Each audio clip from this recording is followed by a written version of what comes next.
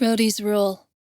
Crescent Empire, The Rhodi Saga, Book 5. Written by Megan Linsky. Narrated by Liana Walsh. On disability. This book contains characters with the following medical conditions. Autism.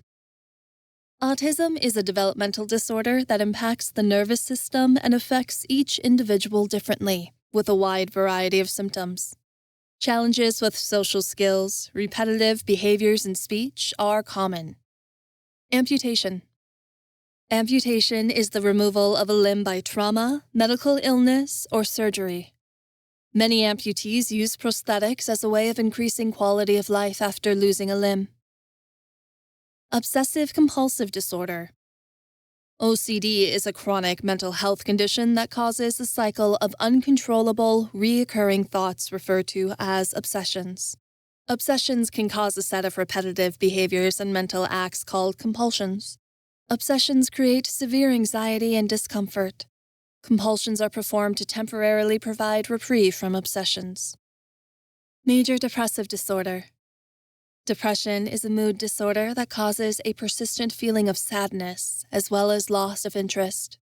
It leads to a variety of behavioral and psychological symptoms, which include impacted sleep, lack of energy, poor concentration, low self-esteem, and suicidal thoughts. Self-harm. Self-harm is intentional injury to oneself for a psychologically motivated reason, such as to avoid experiencing emotional pain. There are a variety of forms of self-harm, not just physical. Trauma, mental illness, and intense life stressors are known causes of self-harm. Post-traumatic stress disorder. PTSD is a disorder in which an individual experiences difficulty recovering from a traumatic event. The condition causes intense emotional and physical reactions when triggered by reminders of the event, as well as nightmares and invasive thoughts. Chapter 1. Fading. Dylan felt the edges of herself fraying away, her thoughts becoming idle as she slipped into her being without having any idea of what was going on, who she was, or what was there. She became disconnected from the world, her soul slowly fading as a distant voice lingered somewhere beyond the spiritual plane. "I am waiting, princess. You have failed to impress me thus far, and I do not like what I see." The voice was an echo. Dylan gazed forward without seeing, her body existing, her essence not there at all. "Sis, you good?" Devin was staring at her. Dylan forced herself to come back into her body, re-entering reality as she asked, "What?" "You checked out for a minute," Devin said, concerned. "I don't like it when you get that hazy look in your eyes." Dylan glanced away, muttering, "I'm fine." They were sitting at a table outside in the sunshine, in one of Rhodian's massive squares. The city was hosting a children's festival in the middle of town, and the entire area was decorated with colorful carp cloth streamers. Children carried little warrior dolls and played games with actors wearing costumes. Joshua was nearby, running after a group of children that were waving sparklers in the air. Dylan noticed that this year's festival had lighter attendance than the previous year. The Cloaked Flame had scared people off of going to public events after the graduation festival had been bombed a little over a month ago. Joshua had begged and begged his parents to let him attend the children's festival, as it was his favorite holiday of the year. They only agreed to let him attend on the basis that Devin and Dylan went with him. Dylan watched her little brother play, smiling at his innocence. She wished he'd stay that way forever, though she knew that wasn't going to be the case. As she knew all too well, innocence never lasted. "Is it Desmodandre again?" Devin whispered, so Joshua wouldn't hear. "You always look the same when she's pestering you." "Yes, she's aggravated I haven't made any progress since we last spoke." Dylan hushed back. Devin scowled. It's only been 2 weeks since we found out Xana was leading the Cloaked Flame. You've barely recovered from when Xana poisoned you with the Might Lock. Desmondandre could give you a break. Dylan gave a sarcastic huff. Yes, well, she's a psychomaniac who thinks I'm messing up her plans to lead the world into spiritual ascension, so she's not going to. Desmondandre had halted her attempt to take over Dylan's body temporarily on the promise that Dylan would expand her powers to become stronger than her past life, and therefore, to be a better ruler. Dylan growing her love magic was far from a simple task, however, as it required her to be open about her past with others. A hard thing to do, now that her cousin had delivered one of the biggest betrayals Dylan had ever experienced. She still hadn't forgiven herself for not realizing sooner that Xana was the Shadowed One, the infamous leader of the Cloaked Flame. Dylan didn't know if she ever would. Desmondandre wasn't cutting Dylan any slack, and giving herself grace seemed like the hardest thing of all. Joshua came darting over, waving a sizzling sparkler. This has been so much fun! Thank you guys for taking me. You're welcome, Dylan said, and she stood. But I think we need to get back home. We've stayed longer than we should have already. And Dad's blowing up my phone asking where you are. Aww. Joshua's shoulders slumped. I don't want to go back yet. None of us do, buddy, but it's probably for the best, Devin said, laying a hand on Joshua's back. Joshua scrunched up his nose. Dylan felt bad for him. Since they'd found out about Xana, both Tavanna and Taladin had become paranoid and put everyone in the family on near lockdown. Joshua, especially, wasn't allowed to go anywhere that wasn't within the palace, and even then, he always had to have a chaperone. An unusual thing for him, since he'd been allowed to run wild around the halls since he could walk. Even his school was inside palace walls. Josh attended a private institution for upper-class Rhodi children that lived inside the palace, and unfortunately, he hadn't been allowed to go anywhere outside of it since Xana had disappeared.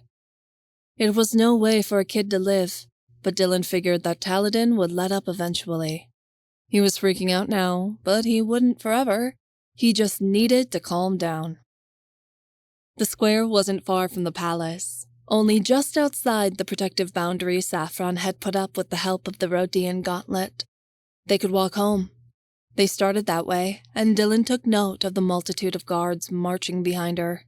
She'd been given a new guard since her old one had been murdered by Xana, and the number of guards who Tavanna had assigned to watch over Dylan had increased. Dylan hadn't felt unsafe since she'd returned back home, and she didn't think there was anything to be worried about now. A throwing knife whizzed past her face and embedded itself in the side of the building she was walking by. The guards shouted in alarm, rushing forward to surround the princess. Joshua let out a yelp, and Devin immediately drew his bow. Dylan went into protective mode, crouching down to cover Joshua as she withdrew her katana. She didn't know where the knife had come from, but it had gotten dangerously close. As she glanced ahead, she saw a line of assassins draped in dark red block the pathway in front of her. Citizens that had been roaming the streets fled for their lives, screaming in terror. The Cloaked Flame couldn't get past the protective shield around the palace, but they could still get into Rhodian. Dylan gritted her teeth in annoyance. Really? The first day they've taken a step outside the boundary, Crimsons had shown up. They must have been watching her movements. What a bunch of stalkers. And look who was leading the group. The former hunter, Victorian, was standing in the middle of the fray, wearing a smug smirk. Dylan searched for Xana, but didn't see her anywhere. "Josh, hide," Dylan ordered. Joshua scampered behind a group of boxes that were sitting outside a building, and Dylan stood to face Victorian. "My cousin sends you to do her dirty work? Figures, because she can never do anything herself," Dylan sneered. "It's cute that you were Rachel's lapdog and now you're Xana's. Looks like you need someone to keep you on a leash." "Your insults are trivial. I don't serve Xana, only my quest for revenge," Victorian taunted back. The Rhodi destroyed my life when they ended the Hunters Guild. I was living very comfortably before the Red Huntress was killed, and the only way I'll get that life back is if the Rhodi are out of the way." "You'll never get to Tavanna. That shield's impenetrable," Devin demanded. He pointed an arrow at Victorianne, who laughed. "I don't have to get through the shield," she hissed. "You two are already here." Victorianne attacked, racing forward with her spear pointed at Dylan. Devin fired his arrow, but Victorianne dodged the bolt, which exploded against the side of a nearby building. The explosion was loud, shaking the ground and echoing throughout the city. The guards immediately moved to attack the Crimsons that were with Victorianne. A bloodbath soon surged as the guards and Crimsons fought, ruby droplets cascading to the stone below. Dylan ignored the chaos around her and focused on Victorianne. She ran forward to meet Victorianne's spear and lashed her katana against it. The tip of the spear met Dylan's blade, and the sound of the metal clashing rang throughout the streets. Dylan's movements with her katana were quick and sharp, but Victorianne met each one of her blows, her jabs precise and focused. Devin took aim again, but Victorianne was watching him out of the corner of her eye. With the point of her spear, she forced Dylan's katana away. Victorianne vaulted forward in a series of flips. Then with the end of the spear, she knocked Devin's bow aside. He fumbled to catch it as it fell out of his hands. Victorianne crouched down as she swung her leg out toward his ankles. She kicked his feet out from under him, and he went sprawling to the ground. In a swift, fluid movement, she pressed her middle finger to the center of his forehead, then cartwheeled away. Devin sat up, appearing bewildered. "Devin, you all right?" Dylan called. "I'm fine. I feel nothing," Devin said, scrambling to pick up his bow. Dylan didn't understand why Victorianne wasn't using her magic. She could cast a spell to make anyone become trapped within a replay of their worst memories, although her ability to affect more than one person at a time had been limited after Saffron had burned her in battle. But Dylan didn't have time to ponder the question as Victorianne redirected her attack. She charged back toward Dylan again, stabbing the end of her spear into the ground and rappelling off of it to deliver a harsh kick to Dylan's chest. The wind was knocked out of her, and as Dylan fell backward, she felt Victorianne's finger press into her temple as the ex-hunter rushed by. Dylan landed on her back, but she wasn't down for long. She rolled onto her feet, hoisting her katana above her head. Before she could make another move, Victorianne was screaming at the top of her lungs. "Retreat!" Victorianne blurted. The group of Crimsons that were fighting the guards stopped what they were doing and immediately bolted after Victorianne, who was fleeing down a lone alleyway. In seconds, they were out of sight. "What was that about?" Dylan questioned, trying to catch her breath. "She fights us. She doesn't hurt us, doesn't get through the shield, and then just leaves? Is she trying to mess with our heads?" "She didn't show up for nothing. Guards, go after her," Devin ordered. Half of the guards raced after Victorianne, while the other half stayed to protect the princess and her family.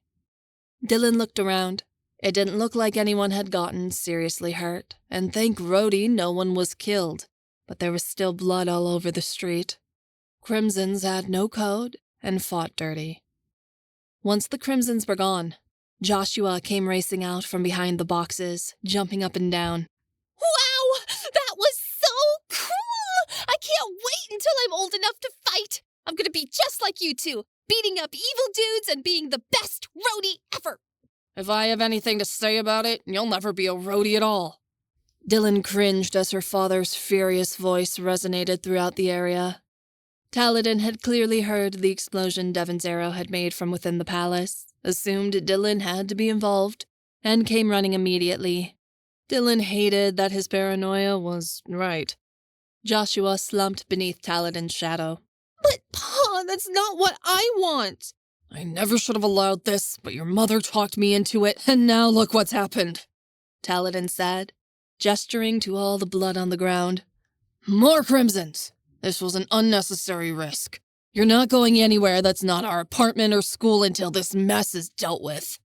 Pa, this isn't fair, Joshua complained. You never let me leave the palace anymore. And it's a good thing I don't, because I did today, and you nearly got hurt. Taladin barked back. You're staying inside, Josh, that's final. Joshua's lip quivered, and Dylan's heart broke. She grabbed her little brother's hand, grasping it tightly as she said, We shouldn't be standing around talking about this out in the open. Agreed. Let's get inside, Devin offered. When they returned back to Taladin's apartment within the palace, Devin dipped out.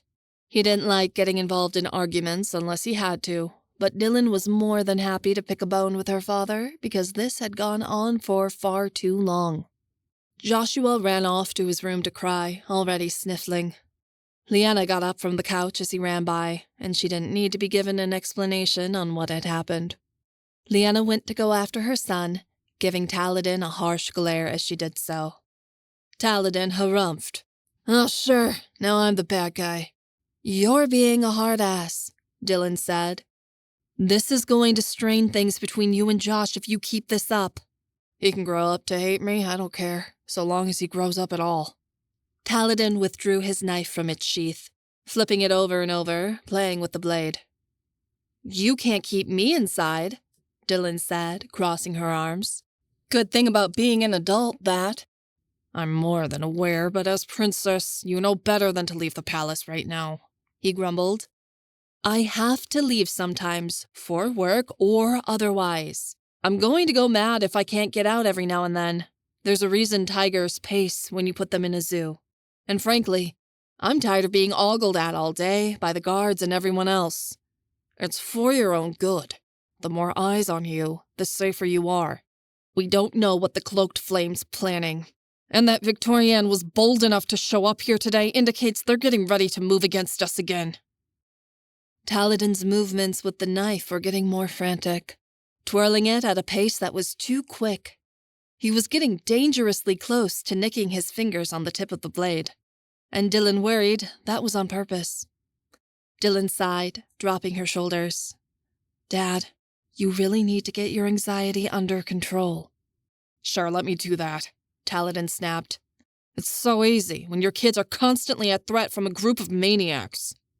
We're not constantly at threat, and your mental health's been getting worse since before the Cloaked Flame showed up, Dylan pointed out. I know treatment hasn't worked for you in the past, but you've gotta try something. What's gonna make me feel better is taking care of these freaks, Taladin spat, and he sheathed his knife. Then I can finally get a damn moment's peace. I'm sick of fighting my whole life, Dylan. I'm ready to be done. He ended the conversation by stomping off to his room and slamming the door. A lump formed in Dylan's throat, but she pushed it down. Taladin was constantly on edge lately, and she didn't know how to help, because nothing that used to help seemed to do anything but make him worse. Dylan returned to her own apartment. As she entered her bedroom, she contemplated what had happened. Victorian had shown up, but she hadn't hurt anyone or done anything before she'd run off, vanishing just as quickly as she came.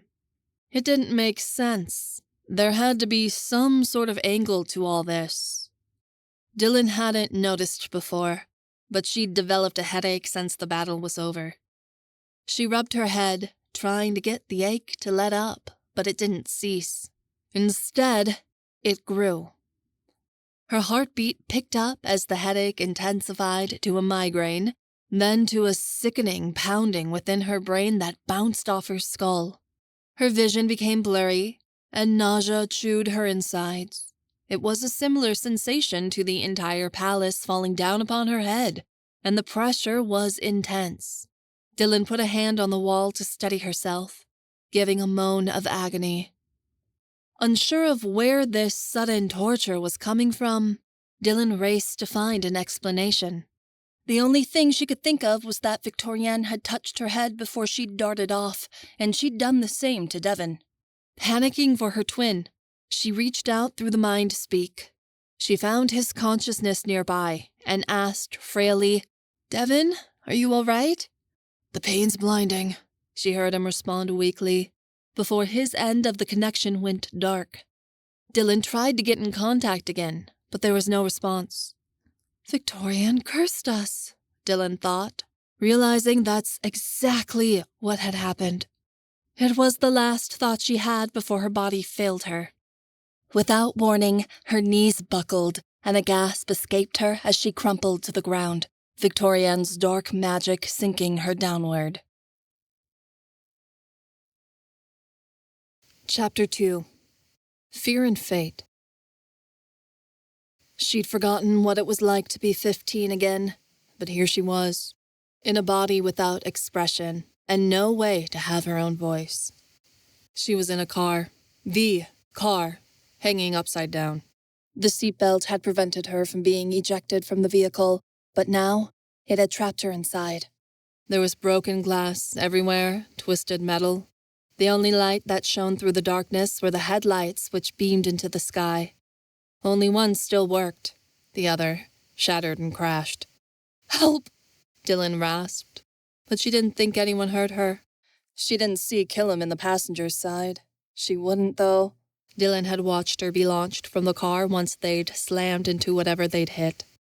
She couldn't glance over the seat to see what happened to her father.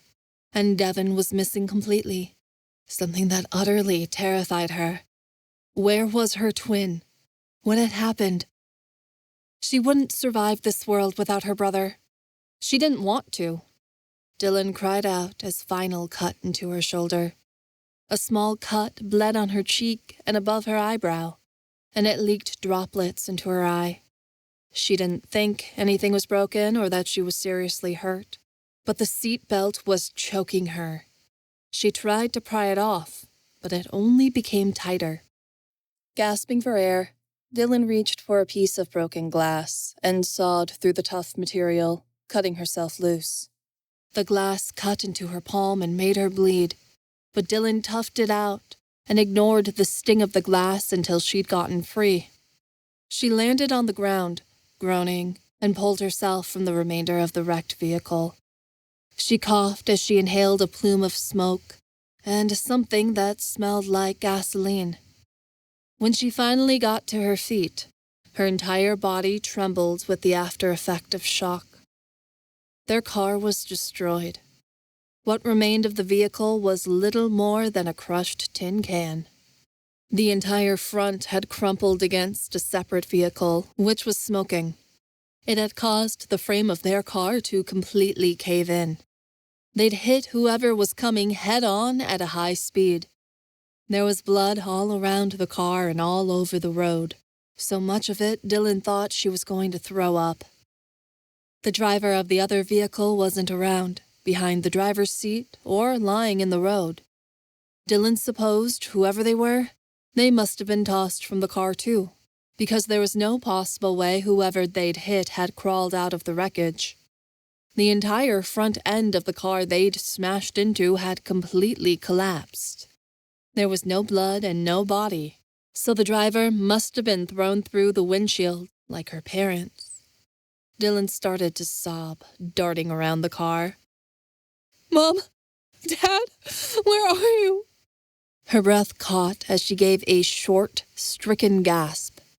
Lying on the pavement over 100 feet away was a body. Dylan couldn't make out many details, but she knew, with absolute certainty, that who was lying there was her mother. Killam's hair was thrown across her face, over her broken neck, as her bones lay shattered in a million different angles, her orange eyes still searching the beyond for something Dylan couldn't witness. Lying about 20 feet away, close to the ditch, was her father. He was in no better shape than his wife, unmoving and shattered. Dylan didn't have to venture closer to know they were already dead. She sank to her knees, wailing her grief. All she'd had her entire life was her family. Her parents were her world, the only thing that mattered. And now they'd died.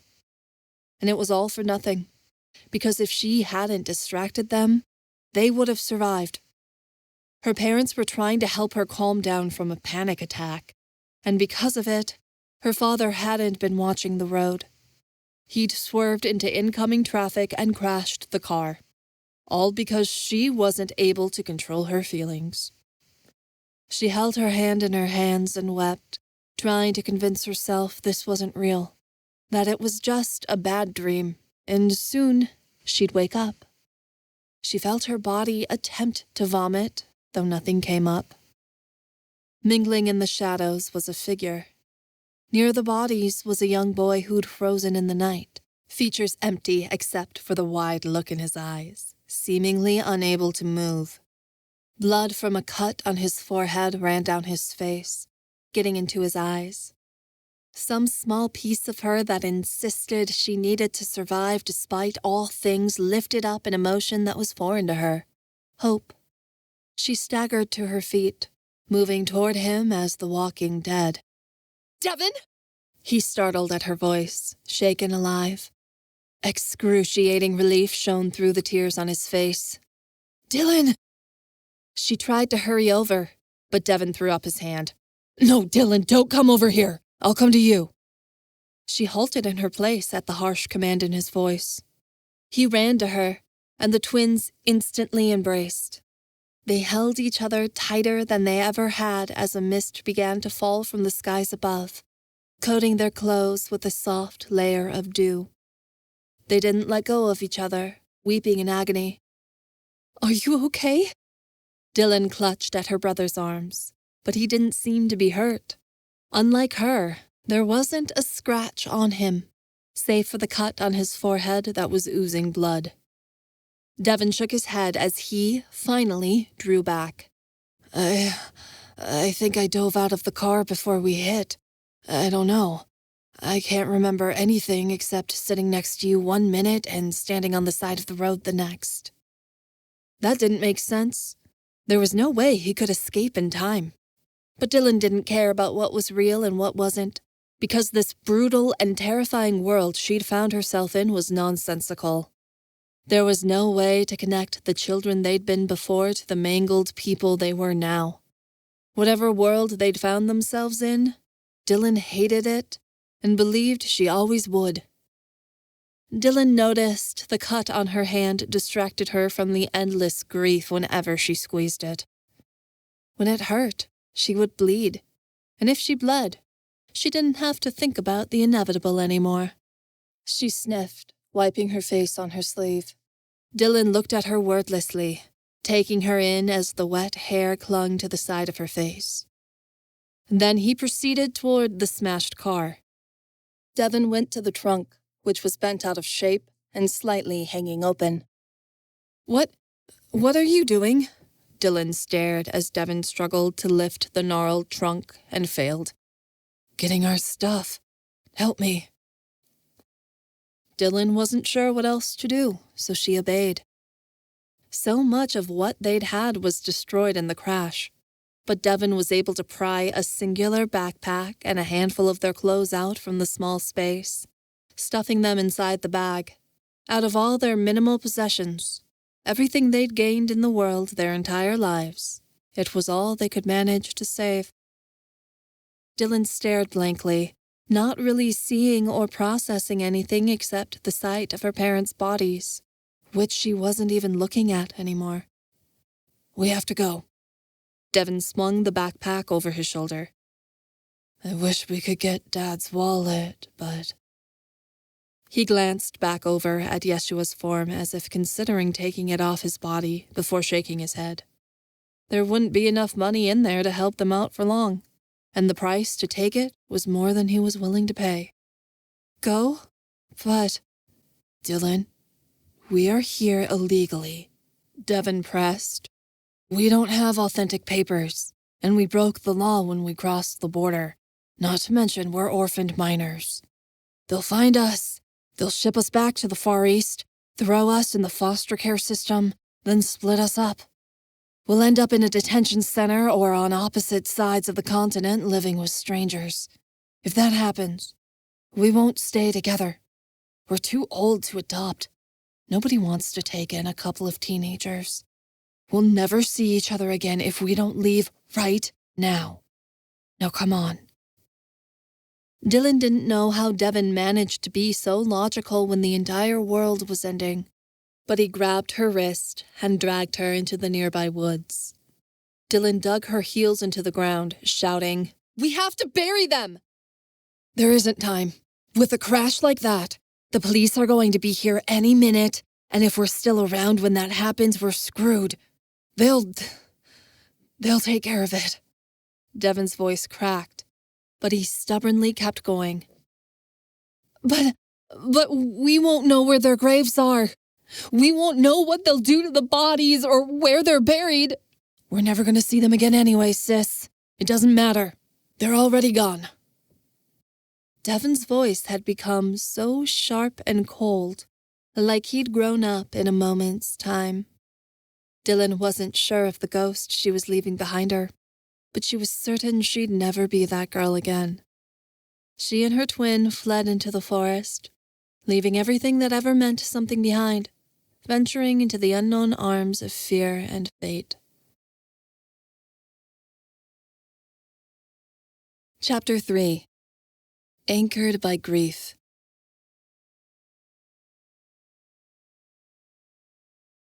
Dylan was aware of a cool cloth against her forehead as she stirred, the light of the day drowning the darkness of her nightmares. She was in Tavanna's quarters, lying on a chemise lounge. Saffron was sitting beside her, her bird-like eyes narrowed and wary, while Taladin hovered close by. Devin sat in an armchair, looking slightly delirious. Tavanna knelt beside him, stroking back his hair. Reina leaned against the wall, appearing pale and anxious. When Dylan saw her brother, she knew she had to get to him, though she had no strength to walk. She rolled off the couch, and several people gasped once she hit the floor.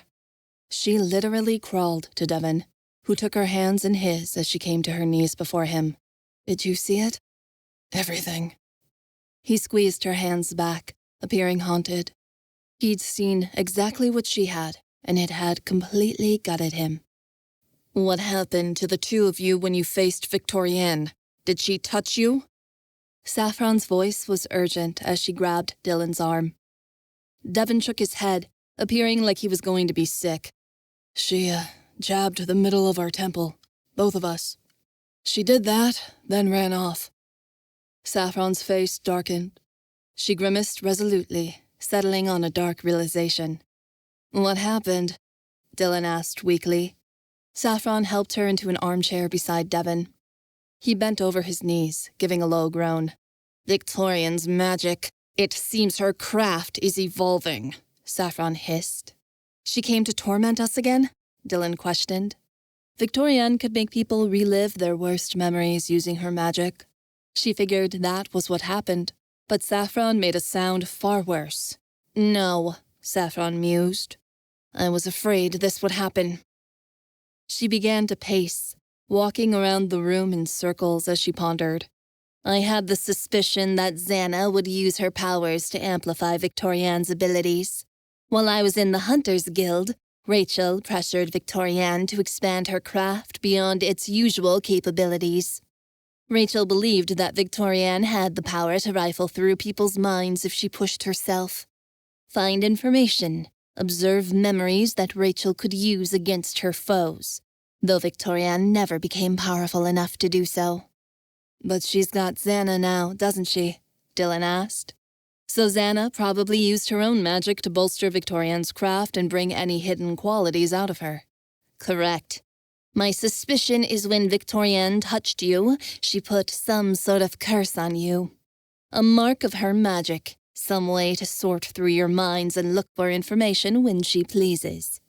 She doesn't have to be close by to do it, because this curse has created a sort of mind connection between your craft and hers," Saffron explained. "But when she rummages through your head, it triggers her craft to arouse those memories in your mind as she's looking through them." "So Victorian saw that? The accident? Everything?" Devin pressed in outrage. "Those are private memories, things we went through. She doesn't have the right." "I'm sorry to say she's not the only one," Tavanna said in an apologetic tone. Their faces were all crestfallen. Dylan felt her heart drop. "You guys saw that?" We were nearby, and we often talk with you guys through the mind speak, so the mental connection was already made. The vision affected us, too. We witnessed what you guys did as you were experiencing it. It was like we were there in real time," Taladin said. "Who?" Devin demanded, punching the chair's armrest. "Who all saw?" "Saffron. Reina. Us. I don't think anybody else did." Taladin frowned. "We somewhat retained our bearings when it was happening, though. You two completely passed out. Once the vision ended, we carried you two back here." Devin refused to look at Reina. She was currently staring at the floor. There was a long silence until Taladin added, "I'm really sorry, kids. We knew what you went through was rough. Though now that we saw what really happened, it's worse than any of us could have realized. We didn't want to intrude like that, but Victorian's magic made it so we didn't have a choice." "You shouldn't. It shouldn't have happened," Devin sneered, and he turned his face away. Dylan wasn't embarrassed that any of them had watched what was going down that night. This was her family, after all, and they'd already seen her go through the worst. She felt like this might help her, because now the people surrounding her had a deeper understanding of exactly what she'd been through. Devin, though, his cheeks burned. He didn't want to share that memory with anyone that wasn't his sister, and now several people had experienced the play-by-play, including the woman he loved. Xana can't keep getting stronger. If she can make Victorian powerful enough to read people's minds at will, she'll be able to take anyone and do nearly anything with their magic. Saffron scowled. Unfortunately, until this curse lifts or we find a way to break it, Victorian has personal access to the memories inside your head. But why bring up the accident? Devin's voice was full of venom, nearly a hiss. Why did she want to see that? I don't believe she knows what she's doing. The memories she seems to incite are random. I estimate she's looking for something. Dylan's stomach knotted with anxiety. What's inside our heads that Xana needs to know? What isn't there? War plans, royal secrets, movements on the monarchy and what we're doing. She's using Victorian to try and spy on us, no doubt. Tavanna said. I think it's worse than that, Saffron confessed. Xana has easier ways to obtain that information, spies and the like. This is powerful magic, and it must tire Victorian to use it. She wouldn't risk weakening her strongest ally unless there's something inside Dylan and Devin's heads she needs. Information that's concealed, something rare only the twins would know. Like what? I can't think of anything, Dylan said, baffled. It might be buried so deeply in your subconscious you aren't aware of it, which isn't good, because it'll take Victorian some time and likely multiple attempts to rifle through your heads to find it. Saffron explained. So we're stuck like this? Waiting for her to recover each time she uses her magic just so she can cast it on us again? Devin spat. Until we discover a way to break her curse on you two? Yes. Dylan shook her head. I don't understand. Desmodandre is living inside of me, and she's stronger than Victorian. Her magic should protect me from this. Saffron shrugged. Not if the Rhodi's founder is allowing it. Dylan's expression soured. Of course, Desmodandre would allow this to happen, because it would either push Dylan toward enlightenment, which is what the demigod wanted, or it would weaken Dylan's mind and spirit enough for her to take over for good. She was such a wonderful person. So how do we break this curse? Devin asked. There has to be a way. I've been researching how to break Xana's compulsion magic. I can look into this, too, Reina offered. No, Devin all but begged. You can't get involved. Tavanna reached out sympathetically before she thought better of it and drew away. I'm sorry, but Reina's the only Rhodi who's been making any progress since we started a few weeks ago. I understand the situation is uncomfortable, but we have to keep the two of you safe, which means the quicker we end this curse, the better. Devin looked away. Fine. I guess the humiliation never ends, does it? You shouldn't be ashamed, Devin. I truly don't mind. Reina offered softly. It's not embarrassing to open yourself up to people. It can actually help, Dylan offered. Speak for yourself. Devin sank further into the chair. Dylan frowned. Dylan knew he cared about Reina, but keeping her at an arm's distance by refusing to show his weak side to her wasn't good for their relationship, no matter how much they refused to put labels on what they really were. How many more times would he continue to make the same mistake? There's something else, Savannah added. Taladin and myself personally went to April May's grave a few days ago. It's been desecrated. Xana took her bones as well as Tristan's. What? Both of the twins snarled. There was a deadly glint in Taladin's eye. Yup, both graves were empty. We don't know where she took our sister, but Xana definitely has her remains in her possession. She probably has for years, and we didn't realize. We should have visited her. Then we would have realized this was happening sooner. This violation of April's grave is on our heads. Savannah hushed, nearly in disgust. It wasn't at Xana, but rather herself. She and Tristan were buried in the middle of the desert, Tav. We wanted to let them rest, Taladin said gently. Savannah barely recognized his attempt at comfort, giving nothing but a stony expression as she crossed her arms. From what we know about blood magic, Xana can't use April's body unless someone of our family line participates in the ceremony, and only they can inherit her power. Xana can't just take it for herself. Well, most of our blood relatives are dead, so there isn't anybody Xana can use that's still around. Perks of being the last of your name, Taladin said. It's ridiculous Victorianne is working with Xana. Her husband killed Tristan, and Victorianne was there to help him. Why is Xana employing one of the people that were actually responsible for Tristan's death? Devin questioned. She doesn't blame Victorianne. She blames us, Dylan said spitefully. Victorianne and Viveka were just the cronies sent by Rachel to kill Rhodi.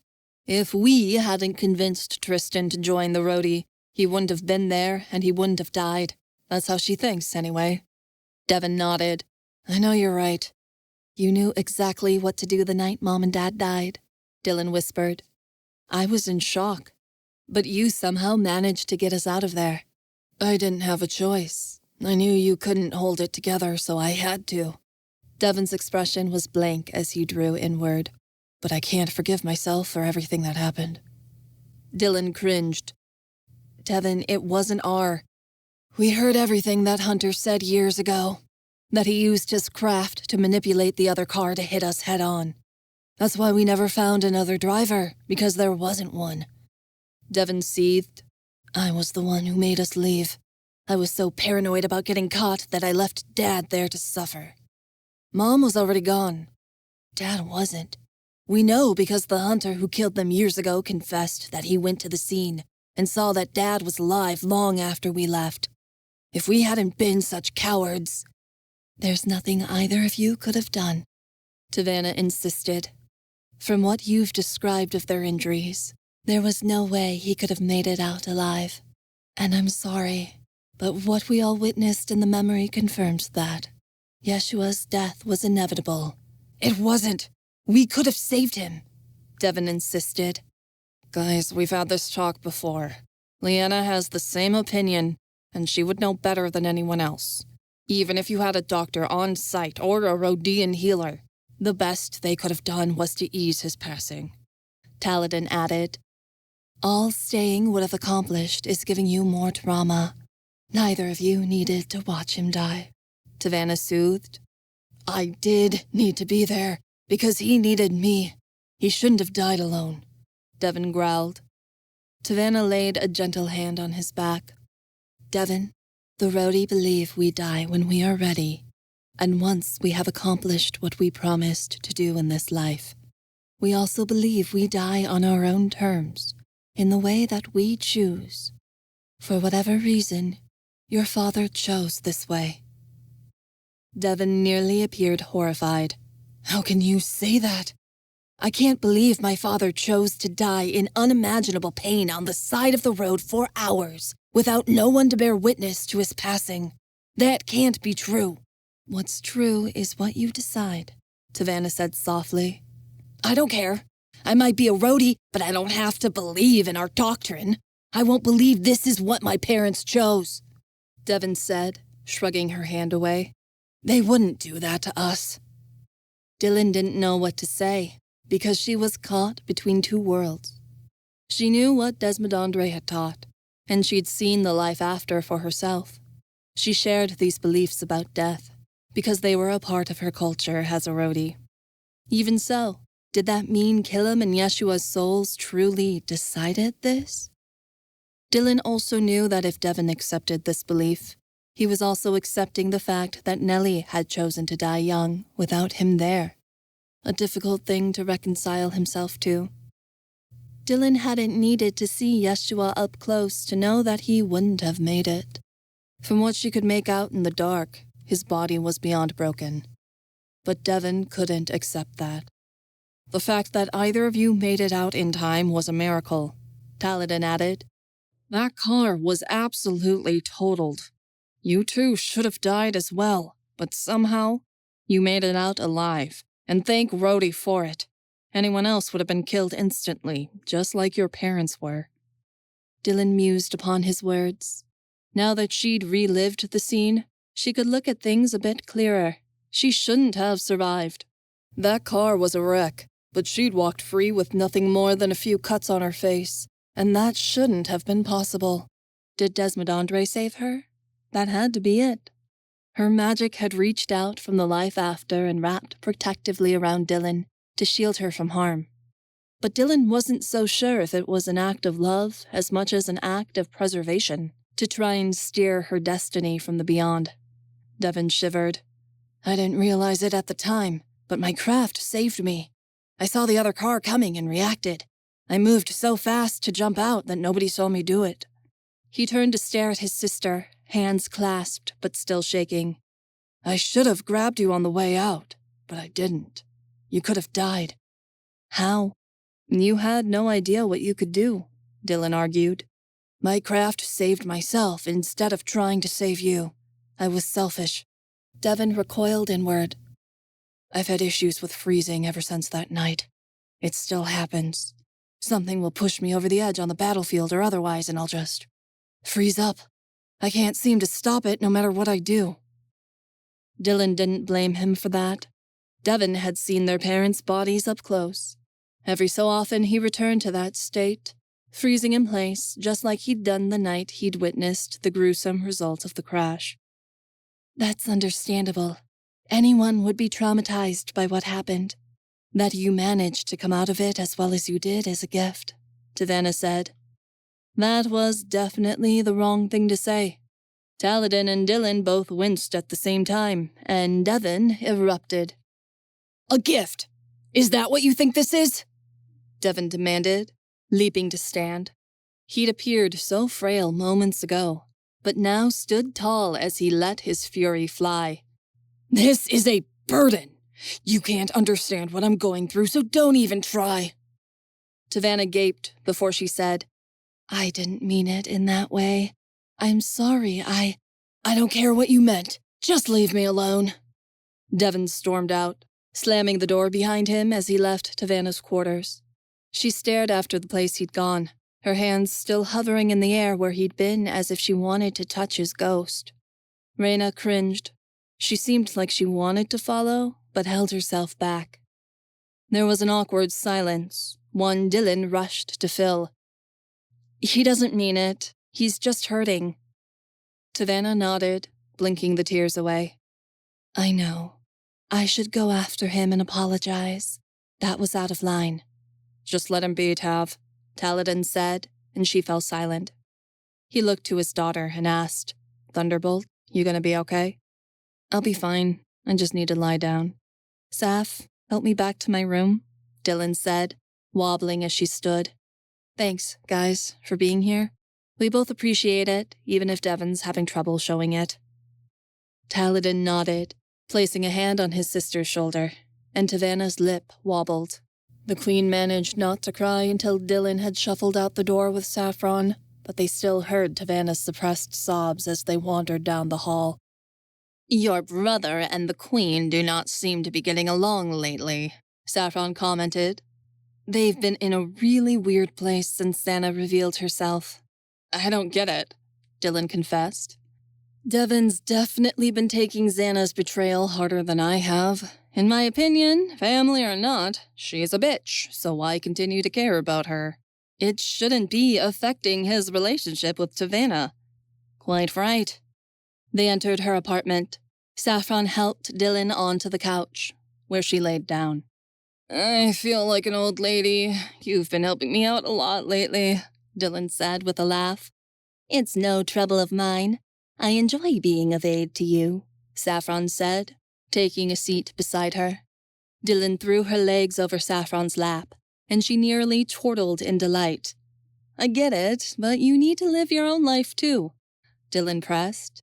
You don't need to follow me around all day, partners or not. You should spend your free time with friends.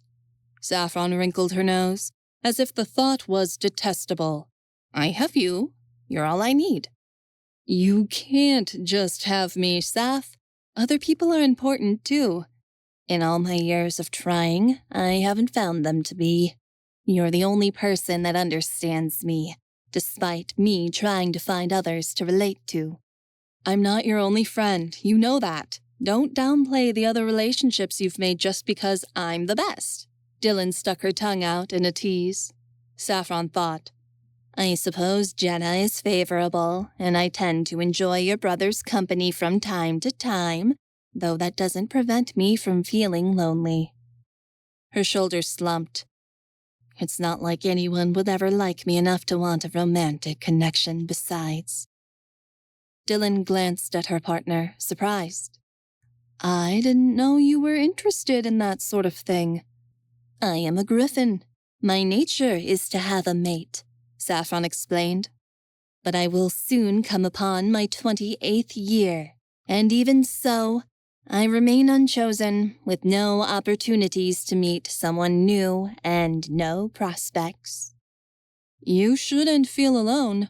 Out of our friend group, Envis and I are the only ones in a committed relationship, Dylan pointed out. Everyone else is either casually dating or just hooking up. That may be true, but all the others have had connections, in bed or otherwise, with other people. I've never even been on a date, she replied lonesomely. Well, it doesn't have to be hard. Surely there's a guy you like in the city. Ugh! Men, Saffron proclaimed, as if the thought was vile to her. What on earth possessed you to think I'd be interested in that subset of the species? Dylan blinked. Oh, I didn't know you preferred women. Much preferred, but it poses a problem. Females are so beautiful and I am so... me. You're beautiful too, Saff. I am not. I am an ugly, pudgy bird, unfit to worship at the feet of these goddesses that walk our precious realm. Saffron gave a withering sigh. And none of them will look my way. You just haven't met the right one yet, but I bet she's coming, Dylan teased. If I can be in a relationship as awkward and clueless as I am, you can find someone too. Perhaps, though there is not much time for romance with my duties and your father's silly teachings taking up my day. Saffron narrowed her eyes. These enforcer lessons are a waste of my time. I thought so too when Taladin started teaching me, but give it a minute. It takes a moment for the best of his wisdom to emerge, but there's some good stuff in there. Saffron rolled her eyes. It must be buried very deep. Saffron continued to fuss over her until Dylan basically threw her out. She was fine. She didn't need to be babied. Though she was sorely regretting that decision by the time she woke up from her nap an hour later. She vomited for a while before finding she was too dizzy to walk. Fresh air was the only thing that quieted her nausea, so she spent the rest of the day on the porch, enjoying the day and listening to the sounds of Rhodian. Even so, she worried. She'd been throwing up all day and night for the past few days and struggled to eat anything that wasn't clear broth or plain saltines, though she felt bloated constantly. She'd been feeling so sick lately and didn't understand why. Recovering from the Mightlock overdose shouldn't be taking this long.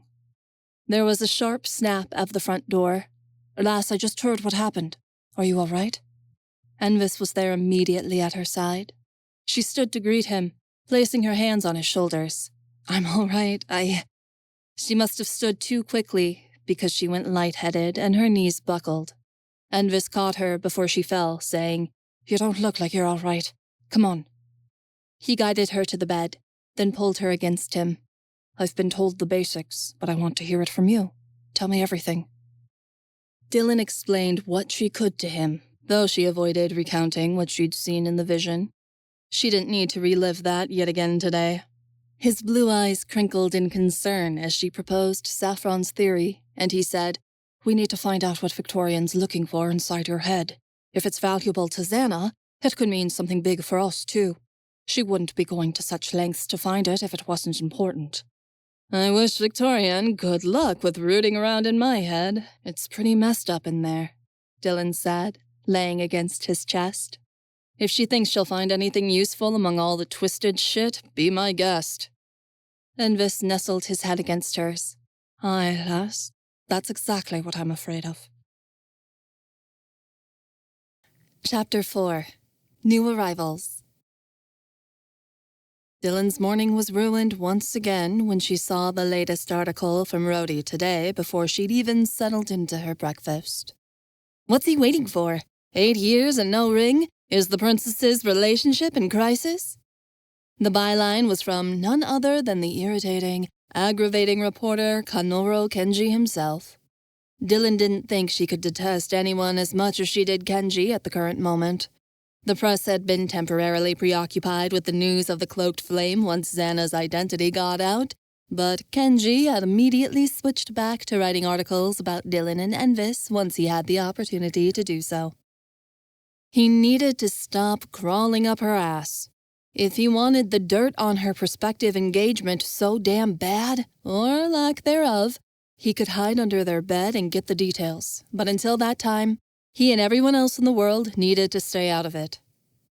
Dylan finished her tea, sighed, and tried to put the article out of her mind. There was a lot she had to do today. A new group of searchers had arrived to help with the Cloaked Flame problem, and she needed to welcome them to the city. Envis had already met up with them last night, but she wanted to greet them personally. He wouldn't be there, as he was in a virtual meeting with his father all day about where to position spies. But she didn't need him there. She knew the Searchers faction well, and felt comfortable speaking to whoever Fergus had sent. She left her quarters and ventured down the hall. There was still so much on her schedule. She had to meet with the royal florist about plans for summer planting, and schedule events and meetings that she'd be obligated to attend. The musings on her upcoming duties were brought to a stunning halt as Dylan turned the corner and witnessed none other than Konoro Kenji himself, kissing Tito underneath a moon gate. Kenji's hands were roaming all over Tito's chest and in his hair. Tito was frozen, as if in complete shock. His body was totally rigid, and his eyes were wide open, like he couldn't believe this was happening.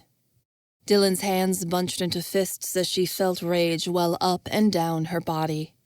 Kenji had snuck into the palace somehow, probably skulking around for rumors he could put into his vile paper, and now he was here putting unwanted advances on her best friend. Who did this asshole think he was? Dylan stomped in Kenji's direction, and her steps were so loud that they pulled apart. "How dare you!" Dylan raged, shaking a fist. "I should strike you down at my feet." "Dylan!" Tito began, but it seemed like that was the only word he could manage to force out as he glanced between her and Kenji.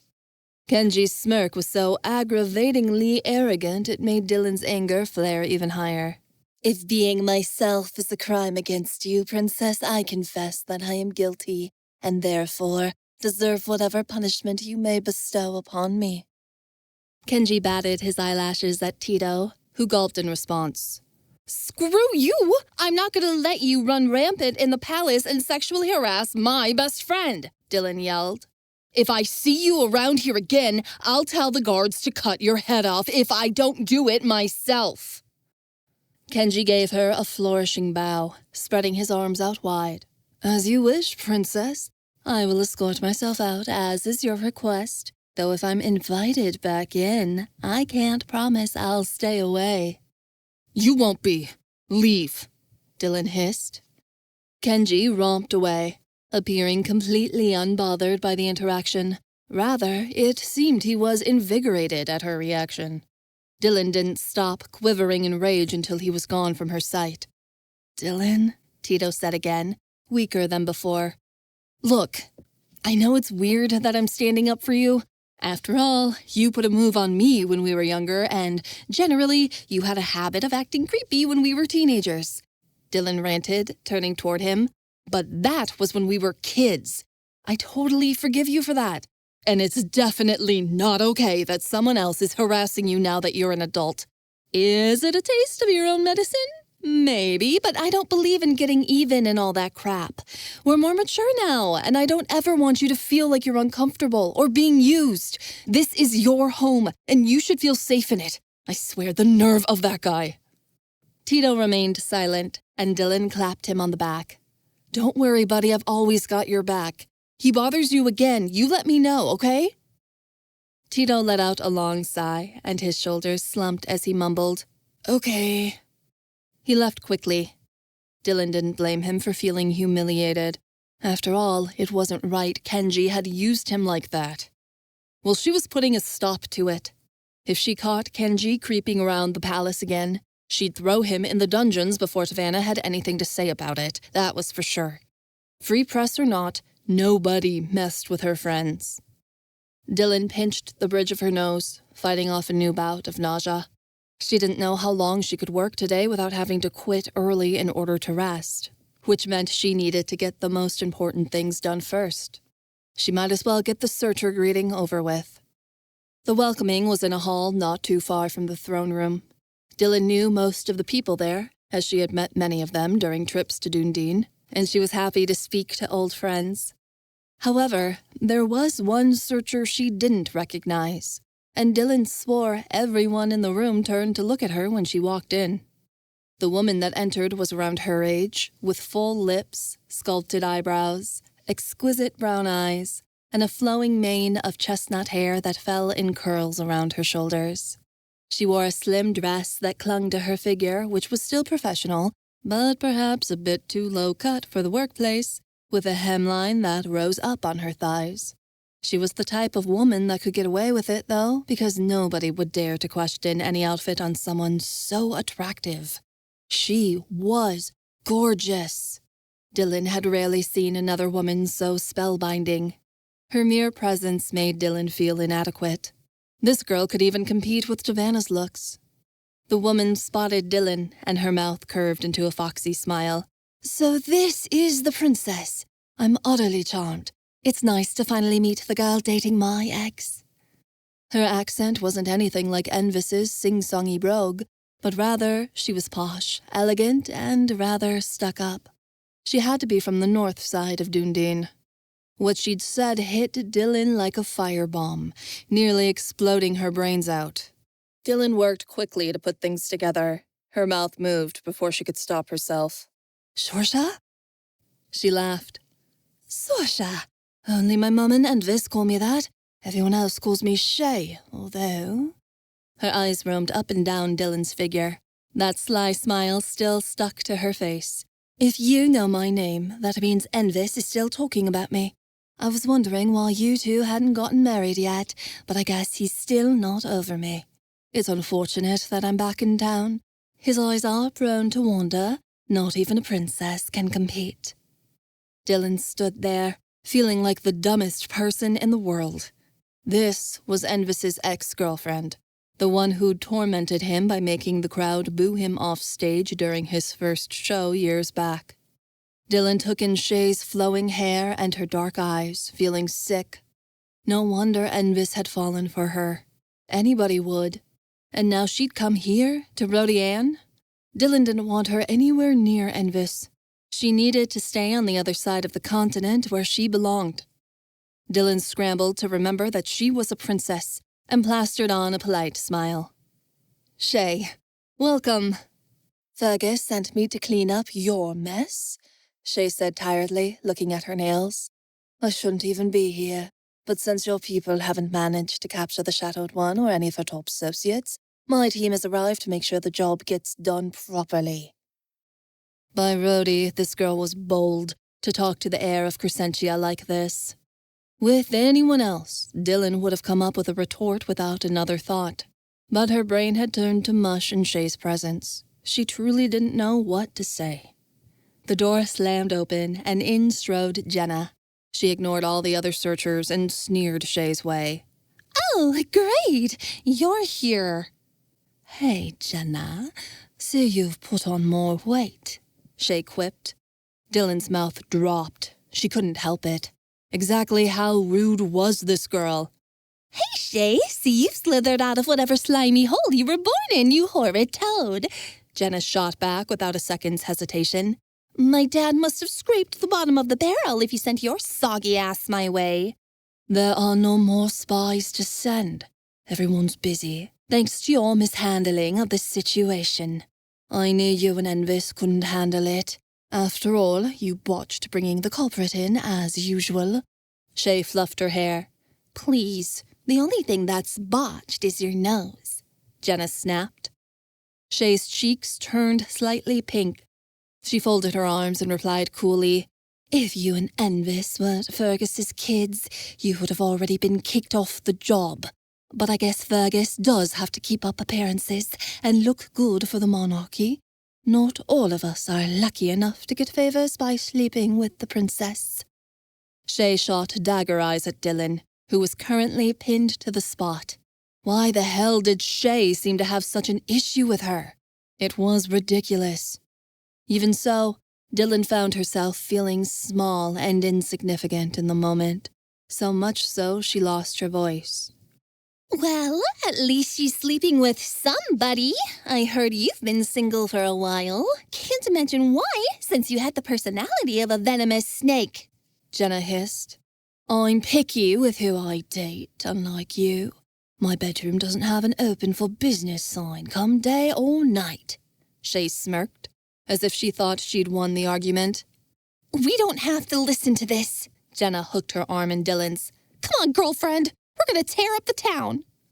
Jenna, the only thing you can tear up is a cake, Shay replied scathingly. Dylan was about ready to tear up Shay's face with her claws. But before Dylan could lose her temper and shift, Jenna added, Just to let you know, Shay, your last 3 boyfriends, they all said I was better. So I'll enjoy taking your sloppy seconds as long as you keep being a fun-sucking first.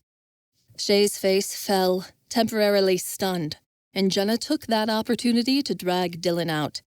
I can't believe my father sent that horrid woman! I just want to scream! Jenna blustered like a rainstorm, her curls bouncing in absolute fury. Why was she so mean? Dylan couldn't understand why Shay had stormed in there acting like she owned the place. She's pissed because she found out you have a lunch date with my brother today, I'll bet anything, Jenna grumbled. She might have been the one who cheated on him, but she could never give up on the men she dug her claws into either. Well, too bad, sister. He's taken. I should change first, Dylan mumbled. Her kimono was fine, but Dylan thought it did nothing to show off her figure like Shay's dress had. Ugh, fine. I need to stop by Tito's room anyway. Don't take too long. Jenna parted from Dylan at her door, and the princess entered her apartment alone.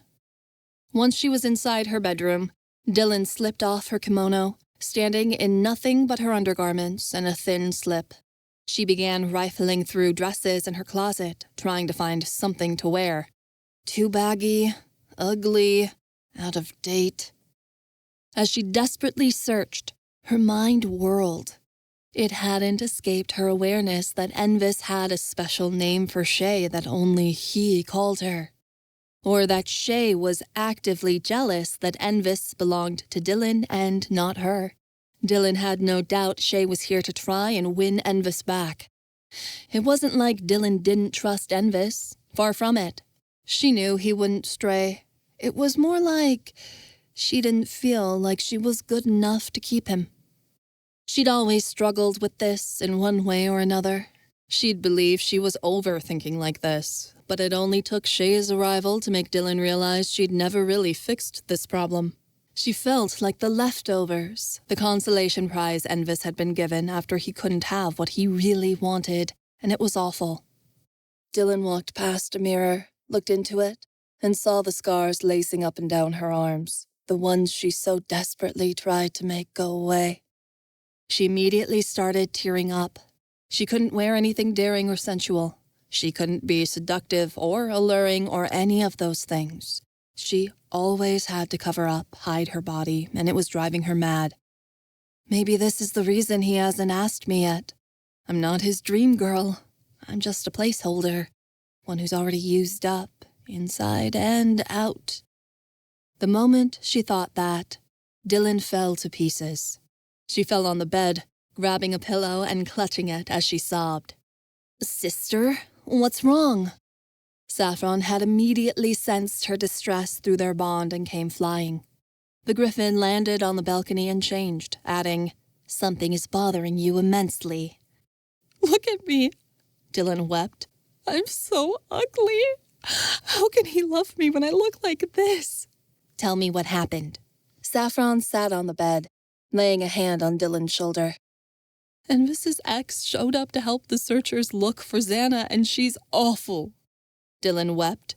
"She was so horrible when I met her. Everything that came out of her mouth was an insult. Jenna thinks she's here to try and steal Envis away." Saffron snorted. "Such a comical thought. Envis would not consider such a thing. But even if he did, I'd rip his head off, and that would be the end of it." "You don't understand because you didn't see her. She's perfect. She's practically a model, and I'm all caught up." Dylan spat.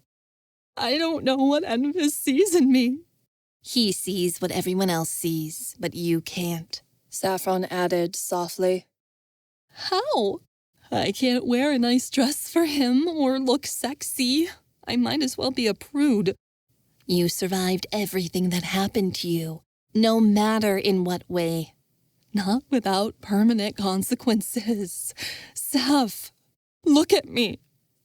Dylan raised her left arm, the one that was the worst. Saffron looked at it, then gently grabbed her wrist to lower her arm before taking her hand. "All of us have judged our bodies for looking the way that they do. It's okay to find the things we wish to change, but your imperfections are my favorite parts about you," Saffron said sincerely. "I know you don't like your scars, but I do." Dylan sat up, wiping a few stray tears away. "How can you like something that makes me so hideous? Most people would see what's on my skin and cringe away. I know I do." "You are a spectacular portrait of all the things you've done, places you've been to, people you've loved, and things you've experienced. You are a unique work of art, and I wouldn't change anything about you." Saffron reached out to embrace her, and Dylan hugged her back. She supposed, no matter how hideous she felt, Saffron would always see her as grand. Maybe her sight was flawed, but at least Dylan never had to worry about her sister seeing her as anything but sublime. Heavy footsteps romped into the room. Jenna saw the tears on Dylan's face and put her hands on her hips. Dylan, you are not getting upset about what that hussy said. You're far more attractive than she is. Agreed. You are exquisite, Tigress. There are few in the realm who can rival your beauty, Saffron added. You guys are lying, Dylan sniffed. Shay's clearly the better choice. Nuh-uh. I know my brother. He's way more smitten with you than he ever was with Fish Face. Jenna wrinkled her nose. Do you think that I care that Shay thinks I'm a whale? Hell no! I'm a lovely, luscious, independent, and strong woman who loves every inch of my body, and I can't keep the men off me. If Shay doesn't like it, she can kiss my fat ass. Anybody would think you're pretty, Jenna, but not me, Dylan mumbled. The whole world could look at you two and think you're perfect. You're curvy, and you have the best smile. And Saffron's so striking, but I'm hardly average. How can you be so positive and accepting of everyone else's body, but not of your own? Saffron questioned. Because I don't like it, okay? It's so hard having to put on this mask, play dress up, and be the pretty princess when everyone around me knows it's not true and I don't fit that role. Dylan squeezed herself tight. I can put on a pound of makeup each morning, wear the perfect outfit, and only manage to look presentable, not elegant or beautiful. You do fit the role of princess. Tavanna wouldn't have picked you to be her hair if she didn't. And you're totally hot, Jenna burst. You're the sexiest woman in Rhodian. Have you seen yourself lately? You guys can say that, but you're just trying to make me feel better. Even when people give me compliments, I know they don't mean them, and if they do, I wouldn't believe them anyway. I thought like this as a teenager all the time. But I figured once I got older, it would go away. I thought I would be more confident and like myself more, but with every year that passes, I seem to find more to dislike instead of more to appreciate. Dylan wiped her nose. Envis must be dreaming if he thinks this is attractive. Dylan, come on. When Envis broke up with you, he literally couldn't stop crying about it. He was calling me every night, weeping and carrying on, Jenna exclaimed. I told him, if you love her this much, you shouldn't have dumped her, dumbass. He was upset when Shay left him too, Dylan mumbled. It wasn't the same. Jenna shook her head. He sulked when Shay cheated, but he was devastated when you two split, even when he was the one who called it off. And now he's absolutely head over heels for you, like he's always been. He ain't gonna leave, and if it's between you and Shay, he's gonna pick you every time. Dylan wasn't listening. She was too busy falling apart. What if Shay is more interesting to date than I am? What if... Oh no. What if she was better in bed? Jenna scoffed. Please. Envis might have taken up with her a time or two, but now he wouldn't ride her into battle, let alone get anywhere near her mattress. Besides, if Envis picked you over Shay, what does that say about how beautiful you are? Dylan shrugged. I don't know, but Shay seemed pretty certain she could win him back. I have no idea what it's going to take to get you to understand that my brother adores you. He certainly wouldn't dump you to be with a girl like Shay. She only wears panties to keep her ankles warm. Jenna scowled. Shay's one of those awful, empty-headed girls who talks on and has absolutely nothing to say, and there is little more in this world that annoys me more than a blathering chatterbox, I tell you. Is that because you don't wish for anyone else to speak? Saffron wondered. Jenna acted like she didn't hear. Dylan, I'm sorry, girl, but you're being ridiculous. Jenna grabbed her hands and held them tight. You're the love of my brother's life. You're going to be his wife someday. Shay could never come close to you. He hasn't asked me to marry him yet, Dylan mumbled lamely. He will, Jenna insisted. I promise you that day is coming. And you know what? You are beautiful. There is so much that you've been through in this life. More than just the things that even your friends know about. Things that you don't even tell people. You are not the makeup that you put on or the clothes that you wear. You're more than what the press writes about you. More than the mistakes you've made. More than the labels you put on yourself. And you're so much more than the sum of your pain. And all of that means so much more than any superficial beauty this world could bestow. Dylan's eyes shone, and her heart grew with hope as Jenna continued her speech. You're not a burden on the people that love you, and you're not a waste of space. No one in this world could ever replace you. You're not your skin color, a number on the scale, no, not even the scars on your body. You are you, and you are worth loving. You're a powerful princess, and you've got something to show this world just by being alive. You don't have to do anything to earn whatever dreams you're fighting for, because you deserve them, and you deserve to be loved. Jenna dropped her hands, then stood tall. Dylan, I love you, but you're acting like you're 13, and Shay just called you the ugliest girl at the party. It's time to put your thong on and show her who's head bitch. Dylan laughed out loud. You're totally right. Thanks, guys, for dealing with my monthly meltdown. You have been more emotional recently. Saffron eyed her. It's not like you to let someone walk all over you. Why didn't you just put this girl in her place, like you would any other? I don't know. I haven't been feeling like myself lately. Dylan gave a miserable shrug. You know what you need? A makeover, Jenna cheered. Let's doll you up before your big date. That's sure to cheer you up. The girls dragged Dylan into the nearest luxury mall, shoving her into the newest spas and throwing clothes at her over the door of high-end dressing rooms. The press was tailing them and taking pictures, but she found she didn't care, as she was having a great time. By the time they were done, Dylan felt spectacular and looked better. Her hair shone in the sunlight, cascading down her back. Her nails were done, and her makeup was pristine. They'd even found her a long-sleeved dress that clung to her hips, and a pair of sky-high heels that made her legs look a mile long. Kenji is going to write a novel about my new look, she thought eagerly, glad to give the reporter something else to write about besides her naked ring finger. She honestly didn't understand why she'd been feeling so low that morning. She could barely relate to the emotional wreck she'd been a few hours ago, because she felt on top of the world now. Envis's eyes sparkled when the girls dropped her off in front of the 5-star restaurant they'd chosen for lunch. Her heart beat faster as she watched him observe the outfit, looking her up and down. Don't you look pretty?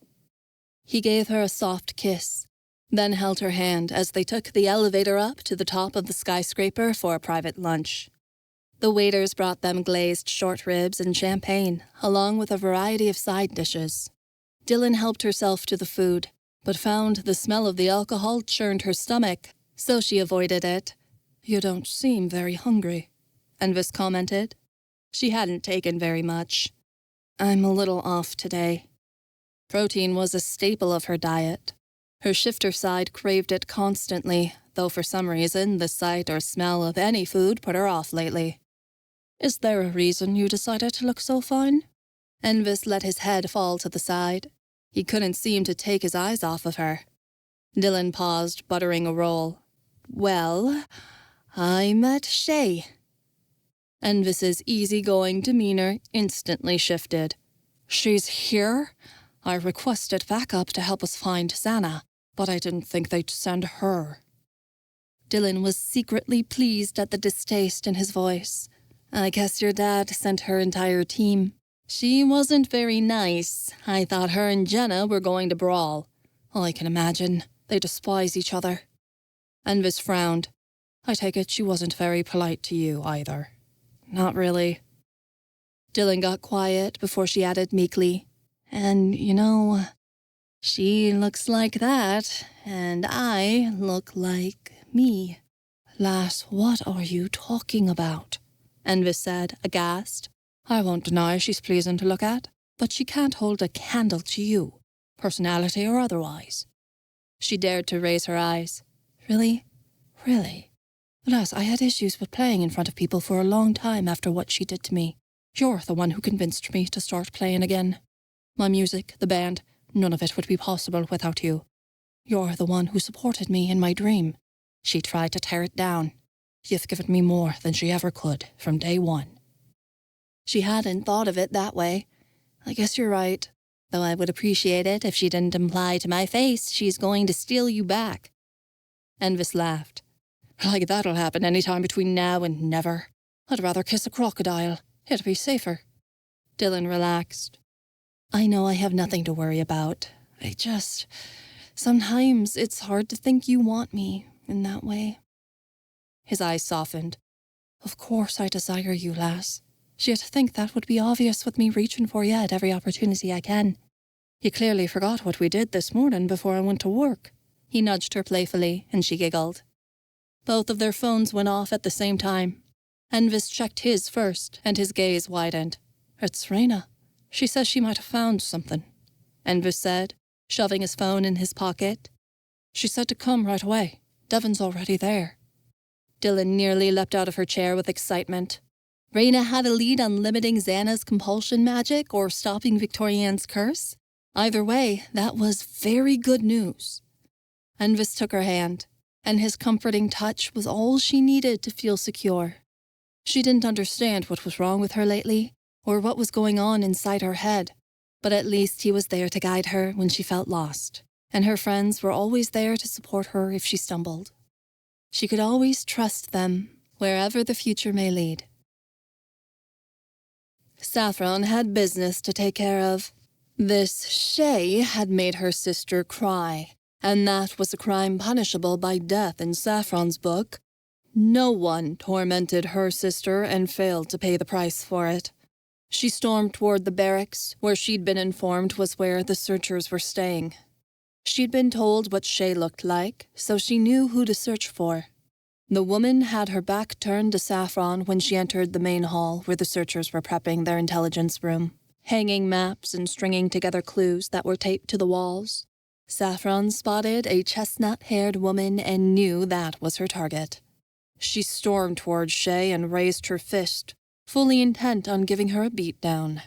Then, Shay turned. Saffron was inches away, but she froze once her eyes graced Shay's face. Her expression fell as she took in the most beautiful woman she'd ever seen. The heavens erupted, the skies opened up, and lovely music like nothing Saffron had heard before met her ears. Time itself halted and went in reverse, and the pounding of her heart throbbed against her chest as her knees became weak and her body became warm. An overwhelming feeling of complete awe overcame her, and Saffron found herself caught unawares for what was perhaps the first time in her life. The entire experience was divine. Shay was screaming at people, giving orders. Her voice was a screech, but to Saffron, it sounded like the coo of a dove. Shay's eyes finally landed on Saffron, who still had her fist raised in the air. Shay gaped, then asked, can I help you? Saffron didn't know what to say. What response could she give when faced with such an enchantress as this? Shay was staring at her, expecting a response. Well, come on. I don't have all day. Saffron swallowed the massive lump in her throat, lowered her fist, and choked out, Sorry, you're not what I expected. Shay raised a thin eyebrow. Saffron's cheeks reddened, and she turned on her heel to hurry away as quickly as she possibly could. She felt dizzy once she left the building, and had to lean against the wall as she gulped for air. She sure felt like a big chicken rather than a mighty griffin at this moment. This was out of her depth, something she'd never experienced before. She had to receive some advice, otherwise, how could she know for certain that what she'd just experienced was real, and not some fever dream? Changing to take flight, she spread her wings and rushed back to the palace. She found exactly who she needed wandering aimlessly around the halls, as Saffron figured he was prone to do. It wasn't like Taladin ever had anything interesting going on. He could lend her his aid. Master Taladin, I am in need of one of your lessons, she said, planting herself in his path and refusing to move. Taladin scowled. Sure, because I had nothing important planned for my afternoon. This will be brief. She grabbed him by the arm and hauled him to the nearest room, tossing him inside and slamming the door shut before sitting on a chair, crossing her legs and perching like a bird. I am here to learn. Taladin nodded in approval as he took the seat across from her. I guess it's nice you're asking for advice, finally, instead of me having to hunt you down for a lesson on Enforcer. Saffron cut him off. You are the only one I can ask for help. I have heard rumors that when you and your wife were not together, that you engaged in trysts with those of many qualities. His face was completely flat. Yes, I got around after me and Leanna broke up because I was sad and lonely and whatever else you want to call it. What's your point? How did you know you liked a certain person of the same disposition, if I may be frank? She was trying to be polite, but failing miserably. You mean how did I know I liked guys as well as women? Pretty simple. You look, think to yourself, I'd like a piece of that, then go ask them out. It's my patented 3-step process. Saffron narrowed her eyes. I did not know this was an extensive business endeavor. Taladin pinched the bridge of his nose. No, Saffron, you're not getting the point. If you think you like her, you probably do, that's it. Don't make it more complicated than it needs to be. Saffron mused on this. I suppose I must trust myself. If I think I have feelings for someone, I probably do. Exactly. I assume you've known you like women for a while. Saffron sneered. Obviously. I've known who I am since I was young. I would never consider pairing myself up with a member of your gender. Excellent. Then you're farther ahead than some people. Taladin flustered to catch himself before rushing to ask. How did you feel when you first met her? Captivated. Enthralled. It is, how they say, love at first sight. Have you ever experienced that before? Taladin nodded. Only with one person, and I'm married to her. Then it is meant to be, Saffron said triumphantly. My griffin is telling me she is the one, and that this is true love. Hold on. Don't you think you're moving a little too fast? How many conversations have you actually had with this girl? We've exchanged 19 words exactly. I met her today. That is all I need to know that she is my mate. Taladin gave a weary sigh. I don't get shifter rules. Saffron wasn't listening. This is a complex situation. I like her, but how do I know if she likes me or is interested in women at all? You could do what's never been done before by anyone in the world and, ask. Saffron gasped in horror. How foolish! I would never risk humiliating myself in such a manner. Well, you're never going to know if you don't take a few shots and risk getting turned down. Just don't go proposing right away. Flowers or coffee would be a nice first. What if I brought her a fresh kill from the hunt? Do you think she would be pleased at this act of devotion? It would show I am a good fighter and may provide for her needs. No, I don't think you should do that. He leaned back in his chair. Who is this girl you're so obsessed with anyhow? Saffron's eyes went hazy. Her skin appears like morning dew, hair rippling across pools of hazel brown as fingers like those of spider webs weave a delicate dance over her. I don't need the poetic rundown. A name would be nice. Saffron whimpered quietly. Shay. Taladin nearly choked. Shay? The searcher? That's Shay? The woman who showed up in the palace this morning demanding we cater to her each and every whim whenever she snaps her fingers? Yes, isn't she grand? Saffron sighed in bliss. Oh, she's about as charming as a velociraptor, which I'm sure is attractive to you only. Why wouldn't she be? Velociraptors are apex predators. Of course you fall for the first girl that's meaner than you are. Nobody's meaner than me, Saffron hissed. Taladin crossed his arms. This is Envis's ex.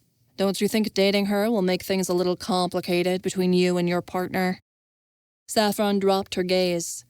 I do not wish to hurt my sister. I can imagine Dylan loves her. Saffron frowned. They traded insults this morning before I found Dylan sobbing in her quarters about how unattractive she is compared to Shay's favorable physical qualities. Taladin rubbed his face. Dylan. She's fine now. There is no need to comfort her. But what do I do about this situation? Saffron pressed.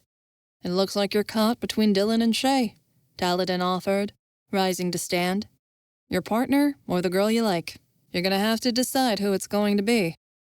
He left Saffron to ponder her thoughts. She remained alone, feeling very unsure of her emotions and all they entailed. Chapter 5. Secret Keepers.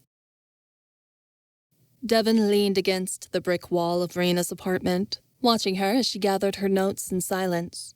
She was organizing them on the desk, but he felt that it was all for show. He'd snuck out of the palace before Tavanna could realize he was gone, but even if she tried, the queen couldn't stop him from seeing Reina, no matter how paranoid she was that the Cloaked Flame was around every corner. It was too quiet between the two of them. He really hoped Dylan and Envis would show up soon. He'd come right away when Reina let him know she'd found something, but now he wished he'd walked instead of taking super speed to get here. They hadn't spoken since she'd witnessed his memory. He was embarrassed and didn't know what to say, but he had to bring it up so he could break this tension. He cleared his throat and said, "About what you saw." Reina looked up. "I'm sorry. I know you didn't want me to see it." "I didn't, but you did." He pushed off the wall and came closer. "It sucks you saw me like that. I never want anyone to see me so—" "Devin." She put a hand to his chest. "It's okay if people see you in a vulnerable position. How did you think a 15-year-old kid should react in that situation?" He turned away. "I don't know. Stronger than I did." "You did the best you could. Better than most kids would have done," she insisted. "I don't want you to think less of yourself. There are parts of myself I don't want anyone to see, but if you saw them, I wouldn't mind, because I want to open myself up to you. So don't worry about opening yourself up to me, because I'm here for it. Whatever you need." He nodded, relaxing slightly, but still drew back. Reina pretended not to notice, returning to her notes. "Are you still planning on coming over this weekend to work on the bikes?" "Uh-huh." They were nearly done. Just a few more parts and they'd be road ready. "Maybe we can finally take them out for a test spin." "That'd be great." She gave him an encouraging smile, and he forced one back. The bikes he could talk about, and he was looking forward to taking them racing with Reina. His past, not so much. There was a knock on the door, and Envis and Dylan entered. "What did you find?" Dylan asked, plopping onto the couch. Now that she wasn't in public, she didn't feel the need to appear proper. She slouched in her seat, flopping onto the cushions. "Don't you look sexy?" Reina teased, before she took the armchair across from her. "I wanted to let you guys know my research turned up something. I've been looking into how to break Xana's compulsion magic. To do that, we first need to figure out how it works." Reina began shifting through her notes. "I've been talking to some of the old masters down at the crafting hall, trying to gain knowledge. They shared with me all the wisdom they had to offer, and I've used it to put something together. I have a theory, but it's only that, and I can't prove it outright. But from what the old masters told me, what I've come up with is the most likely possibility." "Your theories are usually right. What did you have in mind?" Devin asked. Reina stood, clutching a tattered leather journal she kept on hand at all times. "Jenna and I have been going through the historical archives. Tell Tavanna thank you for allowing us access, by the way." "I will, but I wish I could help you myself." Devin sighed. "I'd be of more use working with you." "Your research on finding a way to stop Desmodandre from taking over Dylan's body is more important," Reina protested. "I've got this." "Doesn't feel like it with the progress I've made in the past few weeks, which is none," Devin grumbled. "You'll find something. I trust that you will," Dylan promised. "But what did you figure out, Reina?" Reina rifled through the journal. "We know crafting ability comes from your soul. Magic mimics the personality of the person casting it. Compulsion magic is rare, and through my investigation, I found it arises in only one kind of person. Historically, I found that those with compulsion magic were all deviant narcissists, obsessed with themselves and getting what they wanted no matter if or how it harmed other people. Well, what a shock, Dylan scowled. Xana sure complained about Keaton being a narcissist last time we talked, but she didn't fail to turn out like her dear old dad. What about her portals? How can she make those? Envis asked. That's easy enough to explain. She wants a way to escape and run away whenever her plans don't fall into place, instead of taking responsibility and fixing what she broke, Dylan said, crossing her arms. Correct, Reina replied. Those two facets of her personality give her power. And from what I've read, it wasn't unusual for those with compulsion magic to have two crafts, just because these Rhodi were so strong. I don't know if there's a way to circumvent her portals, but I do think there's a way to stop her compulsion magic. When I was researching, I found the other Rhodi who had compulsion magic over the years could be stopped if someone found a conduit for their power and figured out how to block it. Basically, compulsion magic is hard to pull off, one of the hardest kinds of magic there is, and to cast it is very draining. Even if someone had a natural crafting ability to compel that they were born with, they needed something to keep them going in order to fuel the magic. It was necessary to obtain magical sources outside of them that didn't come from their soul. Magical items, sometimes the souls of other people. If you take away the conduit, you take away that person's ability to compel. Like a parasite, which is exactly what Xana is, Dylan said sourly. But what's Xana's conduit? She's not drawing from anything outside of herself. She can compel people at will. Devin asked. Yes, she is. We know her conduit. It was the ritual she performed to give herself power. The blood magic spell she used Tristan's body for, Reina said.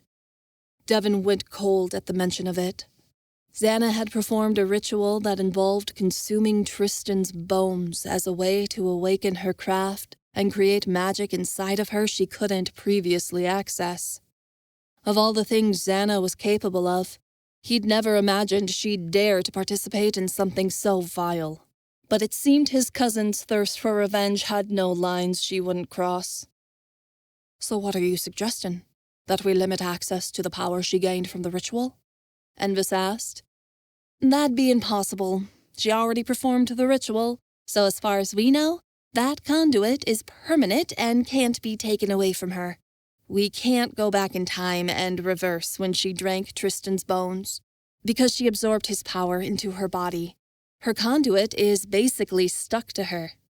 So how do we beat her if she has a permanent conduit? Devin asked. We need to find someone else who's used this blood magic spell. That's our next step, Reina said. If we can find the origins of this ritual and how it's performed, we can find a way to break the ritual's hold or possibly reverse it. We'll dig up somebody who has cast blood magic before in order to give themselves power. Xana can't be the only one on the continent. She had to learn it from somewhere, Envis said. My thoughts exactly. Reina rifled through the pages of the journal. I'm still researching the curse you guys are under. Victorian's magic is more difficult. There's no records of anything like it in the archives or in the crafting hall. This is a new kind of magic she must have invented herself. Saffron's working on it. You just focus on stopping Xana, Dylan said. My partner hates Victorian with every feather that's on her body. If anyone will be able to stop Victorian from rifling through our memories, it'll be Saffron if it's the last thing she does. All right. Reina closed the journal. Anyway, now that you're here, Envis and I have a surprise for the two of you. Reina dipped inside her bathroom and brought out a cardboard box. There was soft mewling inside. She set the box on the couch, then reached inside to pull out a small male kitten. It had golden fur, with brown spots littering its pelt. She handed it to Devin, and he took the cat with bewilderment. It immediately began purring against his chest. Envis brought a secondary female kitten out of the box, one that had black stripes running up and down its orange fur. We were scouting around this morning looking for clues, and we found them abandoned in a dumpster nearby, Envis said, placing the kitten into Dylan's arms. We thought they'd be the perfect gifts. Devin marveled at the soft, warm kitten. His? He'd never had something so special before.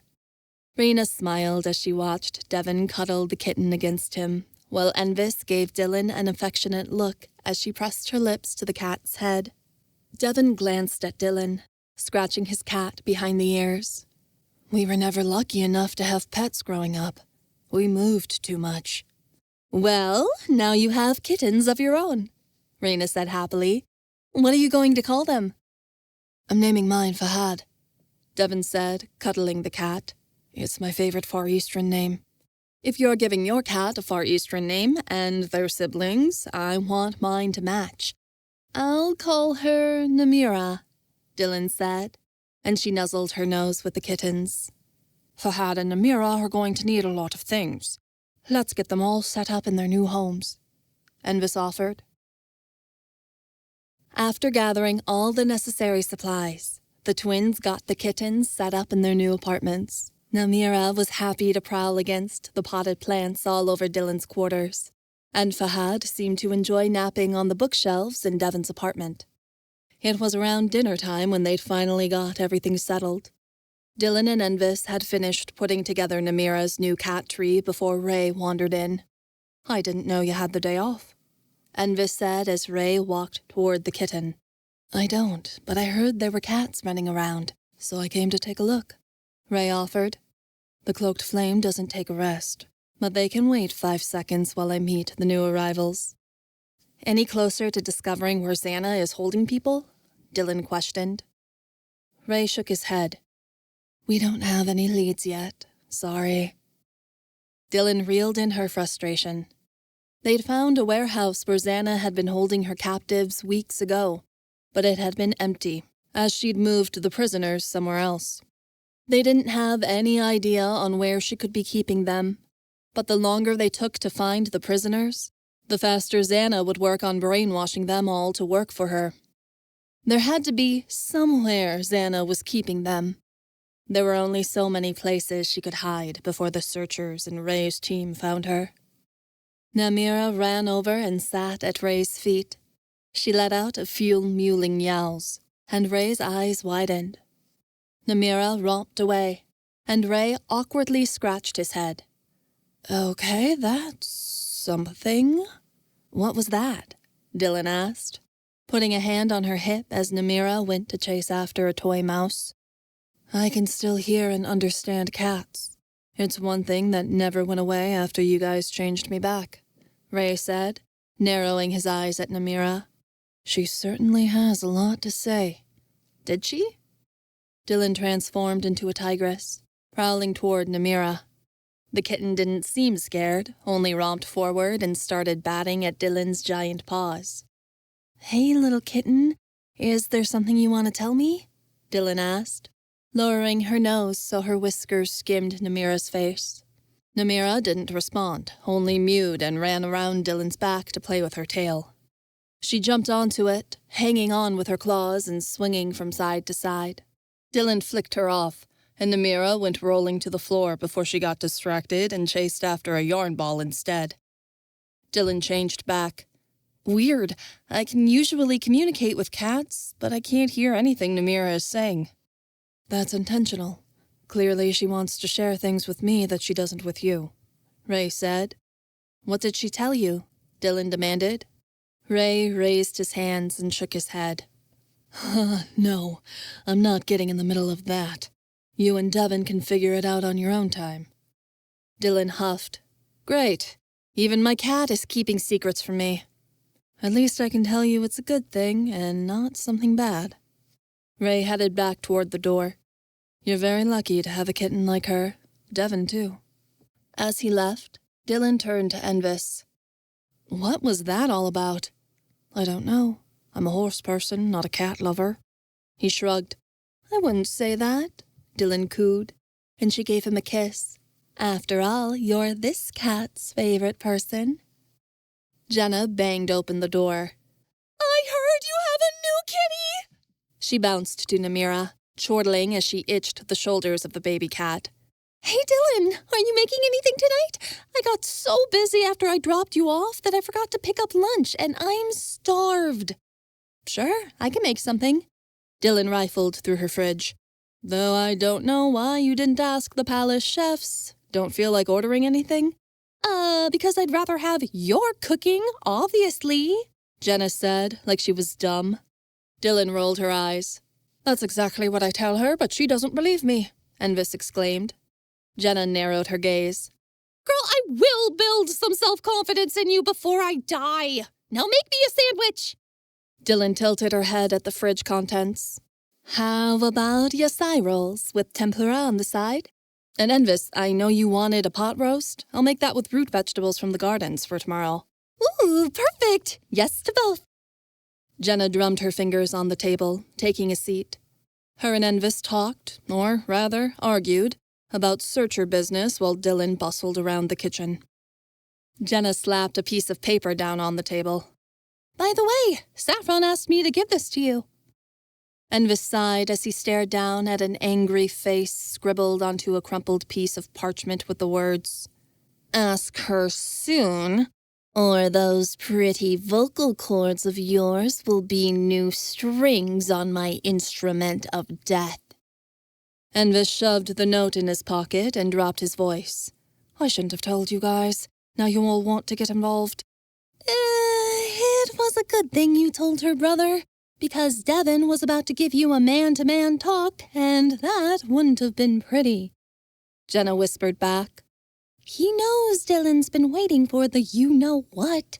It's starting to get to her head. Is she waiting, though? Envis asked hesitantly. I'm not sure if this is the right move. I'm only half convinced she'll say yes.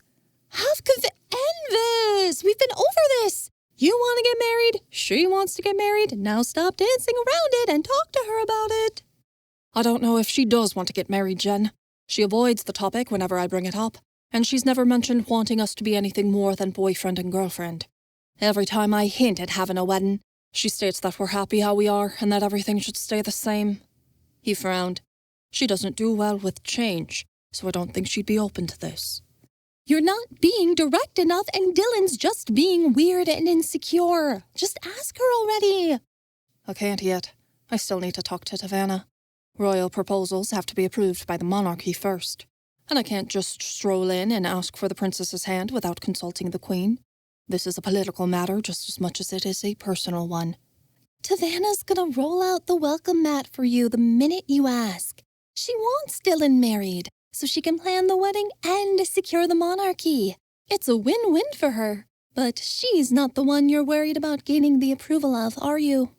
Envis frowned deeper than his sister had ever seen him do. You know that Taladin's not gonna like this. He'll fight us on it all the way. For Rhodi's sake, it's been 8 years. What more do you need to do for the man to like you? Give him a song and dance? Envis nodded thoughtfully. That's a good idea. I'll use my voice to come up with a song, put him in a good mood, and... No magic, Jenna scolded. You need to get everyone on the same page without being a sneaky searcher. There's no negotiating with that man. He's overprotective of her to a fault, and she won't say yes if she thinks he won't approve. If I don't get him on board, this whole wedding is off. What are you two gossiping about? Dylan placed a large tray of sushi rolls on the table, followed by a bowl of vegetables. Searcher secrets!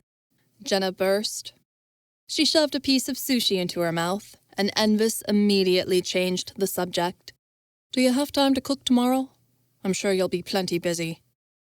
Dylan shook her head. It's not that hard to make a roast. You dry brine the beef, then sear it before you sauté the aromatics, and finish by braising in wine and cognac. Simple. Everyone knows that. No, not everyone knows that. I barely know how to make toast, Jenna burst. Dylan ate a piece. What were you so busy with today? Work? Nah, I took the day off to help Tito, Jenna said, inhaling her roll. We need to get caught up on this podcast. We've been behind since he's spending so much time with Kenji. Ew! Why is he hanging out with that creep? You know, I caught Kenji putting the moves on Tito this morning, and I put a stop to it. Tito looked totally uncomfortable. I just had to step in, Dylan said, nearly snapping her chopsticks. Envis winced, and Jenna gasped. Oh? Oh, do you not know? Dylan blinked. No what? Are you guys hiding something from me? We weren't hiding anything from you, but we figured this was his story to tell. He hasn't told you yet? Envis asked. Told me what? Dylan was completely lost. That he's into guys, Jenna added. Dylan laughed. What? No, he's not. He's like a walking stereotype of the biggest jock I can think of. Dylan, didn't you notice he was always interested in you being his girlfriend instead of actually flirting with you? And that he started losing interest in you once you started dressing like a girl instead of a guy? Jenna questioned. Things were starting to make sense far too quickly. Oh. Dylan put her hands in her hair and sank lower onto the table. Oh no. I knew it from, the moment I kissed him, Jenna said. I could tell he wasn't that into it. Couldn't you? No, I didn't know what a kiss was supposed to feel like, Dylan burst. If he's into guys, why did he ask me out 1,000,000 times? He acted like he was so in love with me. You were a bit of good camouflage, as they say, Envis theorized. That'd be my guess. I don't know how I could have missed this about my own best friend. I didn't realize Saffron liked girls either. Or am I just so selfish I don't pay attention to anything going on around me except myself? Dylan asked. I don't think it's that, Jenna said slowly. You might be slow on the uptake, but you ain't the only one, because Tito just figured it out himself once Kenji asked him out. Kenji? Dylan bolted upright. He's dating Kenji? The sleazy reporter? Like they're together. Yeah, Jenna shrugged. They've been dating for weeks, but it's all on the down low. He doesn't want people to know yet. Why? Because he knows Kenji is literally using the press to make my life hell? Dylan snapped. No, it's because... Dylan wasn't listening. She got up from the table and stormed out, growling. If he thinks he can get away with this, he's dreaming. Dylan all but ran to Tito's room, while Jenna and Envis hustled after her. She burst open the door and found Tito sitting on the couch, polishing his basketball shoes and watching a game. Hey? She pointed at him. How dare you? You've been sleeping with my mortal enemy. His face fell. He set his things down and slowly rose from his seat. Sorry. I wanted to tell you... sorry. Sorry isn't going to cut it, asshole, Dylan yelled. You didn't even bother telling me you liked guys. Seems like a pretty important thing to tell your best friend, isn't it? Okay. Number one, I don't owe you a damn thing, Tito snapped back. If I want to keep this private about myself, I can, because it's my business. Sure, but everyone else can know about it. That's fine as long as I'm in the dark, right? He rolled his eyes. Because you're taking this so well. Oh, by Rhodi, don't make this into a thing where I'm not okay with who you are. I'm pissed about how you went about it, Dylan sneered. You tried to get into my pants for years on end, and now I come to find out you were trying to use me as some sort of costume for your make-believe show. None of it was intentional. I didn't know I was like this, Tito shouted. I mean, I kind of suspected, but I didn't put the pieces together until maybe a couple of months ago. Cool. So literally be with any other man instead of conniving Kenji. You can't tell me who to date. I'll be with who I want. Not under my roof, you won't. Okay, Mom. You want to go and fold my underwear too, since you're so concerned about being up my ass? Break it up, Jenna said, coming between them. Dylan, Kenji's a nice guy once you get to know him, seriously. How can you say that when he's written such horrible things about your brother? Dylan demanded. We need to put that all behind us, lass, for Tito's sake. Envis offered. Yeah, right. Like we can do that with Little Miss Overreacts. Tito sneered. A day can't pass unless Dylan's in crisis. Didn't you already meet your quota for the day? Screw you. At least everybody knows when I have big feelings, I don't have to go around hiding them. I do when my friend is a crazy person. I'd be less crazy if my friend wasn't a big fat liar with an ass on his shoulders instead of a head. This is why I couldn't tell you about this. You're impossible, Tito burst. For Rhodi's sake, Dylan, you're such a bitch. Dylan started toward him with her fists raised, but Envis snagged her around the waist and held her back. She could get out of his hold easily, but she allowed him to restrain her, because as mad as she was, she didn't want to give Tito a black eye and make the situation worse. Settle down, the pair of ya, Envis barked. And Tito, you're the only man who can get away with talking to my girl like that. But if you utter another cross word, I'll deck ye like I did before. But she's not listening to me, Tito whined. You two need some space. Settle it later, Envis demanded. He hauled Dylan out, while Jenna went to play referee for Tito. Ugh! I just want to fight him, Dylan said, trying to yank herself away as he dragged her into the hall. Let it go, lass, Envis said. You two aren't getting anywhere talking like that. Did you know about him liking guys? Was I the only one? Dylan asked. I figured it out shortly after I met him. It was rather obvious. Her face fell. But he was so jealous when you and me started talking. He even started that fist fight with you. You know, back at the cottage before we got to Rhodian? Envis raised an eyebrow. Did you really think Tito was jealous that you were interested in me instead of him? Because sorry to say, lass, but he was more concerned with where my attention was going. Are you kidding me? Dylan threw her hands up. Now you're telling me he was pissed off that you liked me instead of him? What can I say? I'm a looker. He laughed. I knew he wanted you to be his girlfriend so he could hide behind some sort of straight relationship, and I didn't like it. So I told him to piss off, and I made it clear I wasn't interested in him either. But you were so mad when he and Jenna started dating. Well, yes, but that was because I figured he was using Jen as a cover-up, instead of just admitting to himself who he was and dealing with it. Envis shrugged. But I needn't have worried, because Jenna got out of that lavender situation as quickly as she saw it coming. Dylan rubbed her eyes. It's impossible that I'm this oblivious. I can't believe people really communicate in this way, all subtext and hidden meanings, instead of just making it clear how they really feel. Most people aren't brave enough to be themselves like you are, lass. Tito struggled quite a bit on figuring out who he is, Envis said, putting an arm around her. Just give him some space for a while. You two will work it out. Dylan tried.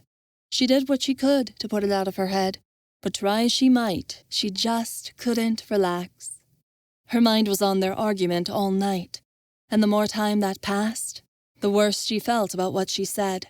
She'd been lying in bed for over an hour, staring at the ceiling until she got a text.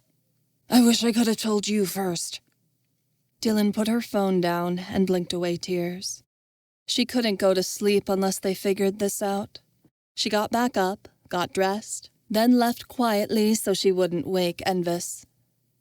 She let herself in Tito's apartment. He was on the balcony, drinking a 6-pack and looking out over the city with a dour expression.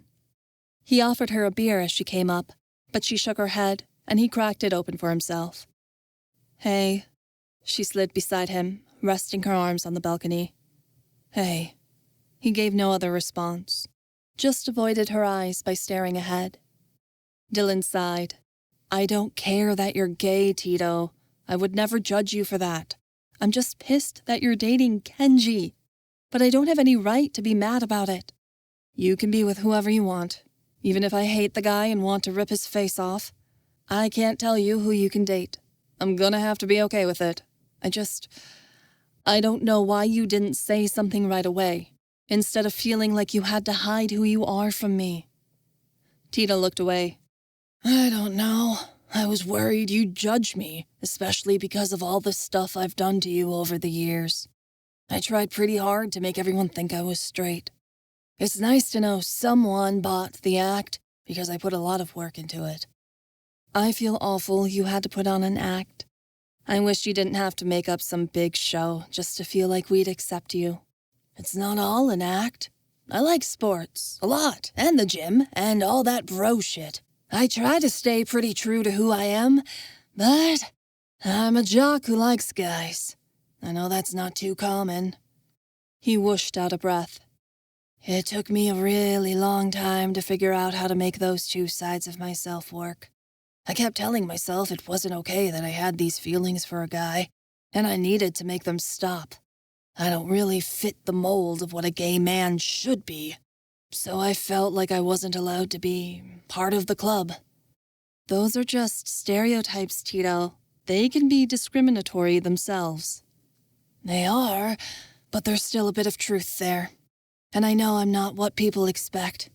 I don't really understand why Kenji likes me. All of his other boyfriends have been what you think they'd be. You know, well put together, smart, speak well. They do fancy stuff like throw dinner parties and have wine tastings. That's not me. I'm obnoxious. I can barely dress myself, and I can't tell you shit about interior decorating." "That's probably the answer. You're something he's never had before, and what he's been missing." She turned to face him. "But why put on the mask? You were so persistent about dating me for so long. Was all of that really fake?" "'Cause I wanted to make you part of something that involved me. I think I went after you so hard because I knew you were the one girl who wouldn't take my shit, cave and say yes. If I told everyone I liked you and was holding out hope we could date, I could drag out this situation between us so I didn't have to man up and deal with what was staring me in the face." He scowled. "All of this was pretty subconscious, by the way. I don't think I was aware of it, and if I was, I shoved it down so far I couldn't understand it anyway." "So all those girls you brought home, you were just playing a part?" "Basically. Most of those one-night stands never actually went anywhere. We just had drinks and they went home. I think every female in the city but you figured out I wasn't interested." Dylan huffed. "Yeah, my relationship radar when it comes to anything romantic is pretty much useless. Jenna said she knew you didn't like girls from the minute you two started dating. I had no freaking clue from the time you kissed me till now." "I kind of forced myself to kiss you that day, to convince myself I liked girls. That was an asshole move on my part, by the way. I still feel bad about it." "We were 15. It wasn't okay, but I don't think it was malicious on your part." "I mean, if it helps, it's not like that first kiss counts if I'm gay," Tito said with a nervous laugh. "You can say your first kiss was really with your future husband, and that the trial run with me was just teenage practice with your gay best friend." She snorted. "I actually like that. Thanks." She slumped onto the balcony. "Though I don't think he's going to be my husband anytime soon." Tito smiled. "Sure, Dylan. "And by the way, don't be making any more moves on my man behind my back," Dylan said, nudging him playfully. "He's all mine, and this tigress is claiming her territory." Tito blushed. "What can I say? Envis is hot." "He is pretty hot," Dylan said with a dreamy sigh. "He's got that boy band aesthetic going on. Meeting him helped me figure out what I like, though I didn't admit it to myself at the time." "What, pretty boys? Because Kenji fits the definition of a diva." Tito shook his head and grinned. "Yeah, he really is." "It's fine, Tito. I let all that go a long time ago. Both of us were just trying to figure out who we are." "You got there before I did. I only came out to myself a little while ago. I didn't want to accept what was obvious because I'm still confused on what kind of gay man I want to be. Who am I? The gay community is so diverse, so where do I fit in? I don't really know." He set his drink down. "I just wish I could have come out sooner, and I regret it, because I've lost a lot of time I could have spent being who I wanted to be." She moved closer. "So, how did all this happen? I need to hear the story about you and Kenji." "We basically got together because of you. You were like my secret wingman without realizing it." Dylan gaped. "Me? How?" "You told me to get him off your back," Tito pointed out. "I figured if I could make him my friend, I could get him to write positive articles about you. I'd already been talking to him, kinda, due to my work with the podcast. We met at a media event months ago, and I didn't like what he'd been writing about you. So I agreed to be a bit of a liaison for the paper, give him little pieces of gossip here and there just to feed his articles. Dylan was speechless. You're the Palace insider? Tito, some of those quotes were really mean. I kept making stuff up to make him happy. I saw the things he really wanted to put into the paper and figured if I lightened it up a bit, it'd go easier on you, Tito confessed. So we agreed to meet for coffee once a week to exchange gossip about what was happening in the palace. Then, meeting for coffee to talk about the paper turned into meeting for dinner. And then dinner turned into conversations over drinks at his place, and that turned into, me waking up after a very fun night with Kenji making me breakfast and me not wanting to leave. Dylan facepalmed. Getting on his good side did not mean getting him into bed. But it's working! Haven't you noticed that the articles about you and Envis are a little nicer than they were before?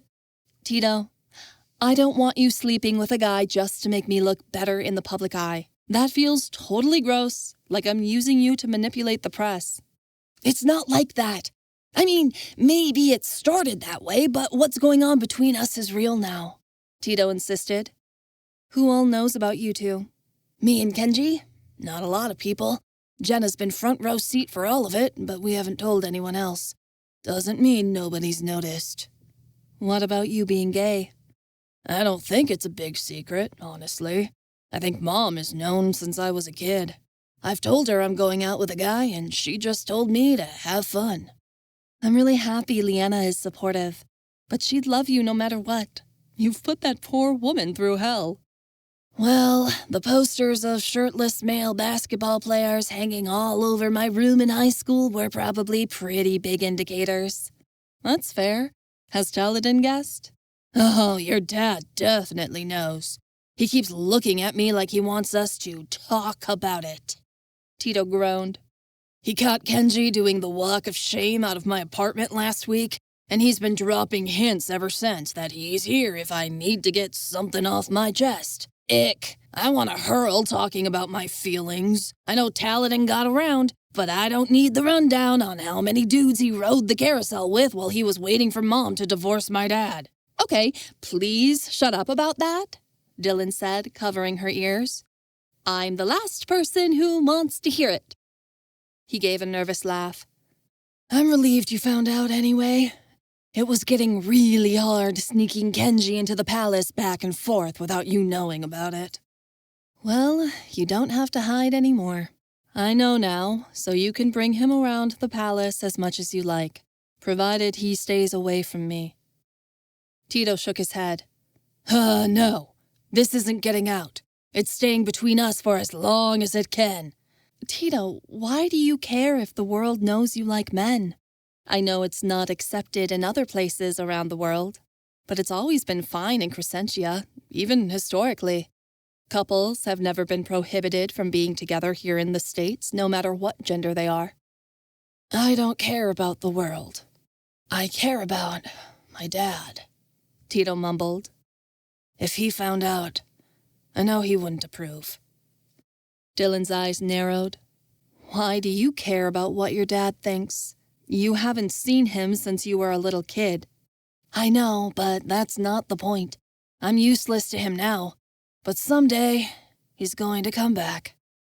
I know he wants me to be some big, strong guy who's so masculine he has 2 wives and a girlfriend on the side, so I can come take over his company and prove how manly I am, Tito said quietly. He doesn't have any other kids.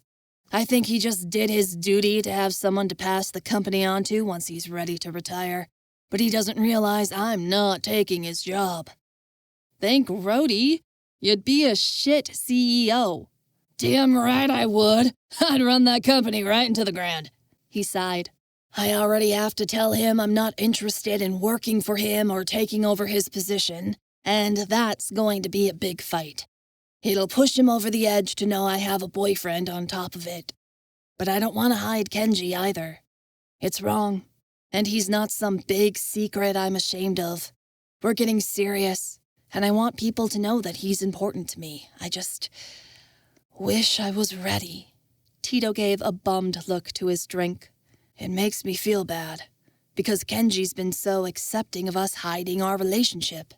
He understands this is complicated, and I guess being a reporter, he knows that us being together could potentially be a scandal, since he's working at the paper and I'm connected to you. He doesn't want to risk getting fired because he's screwing his contact, but we don't want to keep hiding forever. This isn't just some fling, is it? You really like him. I've never felt this way about anybody else. And that's some sappy shit that would never come out of my mouth if it wasn't true. You know that. She nodded. What about your birth mom? Are you worried about her? Tito shrugged. I don't know. I've never spoken a word to her, and I don't think she cares about me at all. So it's not like she's coming back. Dylan punched his arm. Well, no matter what your loser dad thinks, your real family is way cooler than him. And we're all happy you found somebody. Even if that person is... yuck. Kenji. You'll like him better when you get to know him. Promise. Tito vowed. I better. She stepped away, brushing her shoulder against his. Only the best for you. Tito's shoulders relaxed, and there was a smile on his face as she left his apartment. She returned to her quarters and found she wasn't tired, so she made herself a cup of tea and sat on the balcony outside, enjoying the night air and listening to the sounds of Envis's quiet snores from inside the bedroom. She was glad her and Tito had talked. The last thing she wanted was her friends hiding who they were. She wanted to make her friends feel like she'd love and accept them no matter what. Maybe she could have done better in that regard. She worried she hadn't been accepting enough. And that made Tito feel like he couldn't tell her the truth from the start. She frowned, picking up her tea. But as she did so, she noticed the teacup shook in her hand. She attempted to stop the quivering, but it spread all over her body, making her dizzy as a violent headache bloomed over her temple and all over her skull. Oh no! Dylan fought against it, but Victorian's magic overwhelmed her awareness and made her drop her mental defenses. The teacup fell from her hand as Dylan slumped onto the balcony, falling headfirst into another nightmare. Chapter 6. Remnants of an Age Gone By. Go! Go! Devin's voice urged her to run faster as they scampered down the city streets, the cries of "thief" echoing behind them. The teens dodged pedestrians walking down the sidewalk and jumped over obstacles in their way, clutching to the things they'd taken like they were precious treasures too valuable to lose. The convenience store owner was giving chase, but Devin had always been fast, and he could outrun anybody.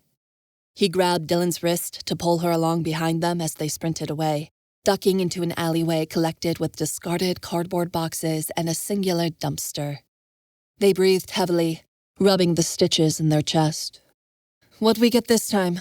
Dylan asked, collapsing onto the street. Devin knelt down and spread out what they'd nicked. 2 bags of chips, a dented can of vegetables, a sandwich we can split, and a soda to share. Not much, but enough to get them through the night. It was difficult to find food, and even harder to find things they didn't need to cook. They were constantly moving and didn't have access to a stove or microwave. A fire would attract attention, so most of what they could eat were snacks or food that was already prepared. They'd gotten lucky last week and found a whole bag of takeout someone had half eaten before they'd tossed the remainder in the trash. Dylan loved that night. It was the first time in days she'd had close to a full meal.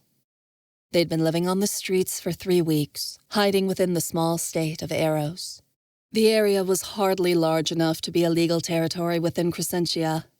The city itself didn't even have an actual name, just took the moniker of the country it was in, as it was that minuscule.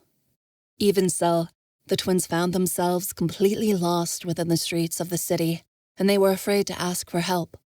Going to the homeless shelter was out, And any halfway houses for troubled teens or food banks were also a risk. Being so-called illegal immigrants, they couldn't get access to any social services. And being minors, they'd be separated the moment people figured out their parents were gone.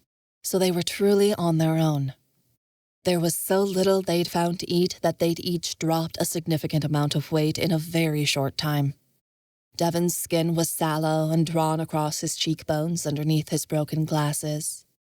Dylan knew she probably looked the same. "We should get some rest," Devin stated after they'd scarfed down what they had. "The police were doing patrols late last night. They'll probably make the rounds again, which means we should stay put." Dylan nodded.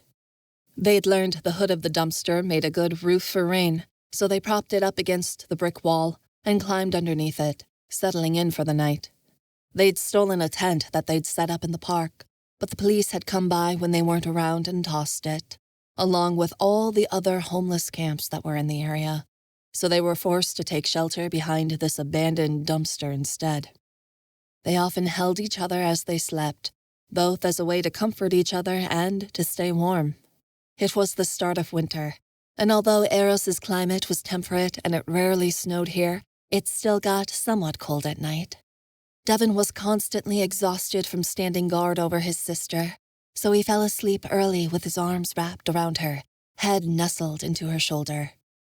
Dylan couldn't shut her eyes. She was too scared.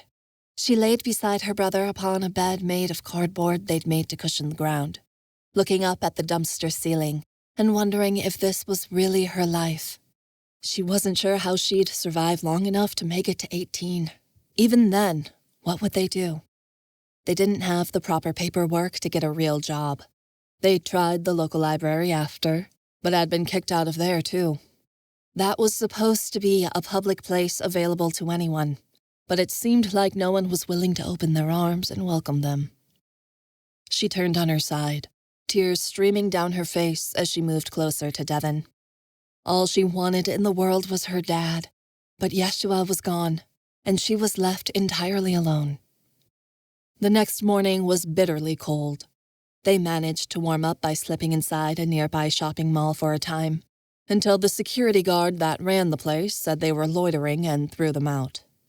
Dylan didn't feel like she belonged anywhere. Nobody wanted them. They were discarded kids that nobody cared about, and they might as well not exist according to everyone around them. Nobody noticed them, was missing them, or even cared that they were alive. She felt rejected by the world, wondering if it was cruel that she'd ever been born. A dirty man with a filthy trench coat gave a toothless smile as they rounded the corner. They'd seen him before, as he always seemed to be lurking wherever they roamed. "My offer's still on the table," the man croaked. "I can give you kids a good meal if you do something for me." "We'll never be that hungry," Devin hissed. But even so, their stomachs ached. They'd barely eaten in the past 3 days, and only found a spare bit of water in the same time period that was clean enough for them to drink. The man snorted. "We'll see. I'll be waiting." They walked away as quickly as they could, though Dylan was terrified to find herself contemplating the man's offer. She'd never done anything like what he'd said. She didn't even know what he was asking them to do, really. Neither Killam nor Yeshua had taught their children about these things, so she didn't have much knowledge on what that man had asked for in exchange for food. Devin seemed to understand, though, and she trusted him when he said that what the man had asked for was a price they were never going to pay. But she figured it couldn't be that bad. If she just went through with it and pretended like it wasn't happening, at least they'd have something to eat, right? "Devin?" Dylan asked weakly. "No." Devin's hand on hers was firm, and he gave it a sharp tug as he rounded a corner. They returned to the dumpster just in time for the temperature to drop. They shivered in the alleyway and had nothing to cover themselves with, nothing to eat. They huddled around a singular candle they'd found, not knowing what they were going to do once the light of the candle went out. Dylan nearly hoped they'd freeze. She didn't want her brother to suffer anymore, and he was struggling while trying to keep them alive. She was tired of being miserable, too. If she laid down and went to sleep permanently within the cold, that would be fine with her. Devin didn't feel the same way. She saw the urgency in his eyes that demanded they survive. She didn't see the point in it. There was a broken piece of glass lying on the pavement a crawl's distance away. Her eyes flickered to it. The shard promised a way out, even a temporary escape, but she avoided the urge and looked away. Devin stared down at the flickering light of the candle, which was quickly fading. We need to stay strong, Dylan. We have to, for each other. We're running out of options. She buried her head in her hands. Devin, I just want to go home. I can give you a home, child. The twins stilled. A woman with blood-red hair and a sinister, lipsticked smile emerged from the shadows, her black eyes eagerly fixed upon them as she prepared to feast. She was dressed in the most elaborate finery, diamonds dripping from her neck, while a thick fur coat hung from her shoulders. Devin immediately stood, clenching his fists. If you think we're going to sell ourselves for somewhere to go, you're mistaken. Nothing like that. I help people. The woman's smile appeared so kind, so genuine as she bowed her head. Poor, innocent souls who are lost and alone. I take them in without judgment and offer them a warm bed and a place to stay, with all the food they can eat and an opportunity to better the world. Dylan didn't like this. Her instincts were shrieking that she needed to run as far away from this woman as possible, but her need to survive prompted her to stay. Better the world? Indeed. My hunters strive under my rule to make Crescentia into a more magnificent place. She gave a soft laugh. You may have heard of the guild. We are quite famous. They hadn't. Their parents had isolated them to the point that they had no idea who this woman was or what faction she was in charge of. What do you want from us? Dylan asked. She wasn't stupid enough to assume this woman was taking them in out of the kindness of her heart. I ask for your service. A pledge of loyalty to me and me alone. I will provide you with what you need, and you will agree to work for me. Do we have a deal? Devin's voice cracked, wavering with indecision. You promise you'll take care of us? Of course, she proclaimed. I can take you away from this wretched place. You'll find a home amongst my hunters, a new family. She extended a thin, pale hand. Come with me, children. Your purpose has arrived. The vision slowly faded. Before Dylan arose from the dream, an image flashed in her mind. She saw Victorian's stunned expression and Xana's stricken face as they stood within a room of red pillars, mosaics of dragons, a bronze Desmodondre statue looming in the background. Chapter 7. Shadows of Bane and Bone.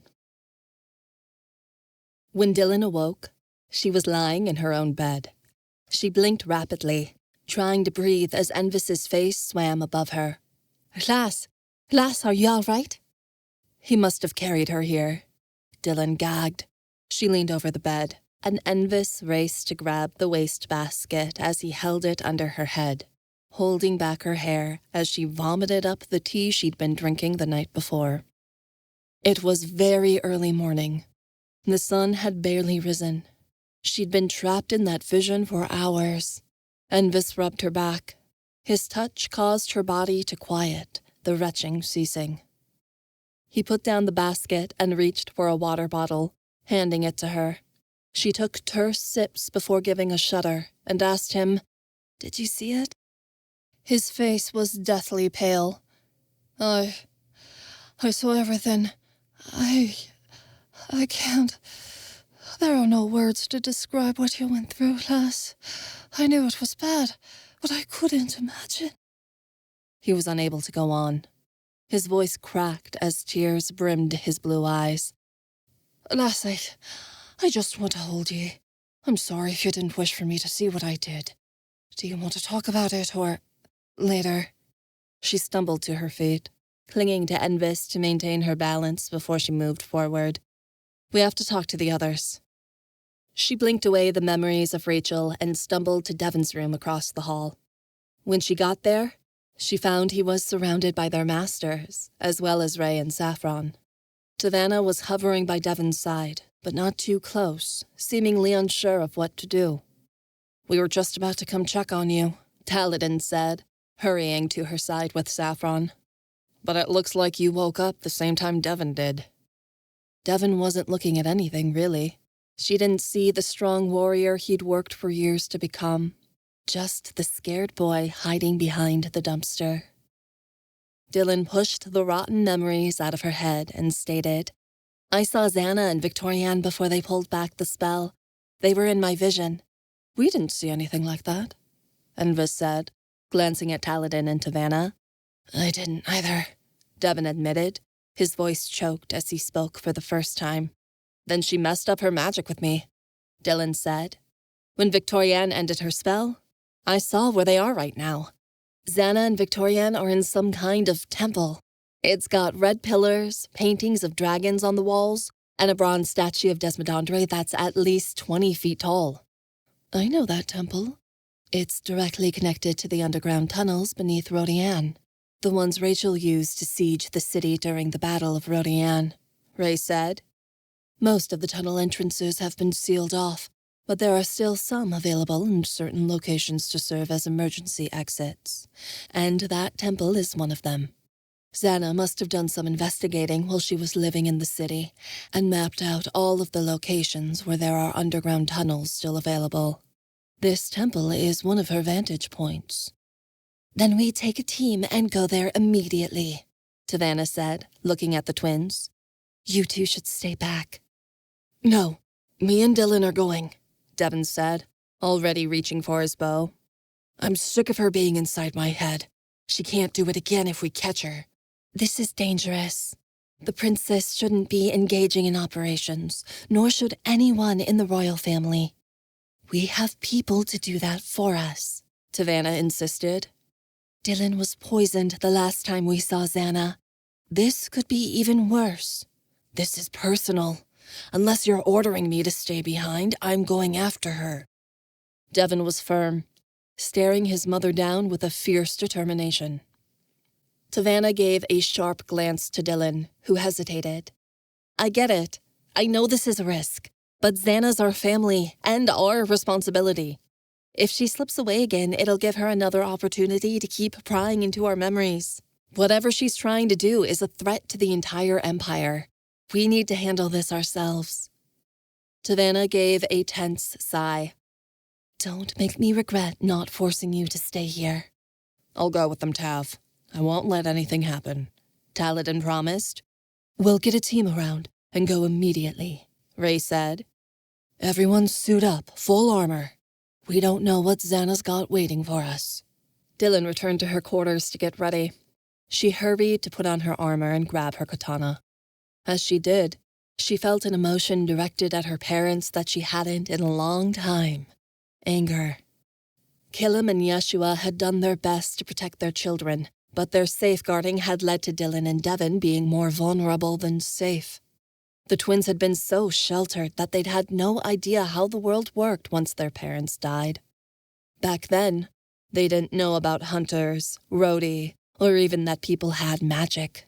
Supernatural powers weren't common in Crescentia by any means, but most people knew about them, especially now that the Rhodi were out of hiding and ruling the continent. Killam was magical herself, but she'd concealed her seer gift in an attempt to shield her children from the horrors of the world. Because their parents had told them nothing, they'd nearly died out there, and they'd fallen into Rachel's cruel hands. She knew all too well now what that man had been asking for in the alleyway, and was sickened by it. A 15-year-old girl with no knowledge of how her body worked and no sex education was the perfect victim for a predator. She understood Far Eastern culture avoided speaking about such things, but she wished her parents had looked beyond that and taught her more. She hadn't even understood how children came into the world until Savannah had taken her aside and explained things during her first year of Rhodi training. She'd caught on that Dylan was completely unknowledgeable when it came to intimacy. Dylan had tried to ask as many questions as she could over the years, and both of her masters had been open to answering them, but she still struggled to understand what sex was until she and Envis had connected, and she could experience it firsthand. That could have happened with someone who wanted to hurt her, not care for her, and she wouldn't have known she was being used until it was too late. The thought absolutely sickened her. She had been 19 and dating Envis for over a year before they'd done anything remotely intimate, and she'd been overly cautious even then. He'd promised her they'd take it slow, so that's what they did. She didn't realize what a gift that was until now, when she was mature enough to look back and understand just how important that was. Devin had been better off than she was, since he snuck books around Yeshua and Killam he wasn't supposed to read. But he'd still stumbled into a situation with Nellie where he hadn't used the proper protection, at least, not until they'd gotten caught, and he'd been given a box alongside a very long, awkward conversation. Dylan finished putting on her armor and sheathed her katana, making sure it was firmly attached to her hip. She acted like she didn't notice when Taladin entered, venturing cautiously behind her. "Hey," he started softly. "You know I'm always going to be here, right? You never have to be alone again." She nodded. "I know." His armor clinked as he took a seat. "Since it's your memory and I'm in it, I can feel what you're feeling and hear what you think. It tore me up, watching little you lay on that street and just want her dad." Dylan's lip nearly wobbled, but she held herself together. "Yeah, well, nobody back then gave a damn about us anyway." "You are wanted, because I want you. You came into my life by chance, but I chose you, and Tavanna chose Devin. We want you guys to know that, okay?" His words were so firm she found they created a solid place for her to land. She sat beside him in silence, and he asked, "What's on your mind?" She struggled to admit the truth. I'm angry at my mom and dad." "Do you want to tell me why?" Dylan inhaled a sharp breath. "They didn't know any better, but it's like they set us up for failure. They didn't tell us anything about Rachel or the Hunters Guild, so we didn't know we were being hunted. We didn't know about magic, or about Rhodi, or anything about the world at all. They tried to protect us so desperately that it resulted in us being in more danger than necessary." Dylan's voice trembled in rage as she added, "Even worse, I would have done what that guy on the street asked if Devin hadn't been there to stop me, because I was so hungry. I didn't realize what he was asking for, or what he would do if I said yes. I don't want to blame them for that, because it's not their fault the world is messed up. But a part of me is angry they shielded me from that. It's like they wanted to act like I wouldn't grow up, instead of accepting that I would and preparing me for it." "From what you've told me, your parents didn't understand much as kids either," Taladin said. "It's okay to be upset with them, Thunderbolt, but they didn't have a lot to work with. And it's not a part of the culture you came from for people to talk about sex until after they're married. Even then, it's still frowned upon. It's not typical for Far Eastern families to teach their kids, especially their daughters, about that stuff. It wasn't right, but don't blame them too harshly. Being a parent isn't easy, and they were doing the best they could with what they came from." Dylan understood that. As slaves, her parents hadn't been given any sort of education in any subject, period. Killam had married Yeshua when she was 16 and he was 17, and they'd had the twins straight after.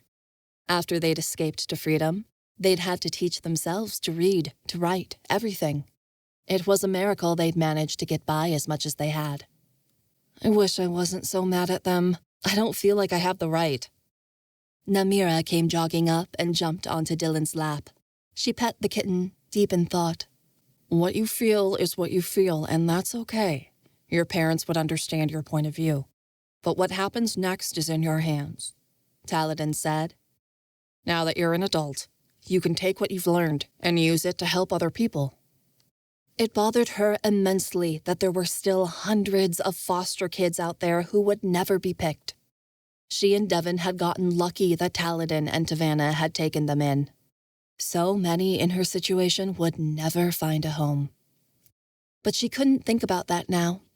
She might be able to do something about that problem as princess, but not unless the Cloaked Flame stopped taking up all her attention. The more time she spent fighting Xana, the less she had to spend on finding ways to help people. Her cousin was getting in the way of her rule. It was time to bring her to justice. Dylan stood. Come on, it's time to bring Xana in. The temple had been cleared of guests and surrounded by guards by the time they arrived. Tavanna had remained back at the palace, but almost everyone else was here, as well as a large group of at least 100 Rhodi. Journalists from Rhodi Today and other news stations had surrounded the temple at a distance, pointing cameras at the structure. Shay was waiting with the rest of her searchers, her hand on her hip. About time you showed up. The Crimson Flame's probably run off by now, Shay sneered. If you don't want to waste your precious time, be my guest, but the rest of the people here want to save lives. Stay or don't, but if you stay, shut up and listen, Dylan growled. Shay's mouth dropped, shocked Dylan had snapped back. Dylan gathered everyone around her and spoke quickly. The majority of you need to surround the temple and block the tunnel system so Xana can't escape while we head in. Devin, you scout the rafters as we move, and Taladin, keep your eyes on the main floor. Ray and his team will move to clear the temple first before we head in. Saffron, go with Shay. The searchers can check the back, and we'll go in the front. Me? Saffron choked out, balking at the order. Dylan tilted her head because Saffron had never paused before she headed into battle. But Shay grabbed her wrist and said, You heard her. Come on. Shay ran off with her searcher companions, dragging a bewildered Saffron behind her. I'll find you shortly, lass, Envis said, giving her hand a squeeze before he left with the searchers. Dylan waited for Ray and the Rhodi serving him to head in first. After Ray's team had completed the initial search and not found anything, Dylan decided it was time for her to move. Dylan gripped onto her katana and ventured into the temple with Devin and Taladin, preparing to drag Xana out by her hair. Desmodondre's temple was a traditional Rhodian wooden structure, painted red with a gentle, curved roof and broad eaves. Tall pillars rose all along the main hall as they approached a magnificent bronze statue of Desmodondre herself, candles burning at the founder's feet as incense burned in holders along the room. Dylan had always avoided visiting the place because she found it a little strange to explore a temple devoted to her past life. But now that she was here, it was truly a marvelous sight. Dylan stared upward at Desmodondre's statue, trying to forge some sort of connection, yet feeling wholly distant. She was uncomfortable at the thought of being worshipped, nearly like a god, by the Rhodi of her city, but she was sure her past life didn't feel the same. It would be interesting to walk around and take in the history if Xana wasn't making it her playground. Dylan tore her eyes away from the statue and moved on, venturing through the wide halls. Come out, Xana! Dylan lit her katana aflame. It's time to play! She might not be here, Thunderbolt. Ray's team would have located her by now, Taladin said. She's here. Devin readied his bow. She won't leave until she sees us. Dylan was sure of it, too. They entered another room, a vast hall meant to serve as the main shrine. There were all kinds of statues here devoted to former Rhodian queens. Dylan turned in place, expecting Xana to spring out from any statue. Devin kept his aim focused on the rafters above, waiting to fire the second someone appeared. It's too quiet here. We should call this mission off, Taladin stated, appearing dreadfully nervous. He was far from a coward, and he didn't act like this unless his gut was telling him to run. Dylan knew that. She hesitated, wondering if she should pull everyone back. Going so soon? A sinister voice purred. You've only just arrived. The flames on Dylan's katana ignited as her rage burned. Xana loomed overhead on the rafter that surrounded the shrine, lips painted red and a scarlet velvet cloak falling from her shoulders, looking down upon them as if she thought she owned it all. We should have run into someone by now. Envis was impatient as the searchers scanned the other side of the temple. Shay was thorough, searching every crevice, but Envis wanted to check rooms quickly and move on. There could be clues here. You're being sloppy by not double-checking, Shay insisted, her searchers prying in every hall.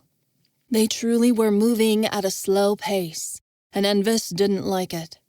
The longer Dylan was here, the greater chance Xana would find her, and Envis never wanted her to face Xana again.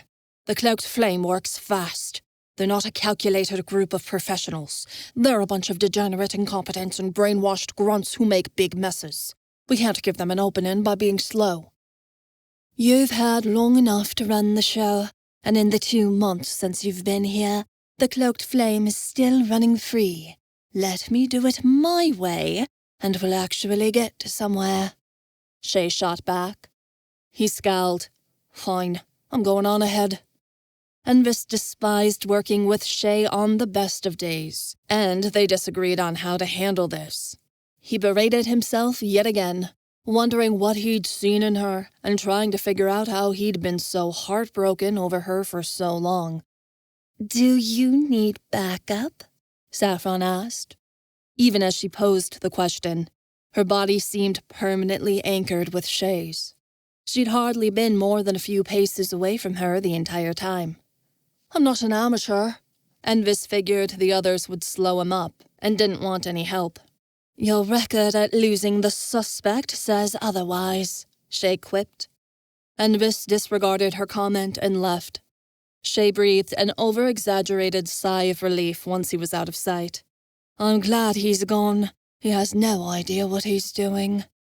Do you really think we'll find Xana this way? Saffron asked, head swiveling in search of trouble. She usually rampaged through her missions without thought, only feeling, but perhaps caution was the better way. Xana had outsmarted them every time before, after all, so a different approach might be needed. Shay smirked. I've never had a suspect escape me yet, she cried out as something struck the back of her head. Blood spilled as the skin on the back of Shay's skull was split open, splashing all over the tile. She toppled to the floor, and Saffron reached out to catch her, holding her in her arms as she collapsed to her knees. Several magical red bolts flew through the air, knocking into the heads of the other searchers. Bones shattered and gore spewed everywhere as multiple bodies dropped at once. Saffron gritted her teeth as another figure ventured from the shadows. Victorienne held her signature spear, chortling with delight at the carnage she'd caused. Victorienne had lost the greatest of her power, but she'd clearly been working on growing others. As a skilled mentalist, she had the ability to make people see visions and break into their memories, but her craft had clearly multiplied once again. Victorienne had fired several jets of mentalism power from the end of her spear, formulating her mind magic into projectiles. The blow Victorienne had sent Shay's way had slightly missed, but the shots she'd aimed at the other searchers all struck true. Every single one of them had died on impact. Victorienne, Saffron hissed. She laid Shay gently on the floor and stood, taking her griffin form. What are you doing to grow your craft so quickly? What blood magic has Xana cast for you to obtain such strange new gifts? Telling you would make it less fun. Victorienne sent another mind missile at Saffron, which she dodged. It exploded a hole in the wall behind her. You found a cute little girlfriend, Victorienne teased. She must be an even bigger abomination than you are, to think you're a creature worthy of love." Saffron dug her claws into the floor as fury blinded her. Showing affection? To Saffron, it was like showing weakness. Victorian had seen the moment of softness written across her face as she'd held Shay. Now, the Searcher girl was a target, something Saffron was afraid to lose. And Victorian knew it. Victorian deliberately aimed mind missiles at Shay to distract Saffron, smirking as she did so.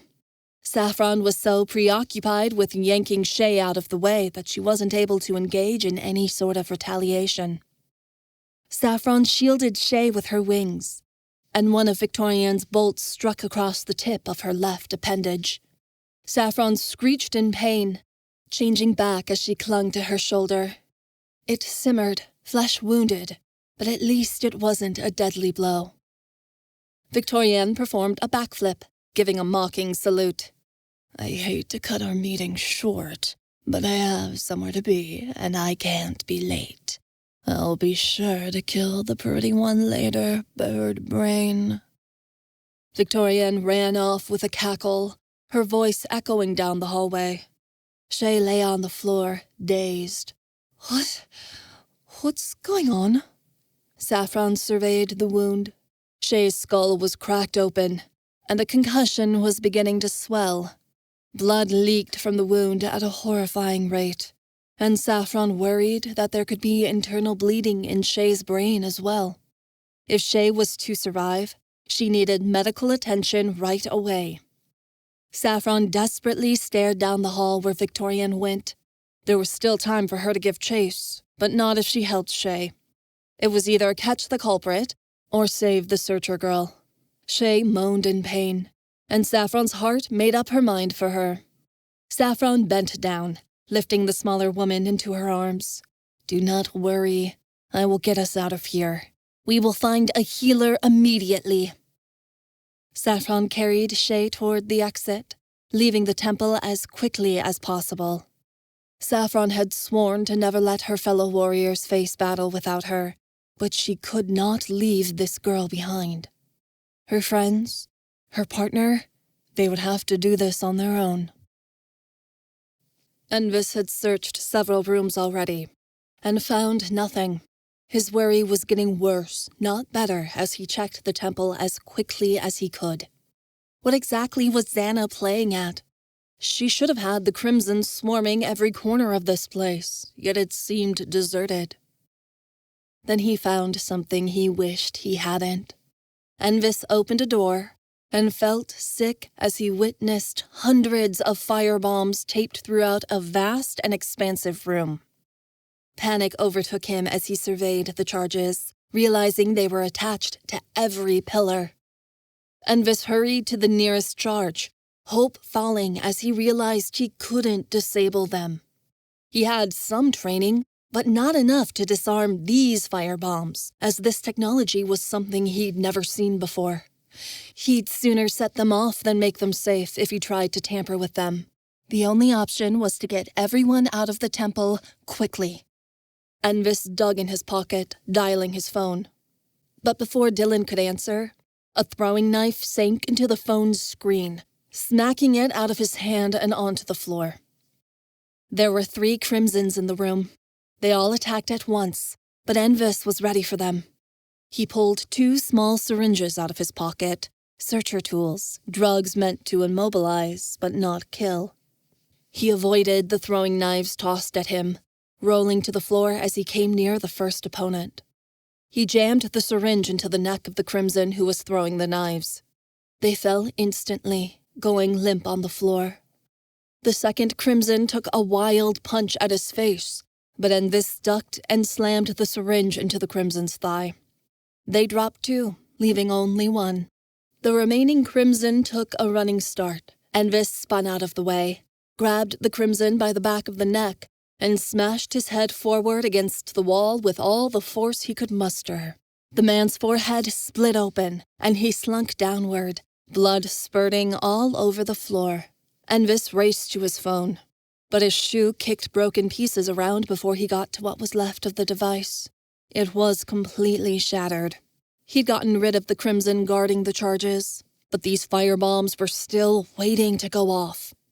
As a searcher, he didn't have access to the Mind Speak, so he'd have to race across the temple to find a Rhodi that could spread the word quickly. Envis broke into a run, hoping he'd be able to stop the impending explosion before it was too late. Dylan felt her tigress fur rippling underneath her skin, desiring to awaken at the sight of Xana's smug face.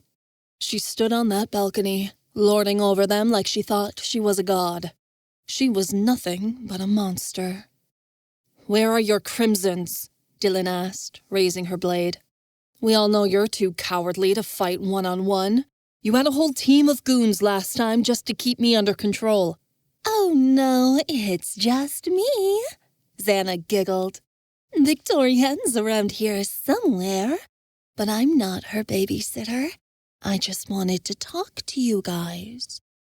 Dylan's phone rang once in her pocket before it stopped, though she knew it had to be crucial. She didn't dare take her eyes off Xana for a second to see who had called. Dylan looked closer. She noticed a golden pendant of a burning flame hung around Xana's neck, curling into an intricate, menacing design. Another portal. Xana had a main portal on her at all times, a lightning necklace she'd changed with her magic to become a method of transportation. Though Devin had snatched it the last time they'd faced off. Looks like Xana had made another one, but at least this one couldn't transport her inside the palace, thank Rhodi. Xana noticed her looking and scowled. "I had to replace the necklace you stole," Xana said, pouting. "The most precious thing Tristan ever gave me. I shouldn't be surprised you took that from me, too." "You took Dad's hat, so consider it a trade," Dylan seethed. "I want it back, by the way." "Good luck, loser. Yeshua wouldn't want you to have it. I'm the only one honoring our family's heritage, so I deserve to keep it." "I hate you," Dylan seethed. Xana scoffed. "You think you hate me? You don't know the meaning of the word. You're not capable of it." "Shut up." Devin was done talking. He fired off multiple arrows from his bow, racing off into super speed to meet Xana on the second level.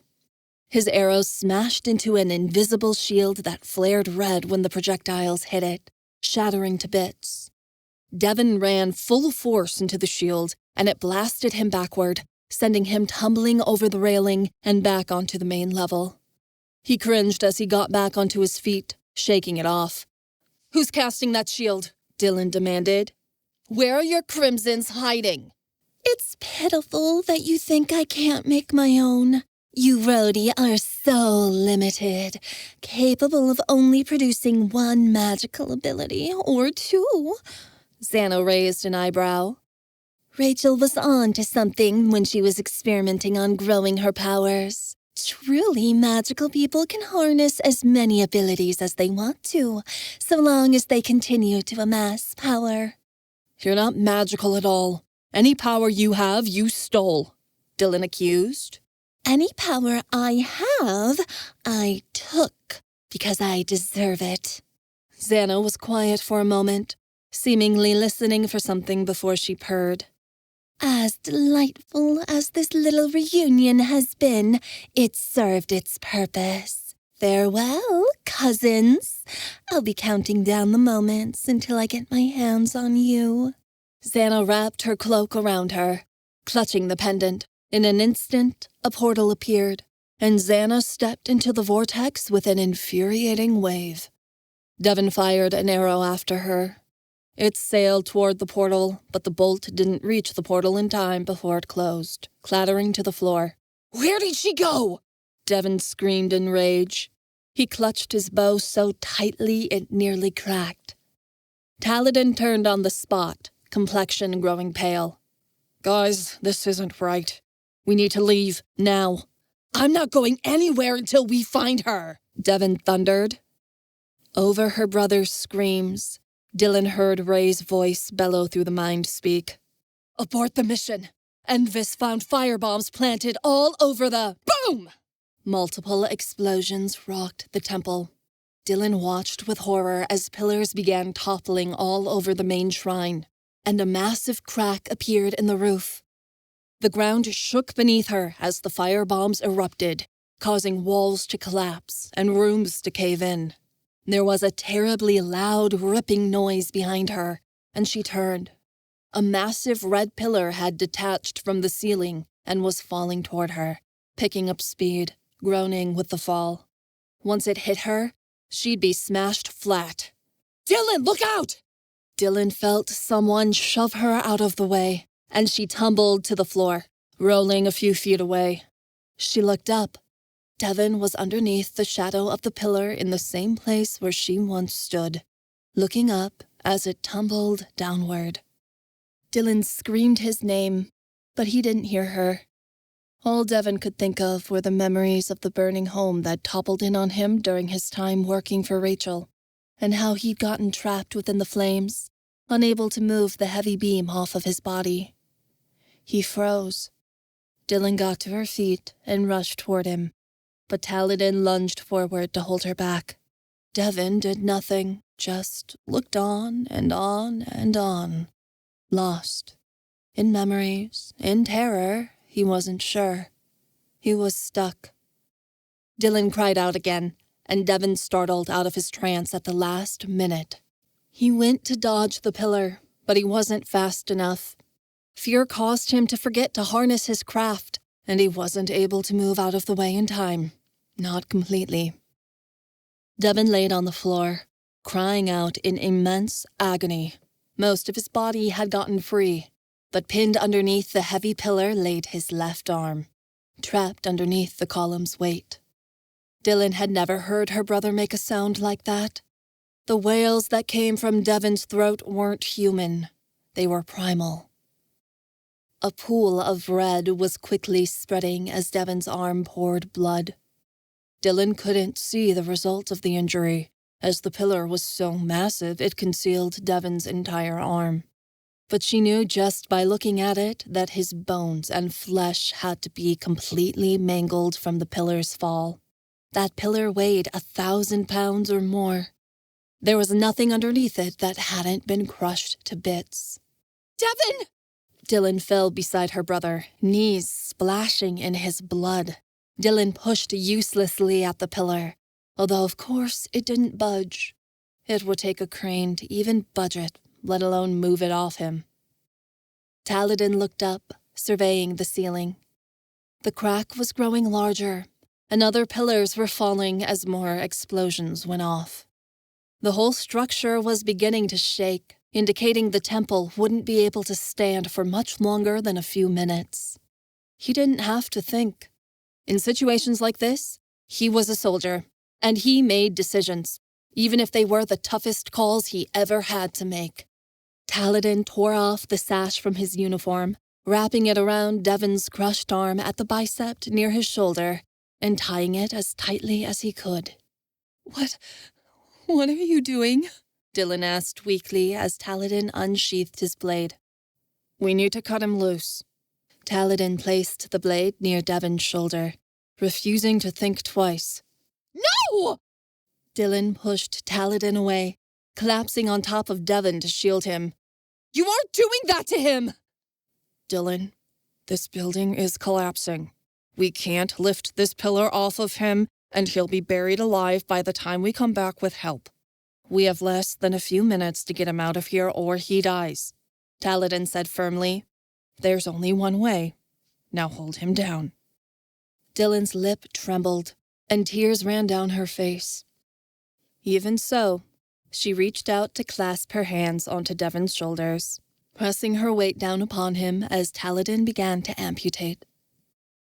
Devin's terrible cries intensified. Torment burst from his lungs as Taladin carved into his shoulder, shrieking in misery. His tongue couldn't formulate words, but his sister was certain that Devin was begging them to kill him. Dylan hated every brutal second of it, but she turned her gaze away and didn't watch the gruesome display, biting her lip as she miserably sobbed. Taladin didn't allow himself to consider what he was doing. He wasn't the type of person that could compartmentalize his actions, tell himself that this was a patient or a fellow soldier instead of his nephew. It was gritty, gut-churning work he wouldn't have the stomach for unless this was their last option. He acknowledged this was someone he loved, and, at the same time, that this was what had to be done. It was time to be a man and deal with it, because Dylan didn't have the ability to cut Devin loose. That meant he was the only option. He wasn't a doctor, but he'd picked up a decent amount of medical knowledge from his wife over the years, and had a general idea of where to cut. His blade was sharp, but it was meant to deal wounds in combat, not made to saw through muscle and bone. Didn't matter. He needed to do it anyway.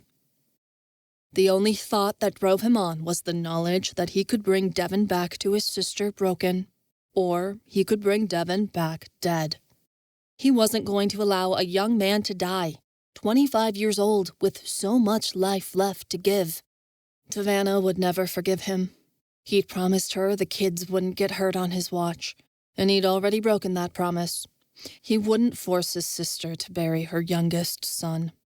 Devin's screams of anguish grew weaker the more blood he lost. He passed out completely, head lolling and face white. Taladin finally got him loose. He stood, reaching down to lift Devin over his shoulder. "Come on." They ran out of the temple, dodging falling pieces of the building and other pillars that were coming down. Devin laid limply on Taladin's back, the amputation leaking blood. The makeshift tourniquet Taladin had created stopped him from bleeding out in moments, but it wasn't enough to completely prevent the hemorrhaging. His blood stained Taladin's uniform, soaking it through as they ran out the front door. The moment they met the safety of the city streets, the temple completely collapsed behind them, a cloud of dust lifting to the sky as the building became nothing more than a hulk of rubble and flame. Envis was standing with Ray and his team outside. They panted, as if they'd just managed to make it out. Envis's face relaxed once he met Dylan's eyes, but the relief was quickly replaced with absolute horror as he witnessed what had happened to Devin. The Rhodian searchers surrounding the area cried out in fright, and there were hundreds of clicks as cameras went off from the press that had surrounded the scene. Dylan cursed them all. "Hospital," Taladin demanded. For as unsteady as he was at times, he seemed to be the only one keeping calm. "Here." Xana wasn't the only one who could use her cursed portals, and Saffron's barrier around the palace would let them through. Devin kept the lightning necklace on his person at all times, and Dylan dug into her brother's pocket to retrieve it. She clasped it in her hand. A vortex opened, and they hurried through, Envis and Ray behind them. The portal opened in the royal quarters. Servants paled when they witnessed Devin hanging limply over Taladin's shoulder, appearing more corpse-like than alive. Dylan had rarely felt the kind of absolutely hopeless, all-encompassing true fear she experienced now. He'd lost so much blood. They'd managed to free him from the building before it collapsed, but Devin might die anyway.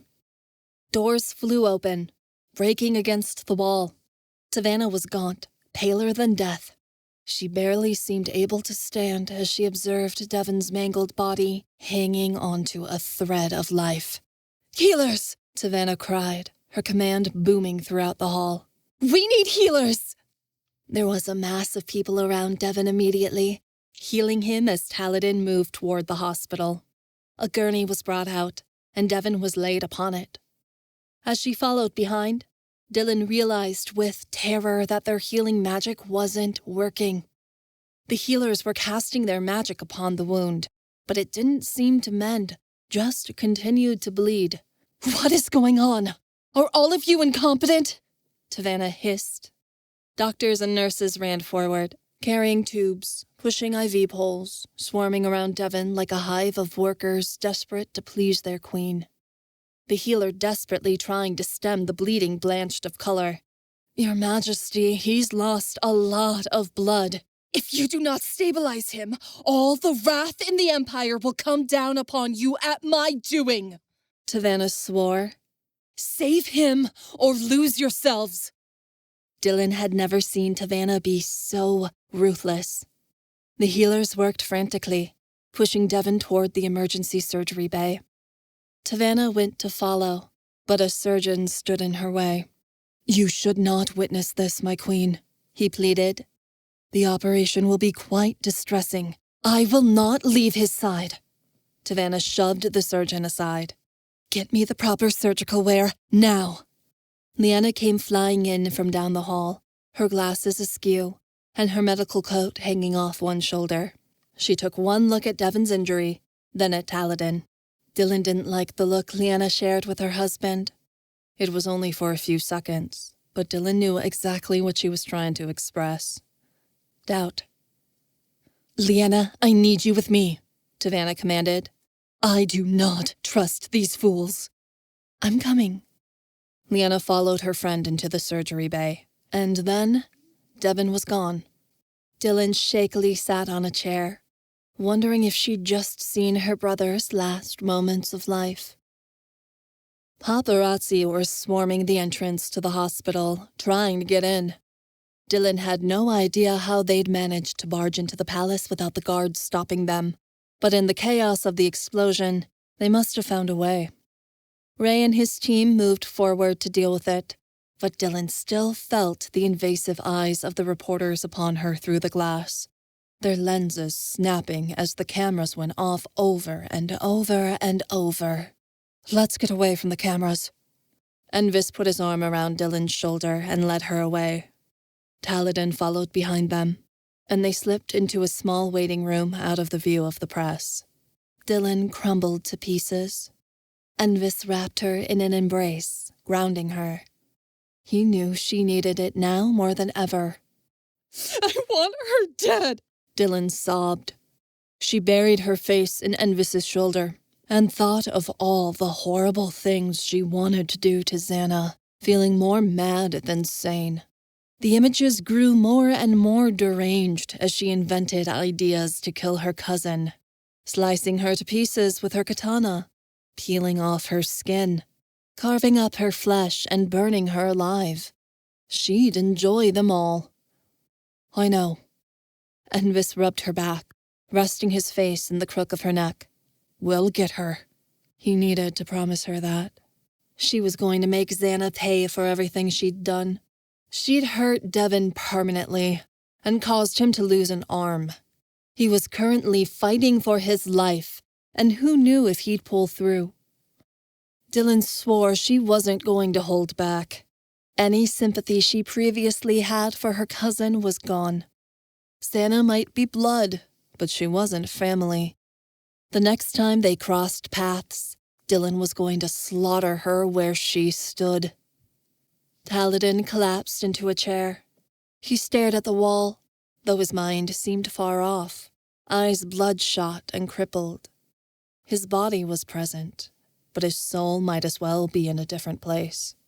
Dylan allowed him to slip off and dissociate, because what could she say that would bring him out of it? After all, he had been the one to do it. Some time passed in torturous silence. Hours, really. None of them could speak. Taladin was trapped in his own head. Envis was afraid he'd say the wrong thing, and Dylan was too preoccupied with fantasies of what she'd like to do to Xana to converse. This bloodlust was more typical of Saffron than it was of her, but Dylan completely understood her partner's need for violence against enemies now, more than she ever had. When the world was this way, and there were people running around capable of such depraved actions, why not become the thing that monsters feared? Although Dylan had no idea where the murderous griffin was now. "Saf, where are you? I need you," Dylan thought. But she didn't think her partner heard her. She was present, somewhere nearby, and Dylan could feel that. But she was so preoccupied with whatever she was doing that she failed to hear Dylan's cries. The door cracked open, and in slipped Jenna and Yuki. Jenna had been bawling clearly from the pinkness in her nose and the redness around her eyes, while Yuki appeared stricken with shock. Oh, by Rhodi, Devi! Jenna sniffed as she hugged Dylan. I can't believe this happened. I can. Dylan's response was dark, but it was the truth. Xana was capable of anything. They needed to stop acting like she was any common villain, because she wasn't. At least Rachel had fought with some kind of honor, simply because she'd considered herself better than everyone else. Xana didn't have an honorable bone in her body. Tito's doing his best to hold off the press.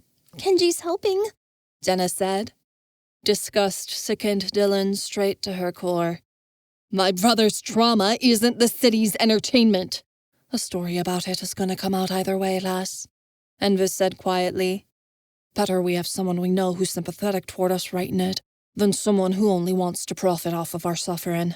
She did all this to destroy a temple? Yuki asked in confusion. Nobody got hurt or killed in the blast, except for Devin and a handful of searchers. The temple was cleared of any civilians before we went in. It doesn't seem right. Dylan hadn't considered that. She'd been so consumed with the thought of getting revenge, she hadn't bothered to think about why Xana had been at the temple in the first place. She remembered the brief glimpse of Xana she'd received when the vision was over, and went cold as ice. Dylan realized Victorian's mistake to let her see where they were wasn't a mistake at all. Xana had lured them there on purpose. I'll be counting down the moments until I get my hands on you. Xana's words echoed ominously, and Dylan realized exactly what her cousin had meant. Someone needs to go back to the temple and retrieve his arm, now. She turned toward Yuki, knuckles cracking. Everyone in the room froze. Yuki swallowed and rasped hoarsely. What? That's why she's here, Dylan burst. She wants to use our bodies to fuel her blood magic. She's trying another spell, and she doesn't have enough materials, clearly, so she set a trap to get what she needs. Move! Yuki sprinted out of the room to gather Ray and his team. Jenna went with him. Envis crossed his arms and said, she has to dig through all that rubble to find it first. I'm not going to put anything past her. She's capable of anything. That's why she used firebombs.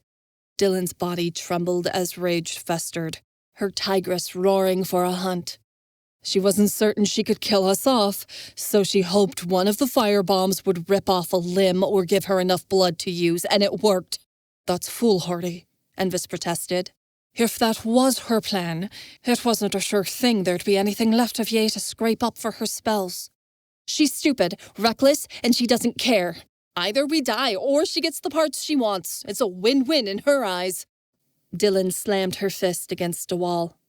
She's rifling through our heads and trying to get her hands on our blood and bones. There's something in either our bodies or our memories, or both, that's driving her next move. She's looking to become stronger or searching for a weapon to take us out permanently. Something we can't stop. Envis shook his head. This is just another mystery all over again. Instead of figuring out who the Cloaked Flame is, now we're trying to figure out what they're doing. Xana's casting more blood magic, but for what purpose? What does she need to fight us that she doesn't already have? She has allies and an army. Not enough to take us on directly, but enough that she's still a threat. I don't know. Dylan put a hand over her eyes and leaned against the wall, whispering, Damn it. The doctors came in. Taladin immediately rose, and Dylan went rigid. The surgery was a success, the surgeon noted, and everyone relaxed. Master Devin is resting in a private room with the Queen. He'll be unconscious for some time. We're keeping him in a medically induced coma until he recovers from the blood loss, but his body has taken the transfusions well. You can visit him now if you like, but only a few at a time. Dylan started toward the door, then glanced backward. Taladin hadn't moved. Dad, let's go. I shouldn't. The small words he uttered were rasping and ill. Dylan's expression fell. You didn't do this to him. You had no choice. He's alive because of you. I don't deserve... Yes, you do. Come on. Dylan grabbed his wrist and hauled him behind her. Envis remained in the waiting room to give them space, hoping that Yuki and the others got to Devin's arm before Xana did. As Envis stood vigil, waiting for his love to return. Saffron slipped in. The griffin had never seemed subdued, ashamed, or stilted, but she appeared that way now, slipping inside with hunched shoulders. It was entirely odd to see her in such a manner, but Envis was so frustrated he didn't bother asking why. "Where have you been? We've been waiting for you for hours. Dylan was worried sick." Shay was injured during the fight. It was required that I get her to safety urgently, Saffron replied. "That doesn't explain where you've been all this time. The explosion happened hours ago." "I accompanied Shay to the hospital and didn't leave her until she was well once again. I couldn't abandon her in such a dire way," Saffron explained. "I understand you had to ensure your team's safety, but Dylan's your partner. She comes first. Why didn't you leave Sorsha once she was with the healers and come find us?" "I couldn't." Her gaze glued to the tile. Envis was excellent at reading people, and always had been. He understood exactly what was going on the moment Saffron failed to answer. Envis pinched the bridge of his nose. "Aye, this is a complicated situation." "I did not choose Shay over Dylan, this I swear to you," Saffron insisted. "I was only concerned with the well-being of my mate." "Mate? Saffron, you're jumping ahead of things a bit, aren't you?" Envis said, aghast. "She has been the only person I have ever felt this way about. The only person I think I ever could. I do not know what has come over me, only that I must follow it," Saffron said. "I pray you understand, but I don't wish to fail my partner due to the affairs of my feelings." Saffron couldn't stop thinking that if Shay hadn't been involved, maybe she would have gotten to Xana in time. She knew Victorian was the one who'd set the firebombs off after Xana fled. Victorian had run down the same hallway where the charges were placed right after Shay was hurt. If Saffron had stopped her, the firebombs wouldn't have erupted at all. The temple wouldn't have collapsed, and Devin wouldn't be hurt. But she hadn't. All because she'd been preoccupied with the life of one searcher. Before, Saffron didn't understand Dylan's obsession with the spies. Now, she understood all too clearly why they were so compelling. Perhaps Rhodian searchers did belong together, for Saffron had found one of her own. But what would be the cost for Saffron continuing to follow her heart? It already seemed too high. "I suppose you've always been a bit different, so how you fall in love is different too. None of us can expect you to be like everyone else." Envis noted thoughtfully. "What happened today was out of everyone's control. But you need to come when she calls. Dylan needed you." "I truly didn't hear her. I was too focused on Shay," she apologized. "But I am here now, and I came as soon as I discovered Devin was wounded." Saffron came closer. "You must help me. Explain this to Dylan, how I feel for Shay," she pleaded. "I am not sure how to articulate the choices of my heart, but perhaps you—" "Oh, no. I'm not getting in the middle of this one. This is your explanation to give," Envis said, raising his hands. "Dylan's already pent up about me having a history with her. Now that this has happened, I doubt she'll take it well you're giving Sorsha pony rides around the park." "How dare you insinuate such a thing?" Saffron gasped. "I would never besmirch her virtue." "I promise there's not much left of that, if anything at all." "You ginger-haired fool. I should smite you where you stand." "You're forgetting I would know firsthand." "What you and she shared is pitiful compared to the depth of my feelings." "Which I'm sure she knows about, right?" Saffron's gaze dropped. "It is of no matter. I do not think she likes females anyway." "She likes a lot of things, but I wouldn't rush to let the lass know about this." Saffron's eyes narrowed. "You wish to keep this from Dylan? I do not. I merely do not know how to tell her." "I won't be hiding anything, but I won't be rushing to inform her you've taken with her newest worst enemy. That's your job." He leaned against the wall and sighed. Not that any of this petty bullshit matters in the light of things. Saffron drooped. No, Devin's recovery comes first and foremost. I truly am sorry, and this... Thanks, Saffron. I think we all are. Chapter 8. Echoes of What Was. There were bright lights above him, hovering orbs that made him wonder if he was in the dream state, or perhaps the life after. But what was really true was he was lingering somewhere in between. Devin was aware of a few things. The beeping of monitors, the feeling of Tavanna's fingers stroking his hair, and the fact that his left arm really hurt. He felt masses of cloth bandages wrapped around his chest, particularly his upper left shoulder. He stirred, trying to force a sound past his raw throat. Where am I? Shh, Tavanna said soothingly, and she cupped her hand to his cheek to comfort him. Be still, my sweet boy. Every vein was pulsing with the need to leap out of his bed, rip the IVs out of his arm, and run out of here screaming. The heart monitor blazed out of control as fear escalated, sending him tumbling into a state of panic. But he'd rarely disobeyed an order from Tavanna, and the last time he had, it was a decision that haunted him every day, for to do so had cost him his world. He forced himself to settle as Tavanna continued to brush back his locks. Mother, what's going on? He rasped. He felt so groggy. You're in the palace hospital. You were wounded in battle. You just got out of surgery and need some time to recover. Don't worry. You'll be all right. Devin leaned into her touch, wishing for more and glad she was nearby. If Tavanna was around, it could be the worst of times and he'd survive them. Don't go, Mom. I'm not going anywhere. I love you so much, my precious son. Tavanna could barely speak through her tears. Something had to be really wrong. He must be badly hurt. He tried to remember what had gone on, but found whatever had taken place was gone from his memory completely. What happened? He blinked rapidly, trying to get himself to wake up, but unable to see much but shapes without his glasses. Struggling against the drowsiness of the medicine took all his strength. We don't need to talk about that right now.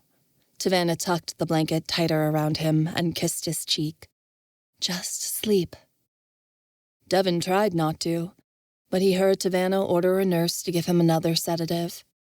Briefly, before he slipped off, Devin realized things didn't feel right on his left side.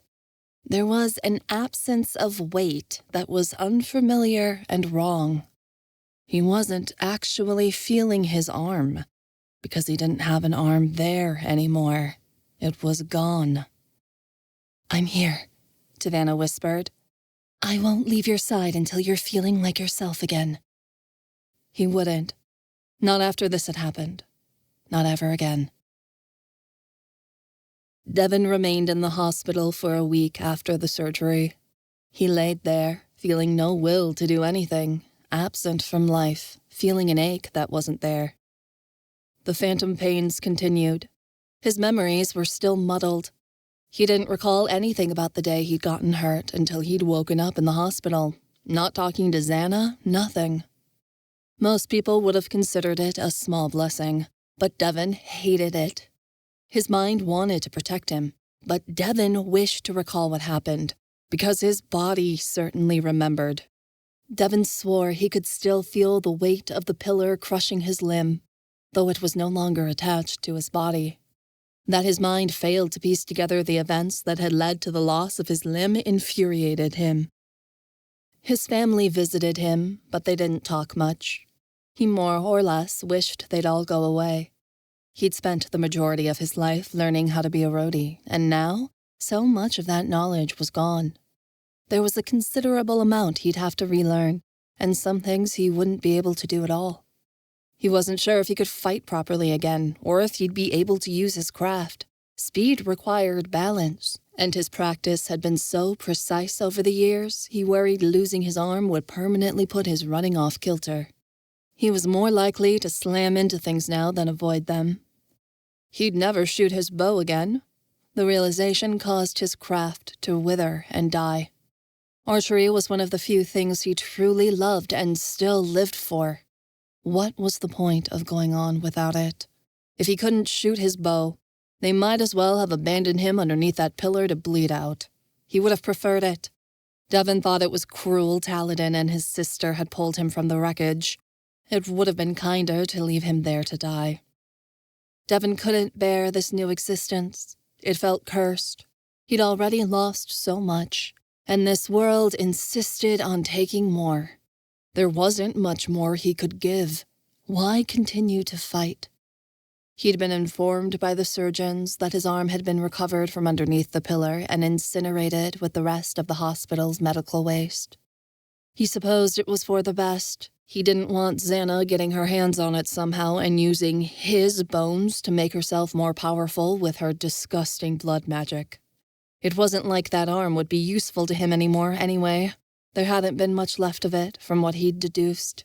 They couldn't reattach or mend it, so he had to live without it. The day before he was supposed to be discharged, there was a shifting noise by his bed. He startled from his sleep, fumbling for his glasses. Harmony was sitting in a chair across from his bed. He gave a watery smile, appearing on the brink of falling apart. "Hey, bro." "Hey." Devin coughed and went to clear his throat. He reached out to take a drink of water from the cup on the stand nearby, but nearly dropped it. Harmony rushed forward to help, handing him the cup. Devin drank, nearly sputtering the liquid back up. Harmony wiped his nose with his sleeve. "I'm sorry. I know you don't want me crying all over you. After all, you're the one that's hurt, not me." "It's fine, Harmony." Devin put the cup down. For some reason, he felt terribly clumsy now, even with the arm he still had. "Mom's been up most nights in your room, hasn't she?" Harmony asked. "I told her I'd be here today so she could go to bed. I don't think she slept much since it happened." "Yeah, Savannah's pretty worried." He didn't want her to be concerned. He was nothing special to fuss over. Devin grimaced and went to rub his left shoulder. "You okay?" Harmony asked, nearly at the edge of his seat. "I have a lot of phantom pains. I keep feeling like my arm is hurting even though it's not there anymore." "Oh, here." Harmony dug in his bag and brought out a table stand mirror that was long and square. He set it on the stand next to Devin's bed. "You're just carrying that mirror around?" Devin asked, raising his brow. "I wanted to bring it just in case this happened. It's a bit of a trick I've learned," Harmony said. "If you place your shoulder close to the mirror and you move it around, imagining you're regaining control of your arm, the pain might go away." "You've been researching it?" "Yeah, I wanted to help my brother." Devin wanted to try it out, but to do so, he'd have to show Harmony the injury. But it was just Harmony, and he didn't seem to care. So Devin struggled to sit up. Harmony helped lift him, and the blankets fell off. Most of the bandages had been removed by now, displaying what was left of his limb. The majority of his arm had been removed, but he had about 3 or so inches below his left shoulder that still remained.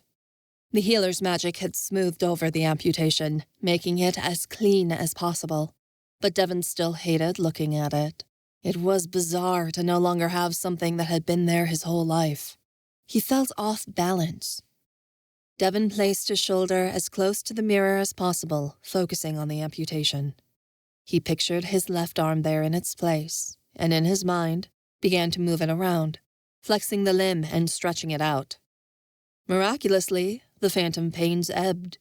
Devin marveled at the power of the brain. "Thanks, Harmony," he said. "That actually helped a lot." "No problem. You can keep that mirror with you if you'd like." Harmony stood up, grabbing his bag as he went to leave. Your girlfriend is here if you want to talk to her." He desperately wanted to see Reina as much as he painstakingly wished she'd never lay eyes upon him again.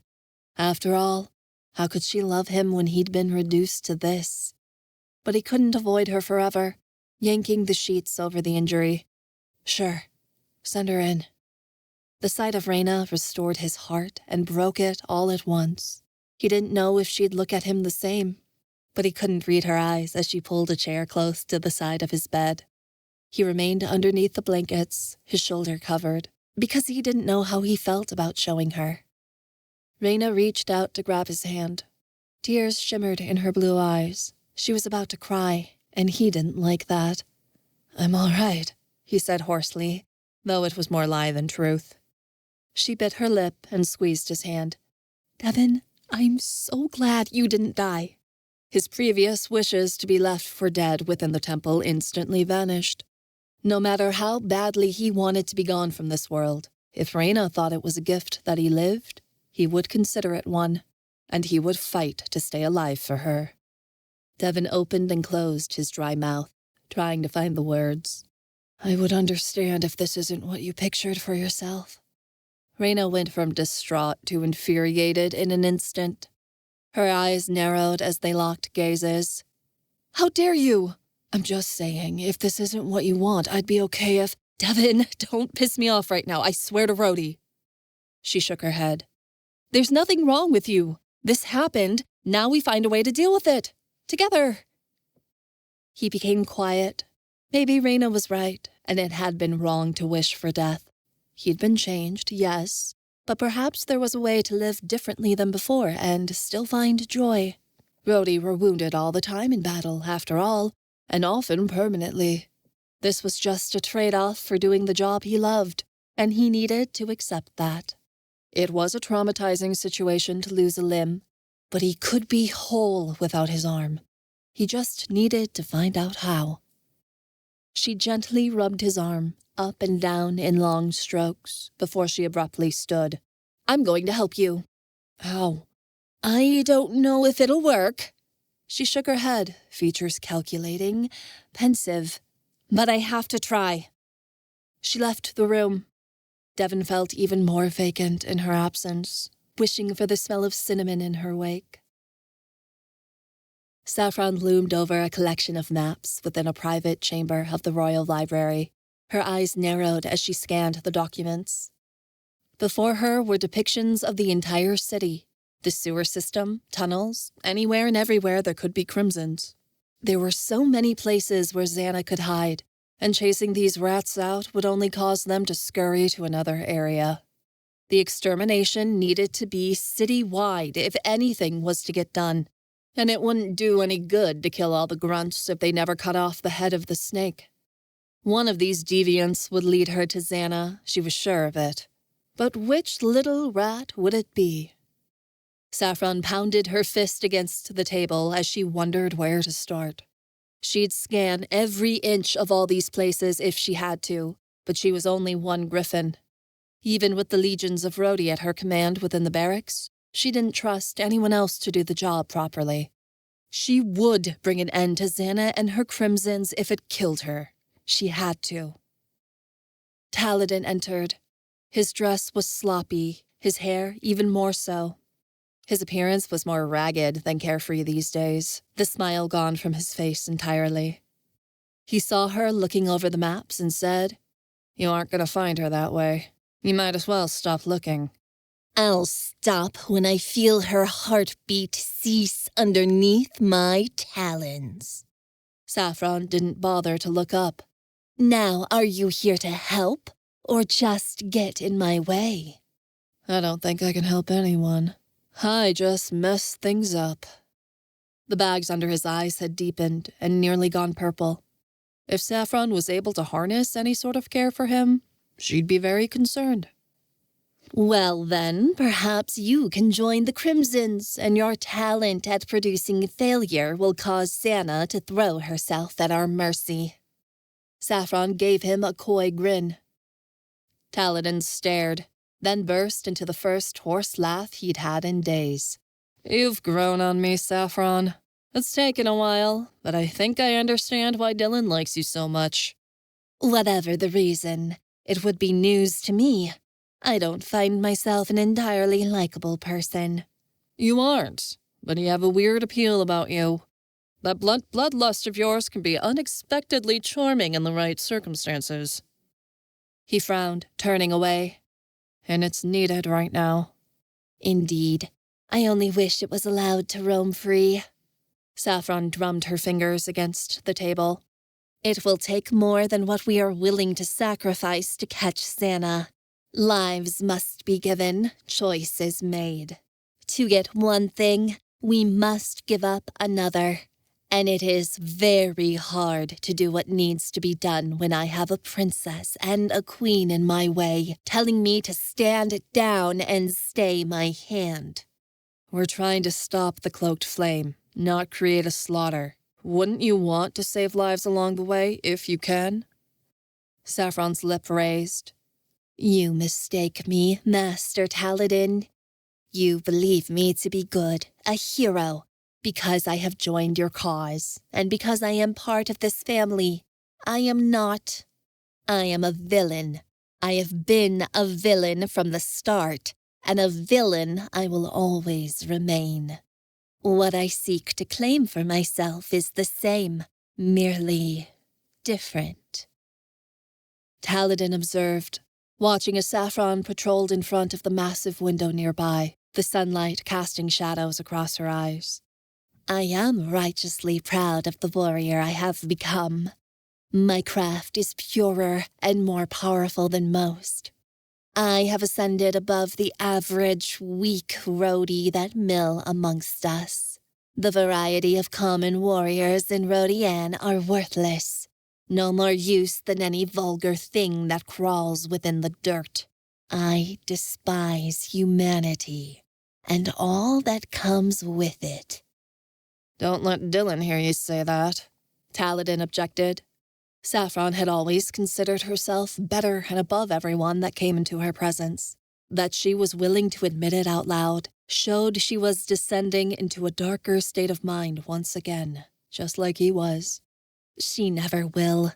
She carries an altruistic nature within her that makes up who she is, a goodness that implies the best in others. I will not be so ignorant. Saffron paused, gracing a hand upon the table. I know people of this world are vicious and cruel, but perhaps it is her innocence that draws me to her so, that gives me this urge to protect at all costs. Saffron shook her head. I am still obsessed. She infects my mind and spirit with each move she makes. The sight of her raven hair ignites within me an unquenchable fire that cannot be put out. My love for her is out of control. I see her even when she isn't there. Every touch and breath she makes blazes within me, similar to this idea of power that I adore so much. She whirled to face him. You must understand this isn't my fault. Desmodandre's magic is so overwhelming and all-consuming. To be bound to that, it is a burden, as well as an incredible gift. It gives me strength just as well as it drives me mad. That's why all of us are here, to help Dylan through it. Do not imply you have an inkling of what I am going through. She is mine, more than she will ever be Envis's, or yours, or anyone else's. Saffron spat. I am her partner. I own a part of her that no one else will ever claim or have. No one will understand her soul as intricately as I do, for I am her, and she is me. She always will be mine alone. He didn't object, because he understood. In a Rhodian partnership, it was natural for someone to become the leader, and the other to become the person that served. When he was bonded to Tavanna, he'd immediately become her helpmeet, a role he had no objection to. Tavanna had always been the moon and the stars to him. Everything rose and set on what she said and did. When you took a partner, they became your lifeblood and obligation. How much more Saffron suffered and triumphed within that connection, being tied to a demigod. There was a timid knock on the door, and a guard poked his head inside. Master Saffron, it appears the Shadowed One has escaped. What? Saffron snarled, a glint in her eye. Taladin caught that familiar look of the dangerous, deranged murderer he'd first met years ago. We think she's left the city, though we have no idea of where her whereabouts. Leave me, you idiot! Saffron snatched a nearby vase off a table and tossed it at the guard's head. He scampered out of the way, where it shattered against the wall and laid in pieces. Pitiful fools, Saffron muttered, turning back to the map with hunched shoulders, hair falling in front of her face. I have to do everything. Taladin remained silent, watching Saffron's body shake. I will find this wench and make her pay for what she's done to my sister if I have to burn down Rhodi and to do it, Saffron snarled. I do not care if this city suffers or if the rest of you die, only that I gain my vengeance upon this bitch. That she dared to make an attempt on my sister's life yet again, and nearly succeeded in that attempt. Saffron turned her back to him and muttered, Desmodandre, have mercy upon us all. Just be careful, Taladin noted. You might not care if people get hurt, but Dylan does. Saffron narrowed her eyes. Yes, that is what makes this so difficult. He left her then. Her meaning was clear. Saffron was only staying her hand because she knew Dylan would object to the unsavory methods to weed out Xana's hiding place. If Saffron had free rein, she'd slaughter and torture her way through the city to get the answers she needed, without consequence. She only chose mercy because Dylan demanded it. There was still an insane griffin on the loose. She was just on a leash. He wondered what more it would take for that leash to snap. Sometime after Taladin had gone, Shay slipped in. Saffron stilled as the searcher entered, and Shay asked, "Is this a bad time?" There is no such thing when it comes to you, Saffron replied. How is your head? It's better. Shay stood across from Saffron, her eyes raking the other woman's body up and down, before she said, "You saved my life. You carried me out of that temple when I couldn't move. If you had left me behind, I would have died. But you carried me out of the line of fire and made sure I was safe." Shay stood beside her. "I owe you a debt, and I plan to repay it by helping you catch this madwoman." You owe me nothing. I would have done the same for anyone. "But that's a lie.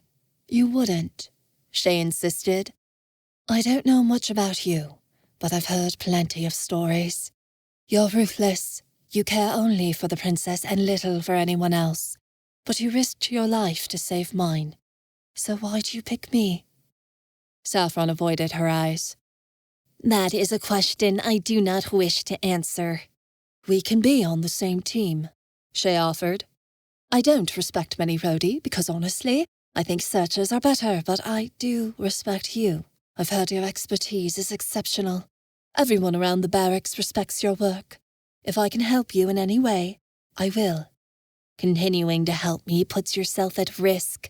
It would be safer for you to return to Dundee and ask for another assignment, Saffron grumbled. "I can't, because now I'm too involved. I've seen what the Cloaked Flame is capable of doing to people, and it's sick. We need to put a stop to it, together," Shay offered. She leaned her shoulder against Saffron's, looking down at the maps as she added, "Now let's get to work." Dylan laid on her couch within her apartment, a hand over her eyes as she tried to get the world to stop spinning. Since the temple had been destroyed, she'd had to deal with the aftermath. There were reporters to talk to, plans needed to be made for the temple's restoration, not to mention condolences needed to be given for the searchers who'd died within the temple. It'd been a mess, and she'd been left to handle most of it on her own since Tavanna was so busy caring for Devin. The Queen didn't care that there were doctors and nurses to tend to her son, because she refused to leave him for a moment longer than she absolutely had to. At this point, Dylan just wanted a moment's peace. She heard the door open, along with Envis and Saffron's voices. Dylan groaned and rubbed her eyes. It had better be good, you two. It is, Saffron said. I managed to locate a crimson today, hiding in the gutter. To our luck, this one wasn't brainwashed. He had his wits about him. Where'd you find this crimson? Me and my mates have been looking all day and haven't located a single one, Envis argued. Saffron's eyes flashed to the side. I had help from Shay in locating him. Envis huffed. I suppose that makes sense. Shay? Dylan lifted her head. You guys are on the same special ops team now?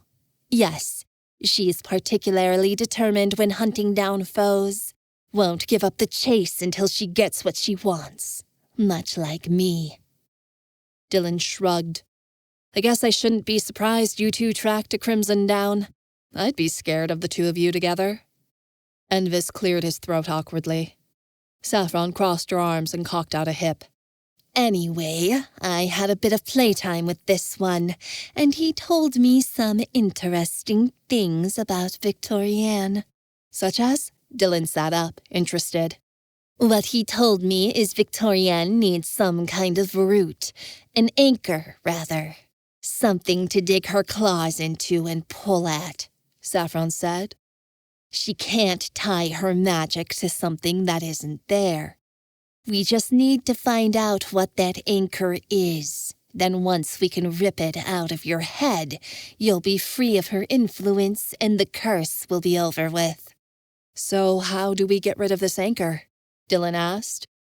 From what this flea told me, the anchor is tied to some sort of emotion, Saffron said. A type of subconscious wound she may pull at. If it involves feelings, that sounds like a task for Desmond, Envis offered. If anyone can help you identify this anchor and pull it out, it's her. She's a master of love magic, so she should have knowledge of the crafting power that other emotions hold. I don't know if she's going to help us, Dylan said. I can try and speak with her, but who knows if she'll be summoned, or even care. It's a start, Saffron sighed. The Crimson is currently down in the dungeons, but he doesn't know anything else, I'm sure of it.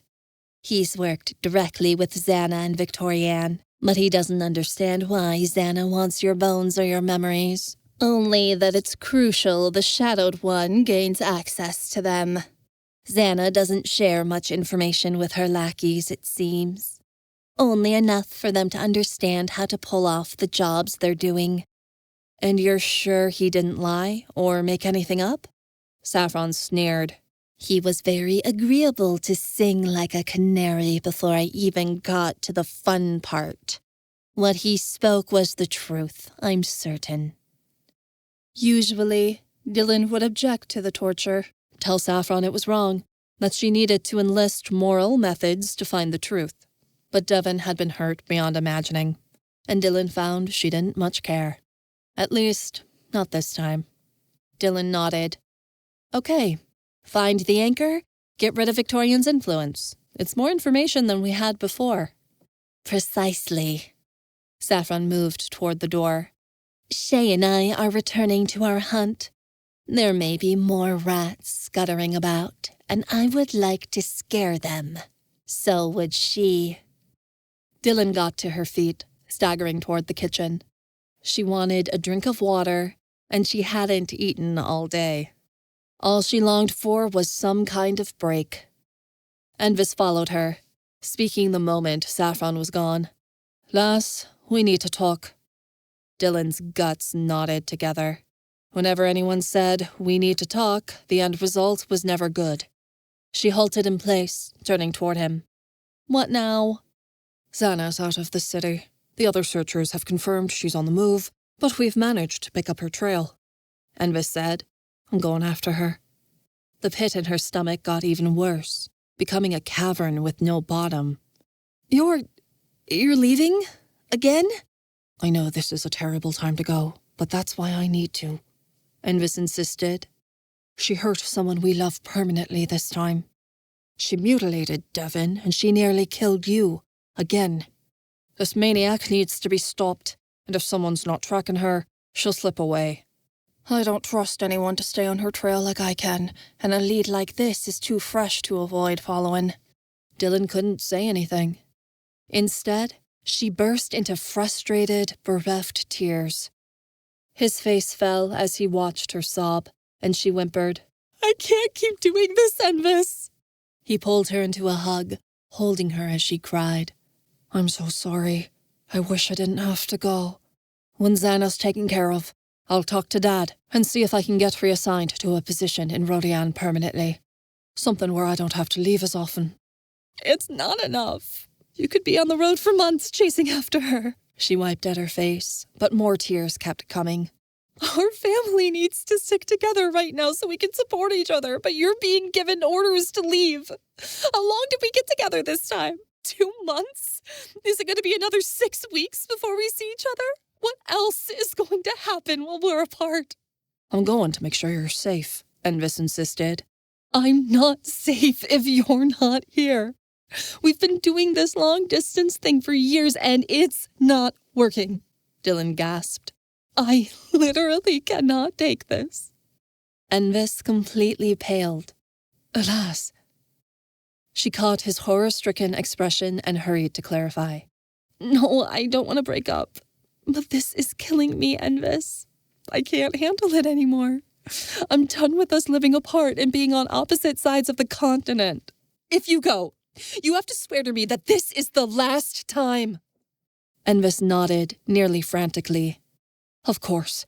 I'll work something out with the searchers, I promise." He reached out to grasp her arms. "I don't want to leave you any more than you want me to go. I swear that to ye. I wouldn't be going if it weren't absolutely necessary." She nearly pushed him away, because she was hurting so badly at the thought of watching him pack his bags yet again. But she allowed him to hold her, because he wouldn't be able to soon enough. Chapter 9. Delight and Discord. The days that followed were absolutely bleak. Despite trying as hard as she could, Dylan found that every attempt she made to reach out to Desmondandre went unheard. Dylan had tried multiple times to go into a meditative state, venture past the life after's borders and attempt to speak to Desmondandre. Though she'd reached out to her past life just as she'd done before, Desmondandre never showed. It was as if the Rhodi's founder was purposefully ignoring her.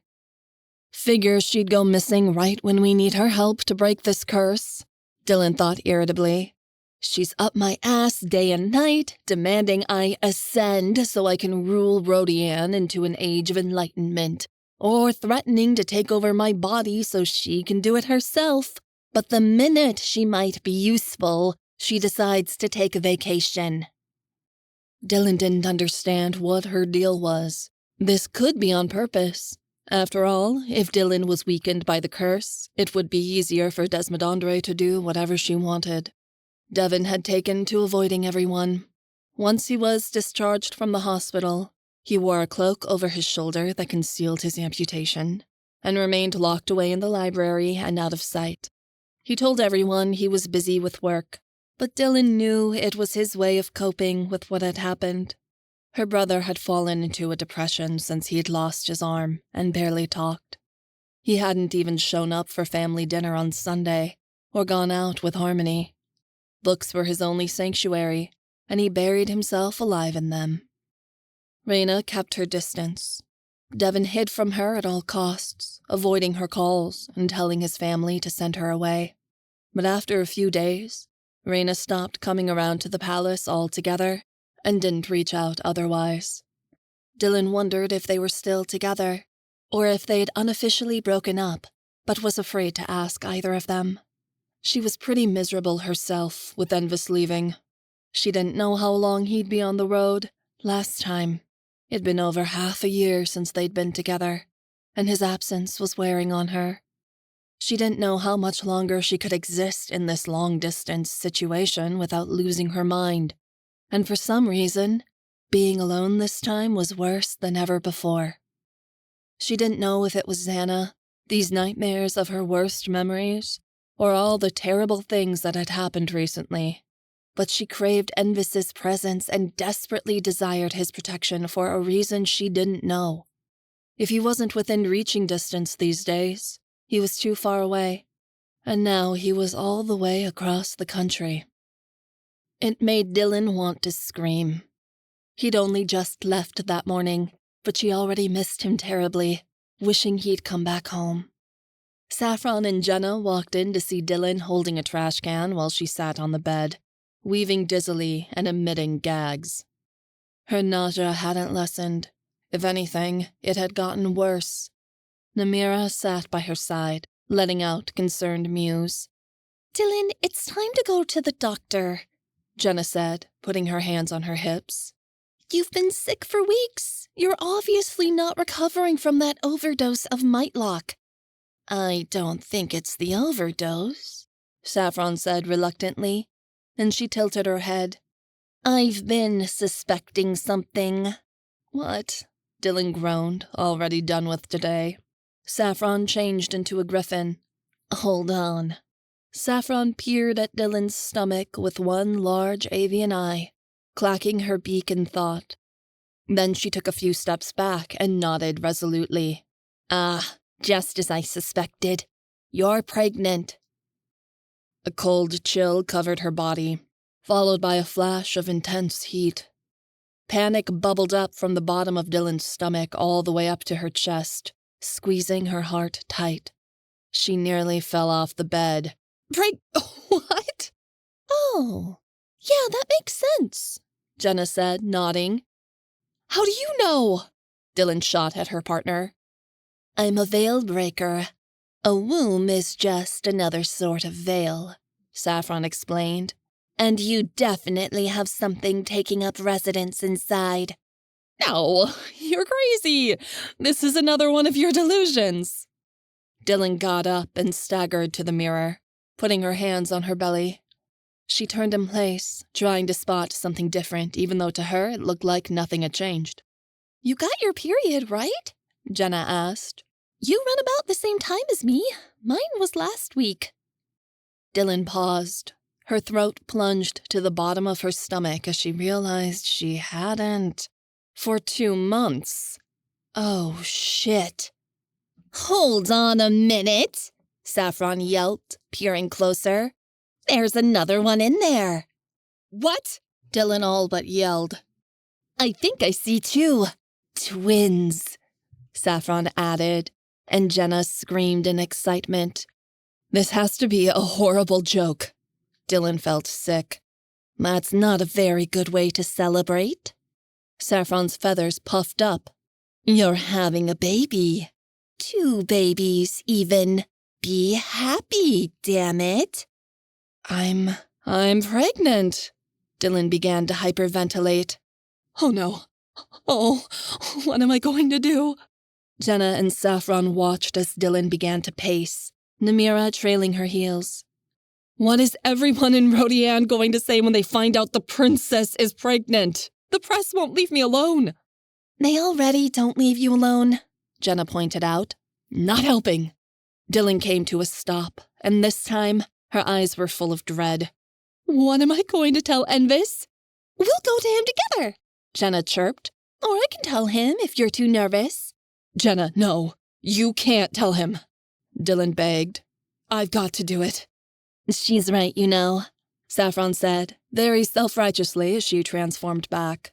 The mother should be the one to inform the father. It's only right. How do you know? You've never had a baby? Dylan barked, her voice high.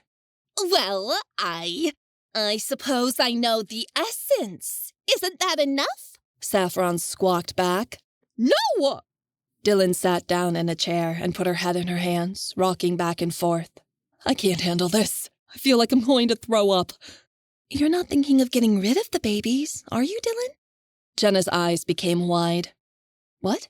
No, Dylan sat up and wrapped her arms around her middle, squeezing it.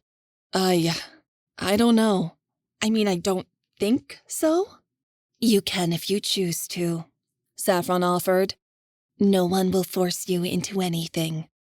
Dylan didn't have any answers to give herself right now. I'm not sure. I'm just freaking out. This is so sudden and we're completely unprepared. Hold on just a minute, Jenna said loudly, shoving Saffron aside.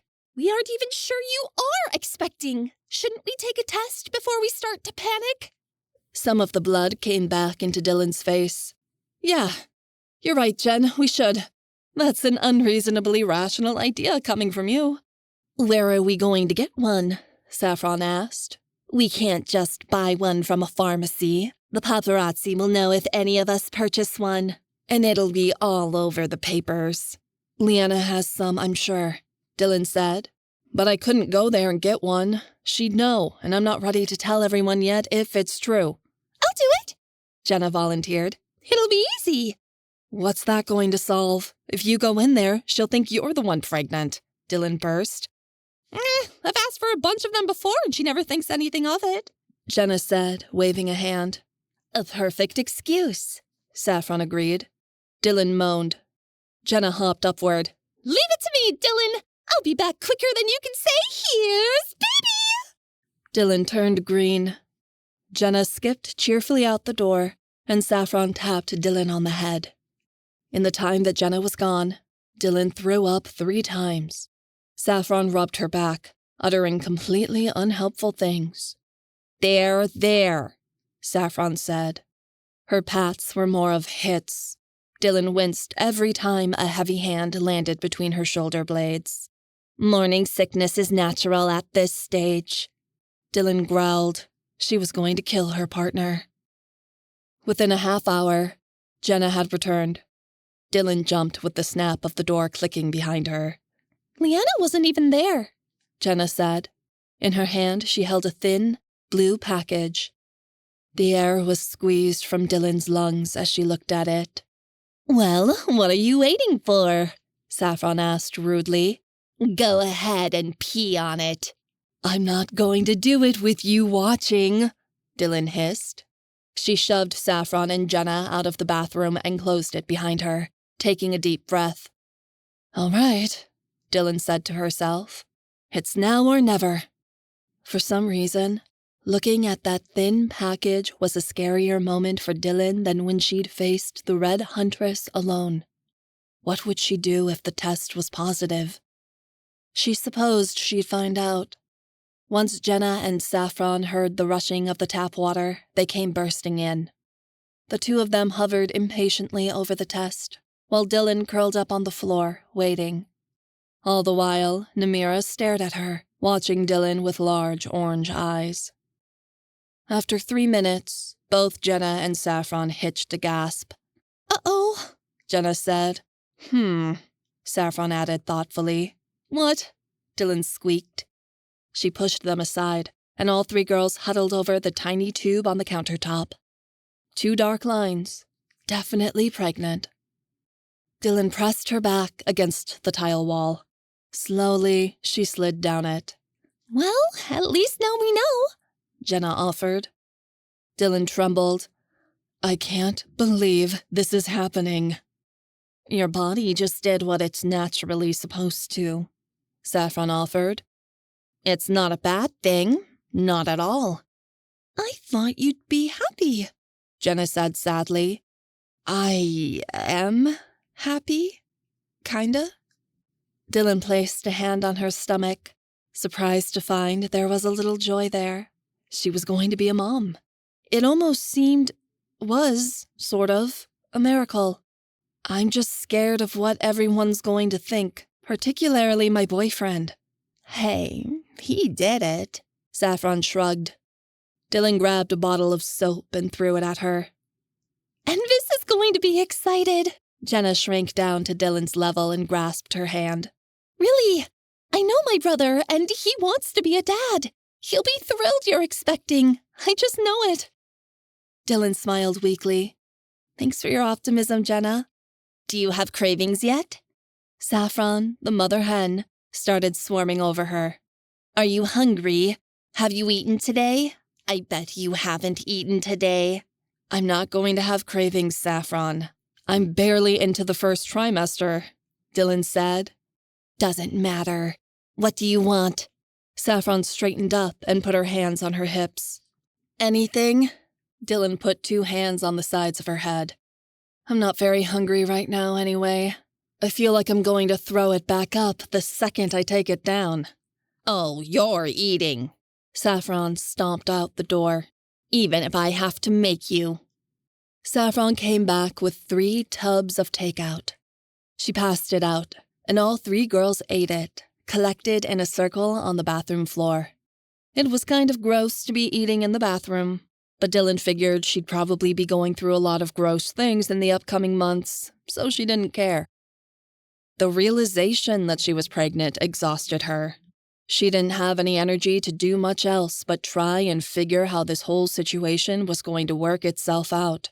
She managed to drag herself to the bed and turn on a movie. Her friends crawled in next to her, and they binge-watched some shows as the day wore on. When the afternoon hit, Dylan still found herself frozen. Jenna and Saffron had passed out, Jenna's head on Dylan's shoulder and Saffron lying across her legs. But Dylan found herself remained awake, staring at the ceiling and considering her future. Namira lay curled up on her stomach, softly sleeping away. What am I going to do? She thought. She was so scared, absolutely terrified. I'm not strong enough to have kids, am I?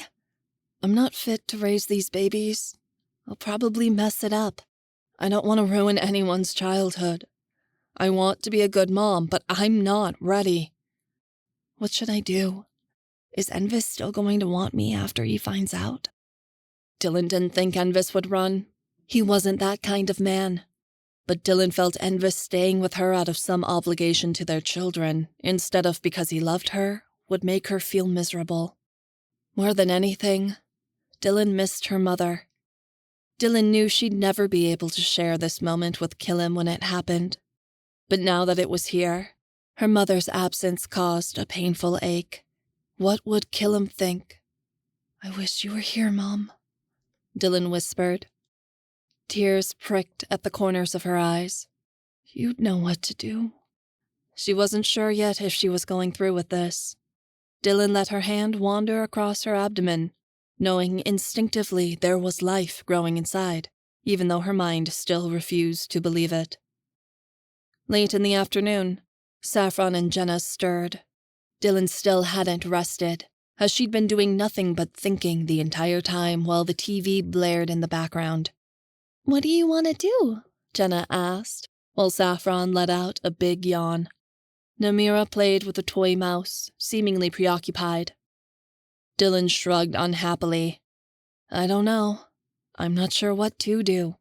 Well, first things first. Let's get you to a healer so you can figure out your options, Saffron said, taking Dylan's hand. Dylan nervously bounced at the front desk within the hospital wing of the palace, as Saffron barked orders at the receptionist. The princess needs an appointment immediately and she needs privacy, Saffron growled. 1 doctor only. Of course, Master Saffron. The young Rhodi scrambled to oblige, and within minutes, Dylan was by herself in a stale, sparse room, observing the white walls and feeling like they were closing in on her. A healer wearing a white coat entered, carrying a clipboard. Greetings, Princess. I hope you're doing well since your recovery from the Mightlock overdose. I'm not sure, Dylan confessed. I was hoping we could discuss that. Master Emika had been her doctor for years, and Dylan liked her. She listened to her patients and took their concerns seriously instead of blowing them off. She was also one of the few people in the Empire who knew about Dylan's scars, as she was her doctor and there was no getting around that. We can look into it. I'm sorry the cream I prescribed isn't working to fade your scar tissue, but we can try something else. I assume that's what you're here about? No, actually, Dylan confessed, reaching into her pocket. I took this today and... She handed the pregnancy test over. Emika peered at it, then nodded. I see. Let's take a blood draw just to be certain, and if it's positive, we'll do an ultrasound. The 15 minutes that spanned from the blood draw to the results were the longest of Dylan's life. Emika returned a short time later and said, Your blood draw certainly showed you are pregnant, Princess. There is no possibility otherwise. The stone in her throat plummeted straight to her gut. She almost wished the healer had told her the test had been a fluke. My partner said she could see I was carrying twins. She couldn't believe those words had come out of her mouth. This was some kind of insane dream. We can find that out right now. Emika brought in an ultrasound machine and asked Dylan to lie back on the examination bed. She pressed the wand to Dylan's abdomen, and she watched as 2 small spots appeared on the screen. Emika pointed. Your partner is right. If you look closely, you can see the outline of baby 1 and baby 2. Dylan couldn't see anything. They just looked like tiny blobs to her. She knew she was supposed to experience something emotional, powerful even. But right now, all she could register was confusion about how she felt, because there was nothing concrete telling her to decide one way or the other. This couldn't be right. She couldn't be pregnant. There wasn't enough time. Envis had been gone only recently. Dylan cringed as a thought crossed her mind. Graduation night. Oops. No wonder she was so desperate to have Envis nearby. She'd been craving the safety he brought her for weeks, unknowingly feeling insecure with all the rush of new hormones she was getting. Now that he was gone, she felt totally exposed and unprotected. It nearly made her paranoid. Do you wish to know the sex of your babies? Emika asked. Isn't it too early for that? My magic will be able to sense the spirits within the fetuses, the healer said. I will be able to tell what the spirits intend to arrive as. It doesn't always work, but it is a fairly certain predictor about 98% of the time. Sure. Dylan gestured for her to go ahead, and Emika laid her hand on Dylan's stomach. There was a soft yellow glow as she cast her magic, and Emika drew her hand away. The twins are fraternal. A boy and a girl, Emika replied. A boy and a girl, just like her and Devin. The thought brought tears to her eyes. Do you wish to continue this pregnancy, Princess? We know it's unconventional for the royal house, as you and Mr. Ba are not married. We understand that this is a delicate matter for the monarchy, and rest assured, we have the ability to handle this matter quietly if you so wish, Emika stated. Dylan made a decision. She wanted to keep them. She hadn't been sure before, but once she'd been informed of what she was having, the hope of her children growing up to be as close as she and Devin were sealed the deal. Let the papers talk once they found out. It didn't matter. These were her babies, and she'd love them, and that meant all the world. I'm going to continue the pregnancy, Dylan said, and the confidence in her voice was something she hadn't heard in ages. Though this is top secret. No one knows about this yet, not even the Queen. This information stays quiet until I'm ready to make the announcement. Yes, Princess. The healer bowed. I will do what we can to conceal this until you are ready. For now, I will see you back in a few weeks to check your progress. Dylan left quickly. She met up with Saffron and Jenna back in her apartment, who were eagerly waiting. She took a deep breath, then said, I guess I'm gonna be a mom. Jenna gave an elated scream, leaping upon Dylan and giving her a hug. Congratulations! Oh, by Rhodi, I'm gonna be an auntie! I'm very happy for you, sister. But are you sure this is what you want? Saffron asked. Dylan nodded. Yes. I don't know if I'm ready for this, but I want to have these kids. Then I will be behind you all the way and protect your children for as long as I may breathe, Saffron swore. And this is gonna be so excited! Jenna screeched, dancing up and down. Dylan's smile fell at the mention of her boyfriend. I hope so. I don't know how I'm gonna tell him. He'll be overjoyed, you'll see, Jenna promised. Her phone went off, and Jenna gave a start. Oh, fiddlesticks, she mumbled, fumbling for it. I'm late to meet with someone. I completely forgot. You're not the only one. Saffron lifted a note she had clutched in her hand. While I was waiting, a servant dropped this off at my quarters. Shay is asking that I return to the barracks as quickly as I can. She has information on Cloaked Flame movements. It's fine, you guys go, Dylan said. I need to get a hold of Envis. The girls separated. Dylan immediately dialed Envis's number the minute they left. Please pick up, Dylan begged, but the call didn't go through. He told her before he left that he'd be venturing through some tough areas of terrain around Crescentia, deserted places void of most life that didn't get cell phone service, as they were the most likely spots Xana would run to hide. She considered sending someone after him to drag him back here, or perhaps calling up a searcher to deliver the message, but thought better of it. She wanted to tell Envis this news in person, and sending a scout after him could draw attention to his location, putting him in danger. The last thing she needed was Xana hunting down Envis in the middle of nowhere, where there were few resources and fewer opportunities to get him help if he got hurt. She'd just have to wait for him to get back, and pray that it was soon. The fact was, Envis wasn't picking up, and he'd probably be gone for at least a few more days. Dylan didn't think she could keep this secret between her and the girls for that long, because it was already making her sick, thinking about all the overwhelming things that were still to come.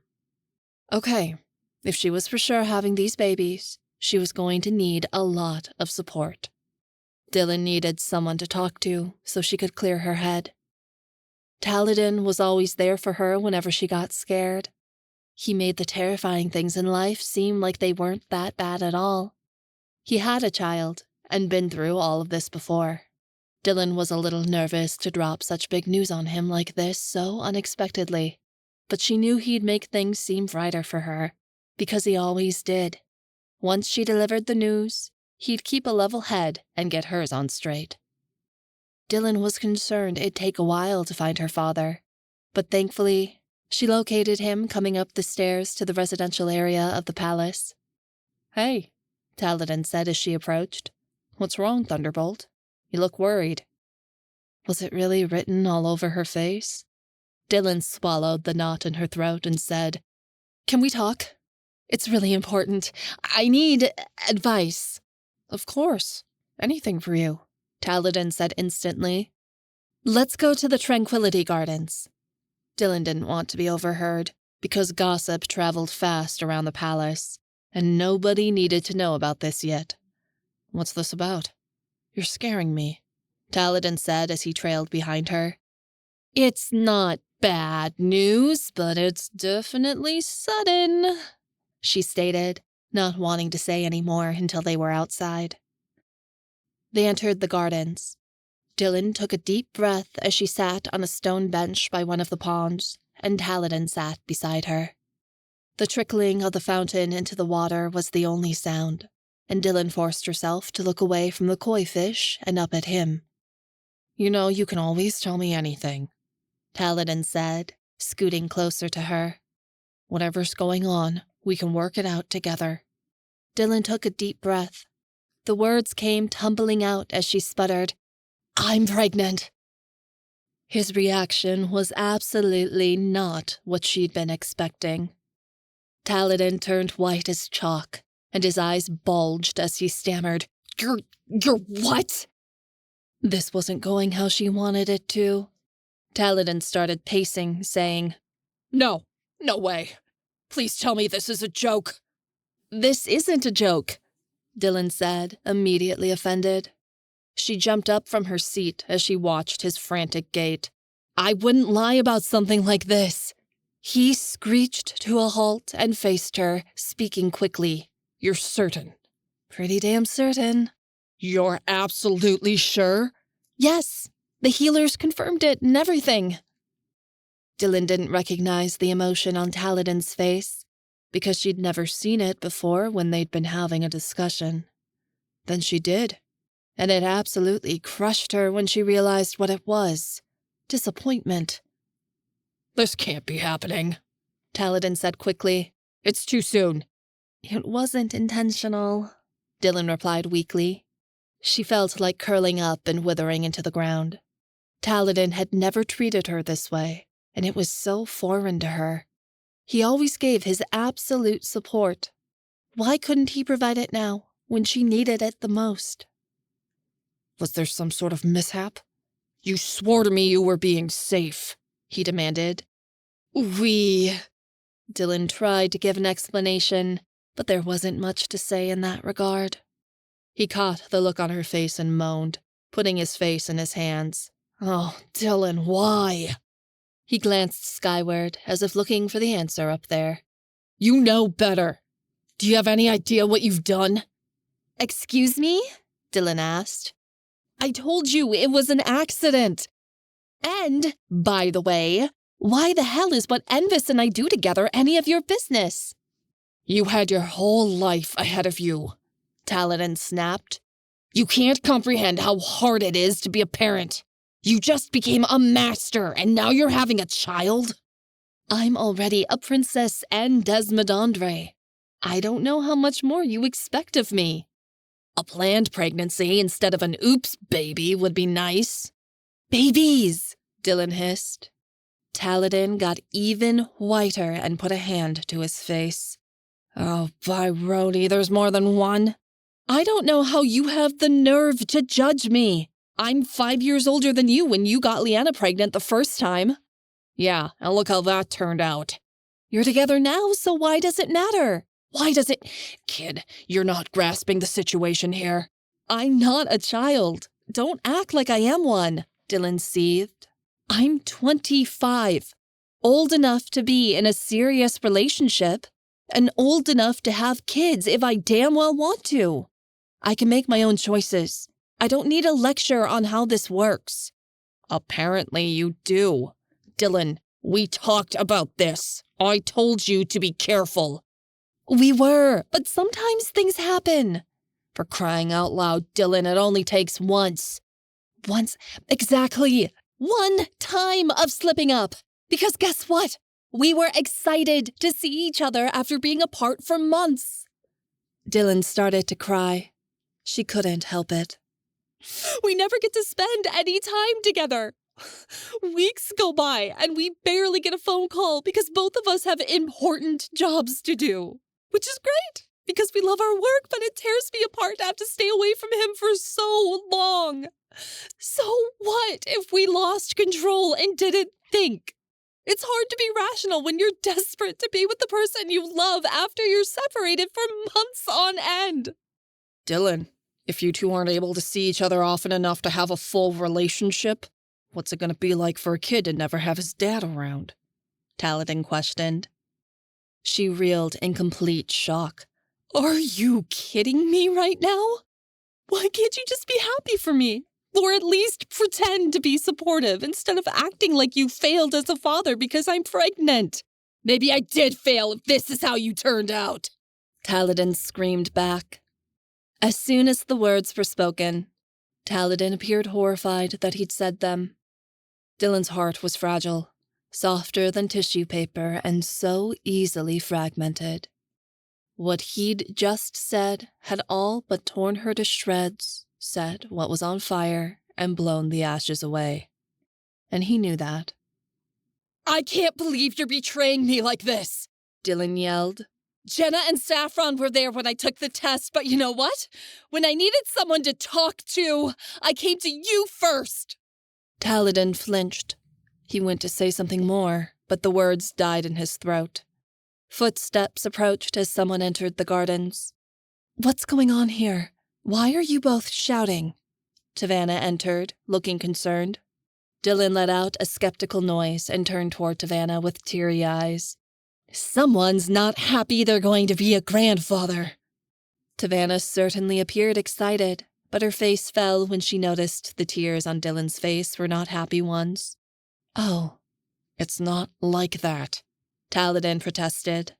Don't make this into something it's not. Screw you, Dylan snapped, and Taladin recoiled. If you don't want to help raise my kids or be a part of their lives, then I don't need you. I'm sorry I fucked up. Dylan ran out of the garden, weeping. Taladin watched her go, appearing upset, but he didn't rush to follow her. Savannah looked at her brother with a bit of disgust. Tal. Taladin crossed his arms. She has no idea what she's gotten herself into. I've kept quiet and didn't speak up about her being with Envis before, but I sure as hell ain't keeping quiet now. I should have said something sooner. Now look what's happened. For Rhodi's sake, Tal, she's old enough to make her own decisions. This is her life, Savannah said firmly. She's not a child anymore. You don't have to like her choices, but you need to respect them and stand by her. Not to mention you need to trust that she's going to make the right decisions for her. It's not her I don't trust, Taladin growled. Savannah rolled her eyes. Envis hardly seduced her. He's a pretty boy with a guitar. It's not hard for guys like them to sing a little song and make girls hear whatever they want to. You seem to forget your younger years, Savannah said, cocking out her hip. After all, you went crawling into the bed of every man and woman that would have you to get over Lyanna leaving your ass. That's the point, Taladin said in frustration. What if the worst happens, and he hits the road the minute he finds out she's having his kids? Dylan is going to be devastated. I'm not worried about how she's going to handle it once he leaves. I know she's going to fall apart. I don't want to see that happen to my little girl. I was barely able to help her through it the first time he broke her heart. She won't recover if he does it again. Not as a single parent. Not after he decides to come back, if he even does this time. You're not putting a lot of faith in him, Savannah scolded. You know he loves her. They've been together for over 8 years. Then why hasn't he married her yet? Taladin shot back. Sure seems like he's taking his sweet time and wasting hers. He's probably got his reasons, but they're not yours to judge, Savannah insisted. She deserves to be with someone who's serious about her and wants to commit, not a guy in a band who's so busy working for his daddy he doesn't take her on a date more than a few times a year. I might actually like him if I saw him hanging around every once in a blue moon. They'll work it out, Savannah insisted. They were still teenagers when they started dating. It's only been the past 2 years that I would have considered either of them ready for marriage. They don't need to rush into an engagement too young. We saw how that worked with you and Lyanna. Taladin scoffed. Sure, because children aren't as heavy a commitment as marriage. Oh wait, having a baby, let alone 2, is even worse. And she's capable of handling it, Savannah said firmly. You just want to hand her off to the first guy that comes along so you can secure the monarchy. I see how it is. The first? Tal, you're being ridiculous. She's lonely, Tav. I can see it every time he leaves, he argued. I watch her sink whenever he's gone, and she stays there until he comes back. It's terrible for a woman to have to be alone while her man is far off, doing something else. I lost so much time with Lyanna because I was too busy chasing down hunters to grow my relationship with her, and it wrecked us. We were apart for 16 years. No dad wants to see his daughter with a guy who can't be around. Savannah frowned. You do have a point there. She's a princess. She's got so much on her plate as it is, and she needs someone who can support her every day whenever problems come up, because they do. Often. Being her ally needs to be his #1 priority, and I'm not sure he's able to even put it on his list. Able, Tav, not wants to. Taladin corrected when she went to speak up. I'm sure he cares, that much is obvious. But he can only do so much as a person with the time he has, and so can she. He can't have his heart in 2 places at once. It's either with the Searchers or with her, and going back and forth between the 2 isn't going to work for the rest of their lives. Savannah nodded. I know I couldn't get half as much done or feel as secure as I do if Ray wasn't by my side whenever I needed him. He's not only my emotional support, he's also my system for getting things done around here when I'm unable to carry the burden on my shoulders alone. I didn't consider how much work Dylan is doing all by herself. Exactly. She can't act single most of the time, then be in a committed relationship whenever he turns up. He can barely answer the phone when she needs him, because whatever he's working on is usually too important and secretive to be able to. Taladin crossed his arms. How is it going to work when she's running an entire empire and raising a couple of kids by herself while he's off doing spy stuff completely unreachable? It's too much to ask of any person, especially Dylan, who has to do a lot more work than most people on her mental health just to get by. I am starting to see your concerns. Tavanna frowned. He has been distracted trying to balance time with Dylan and his job, and it shows in his work. He's been missing things most searchers wouldn't. And if I'm being totally honest, it's helped lead to the rise of the Cloaked Flame. He should have caught Xana years before her rebellion started, and he didn't. I'm not going to put that all on him. That's not fair. There's a whole group of spies that should have seen that coming. But he's being trained to take Fergus's place, and Fergus is no longer in the field. Tavanna objected. That means Envis needs to notice things before anyone else in the guild does, so he can make the proper calls to his searchers to intercede before things get worse. And how do you expect him to do that when he's focused on getting back to Dylan instead of the mission? Their relationship isn't just bad for them. It's bad for the entire empire if this long-distance situation continues, because he's going to keep missing things. He needs to decide what he wants. Tavanna sighed. It does seem like he can't have both. He can't. It's gotta be his job or her, and I'm not convinced he'll give up his position. Fergus has been training Envis to take his place since the kid was in diapers, and it would be hard for any man to give up something that his entire culture, heritage, and people expect him to do, no matter how much he loves the woman he's with. And if he asks her to marry him? A proposal isn't proof. I have to trust him before I'm okay with any of this, and after all she's been through, I'm not giving her away to just anyone. Taladin shook his head. He's gotta put himself in the line of fire for her. He needs to sacrifice some stuff to show he can keep her heart intact, not blow it apart by trying to have it all. If he wants her, he has to prove to me this is what he really wants. That means a ring, a signed marriage license, and he has to give up his job, or it at least needs to change somehow. He needs to be here every day, helping to take care of these kids. Until then, I don't think he's good enough for her. He loves her. Of that, I'm certain. When the time comes to make a choice, he'll pick her, I'm sure of it. Tavanna, this is scary. She's older and smarter now. If he decides being a dad isn't what he wants, she could take it poorly.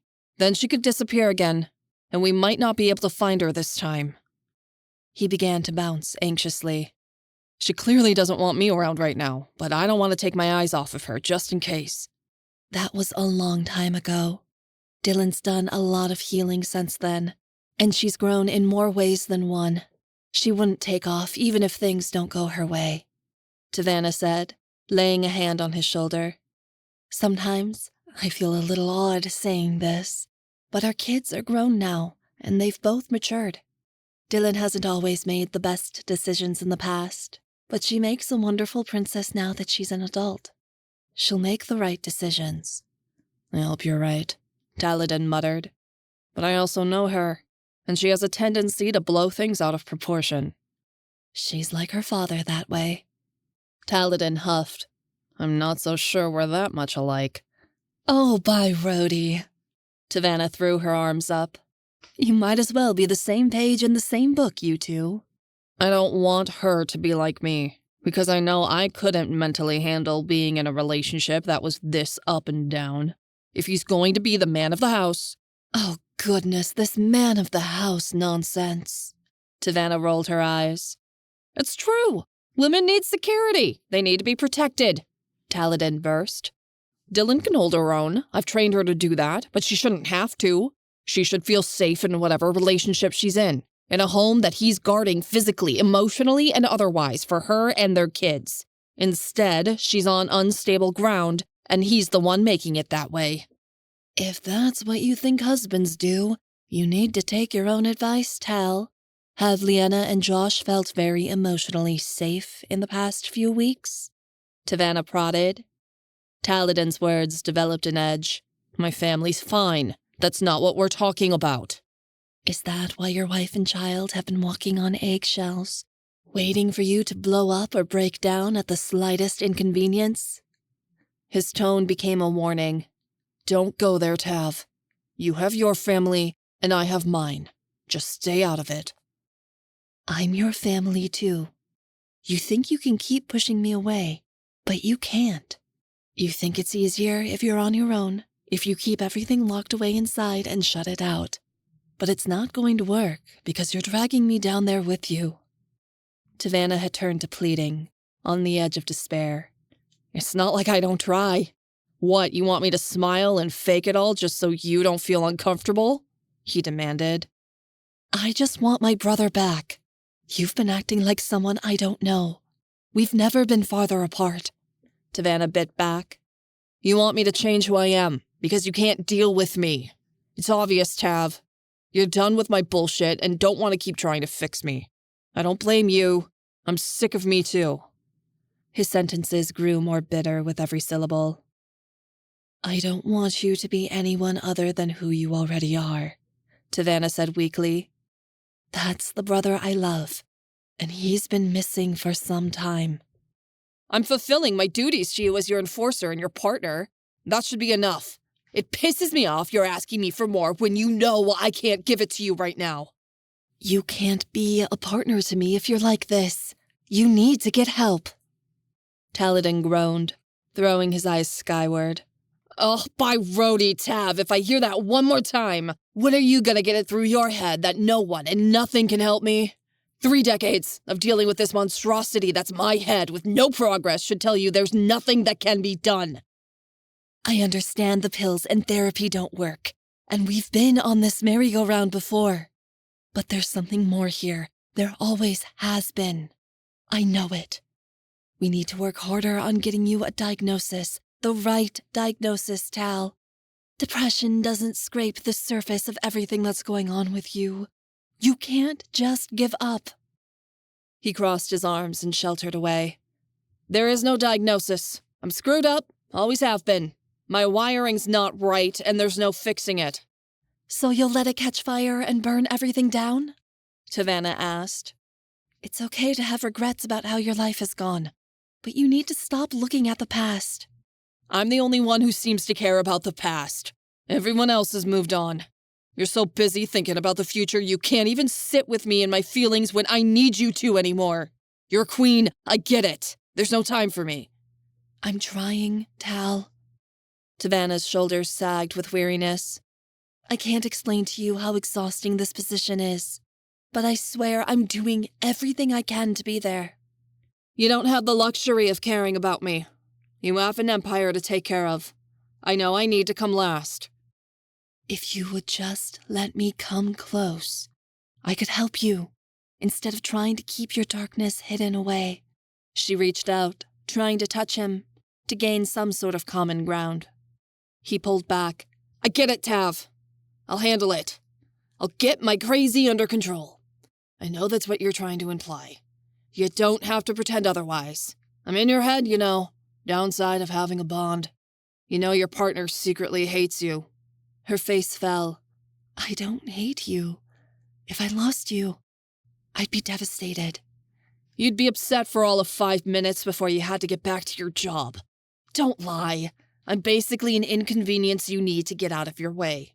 My mental state is a hindrance to your work in politics and nothing more. I'm in your head, too, Tavanna snapped. And lately, it hasn't been a very nice place to be. Whatever. Your opinions of me have been pretty damn loud lately. Tavanna remained silent. She tried to hide it, but even so, Taladin heard what she was thinking, and his jaw dropped as a look of incredible hurt flashed across his eyes. I'm acting like Dad? How could you say that to me? I could never be like that monster. I know you couldn't. Tavanna couldn't bear to look at him. But lately, you're reminding me of him more than you know. Tavanna hurried to go after Dylan, leaving her brother to worry himself to death. Dylan had fled to a different part of the gardens, sitting on a stone bench that was near a waterfall and crying silently.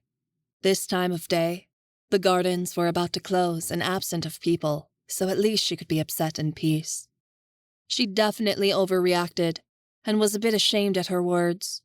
It felt a lot like being 15 all over again, and taking her feelings out on Taladin because she didn't know where else to put them. She was terribly concerned that she was backsliding into old habits.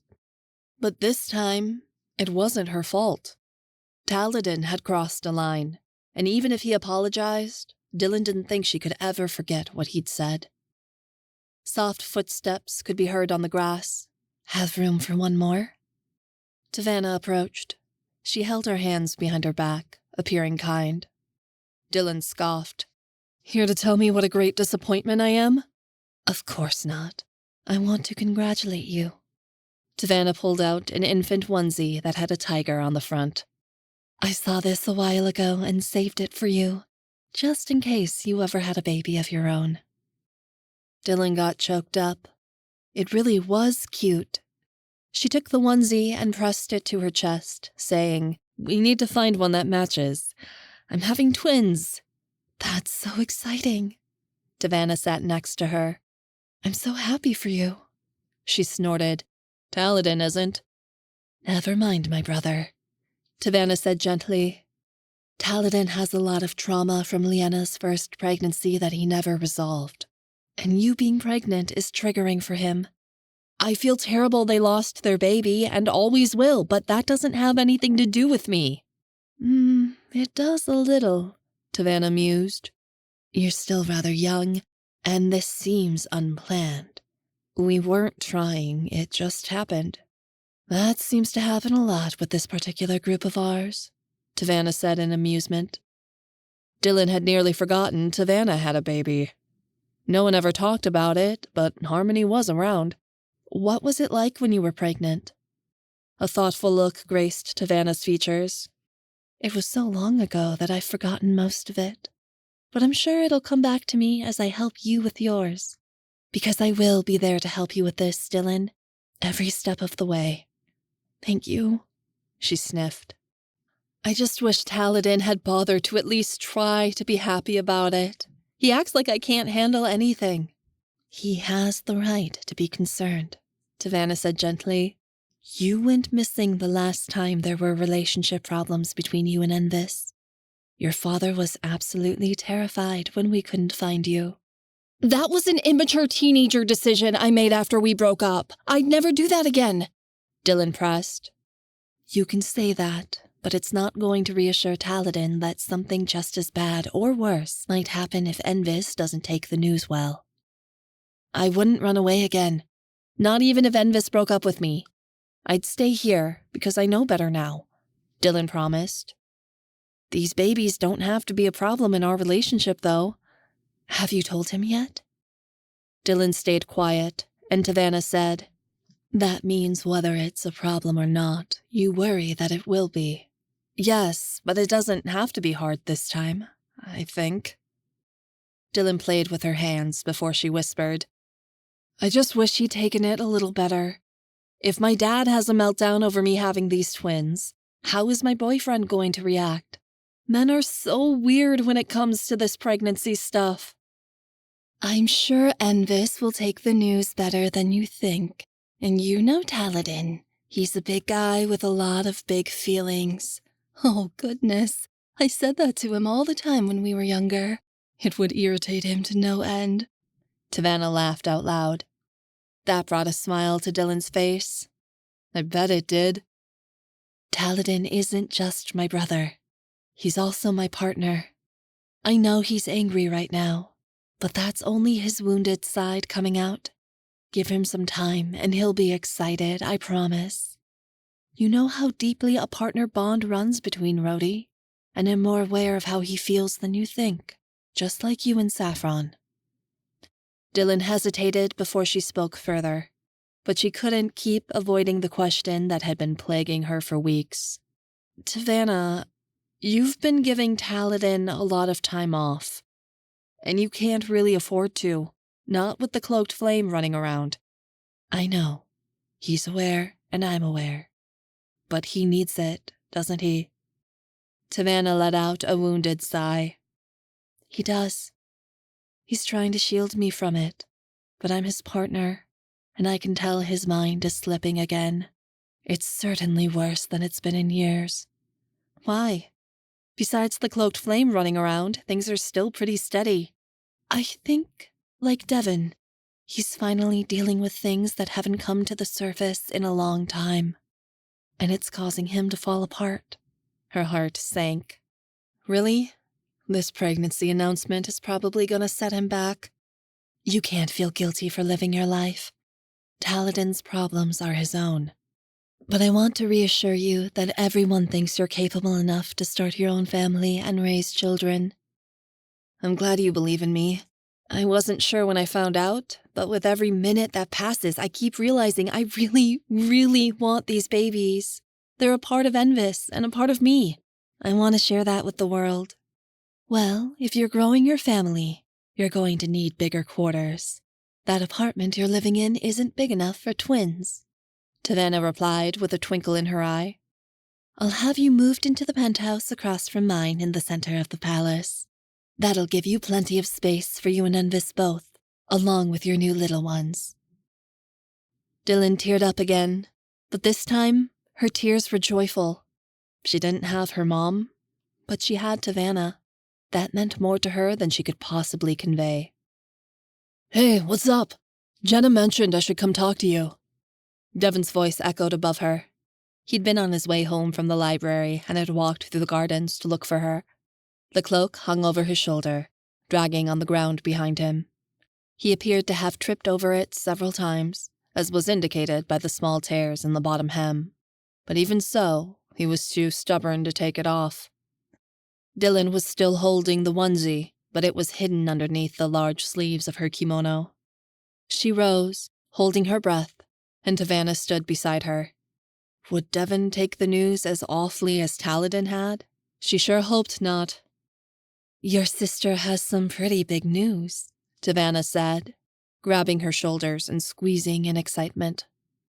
Devin looked on in interest, and Dylan let out her breath. I'm pregnant. I'm having twins. The biggest smile she'd ever seen Devin wear burst onto his face. Wait, for real? You're serious?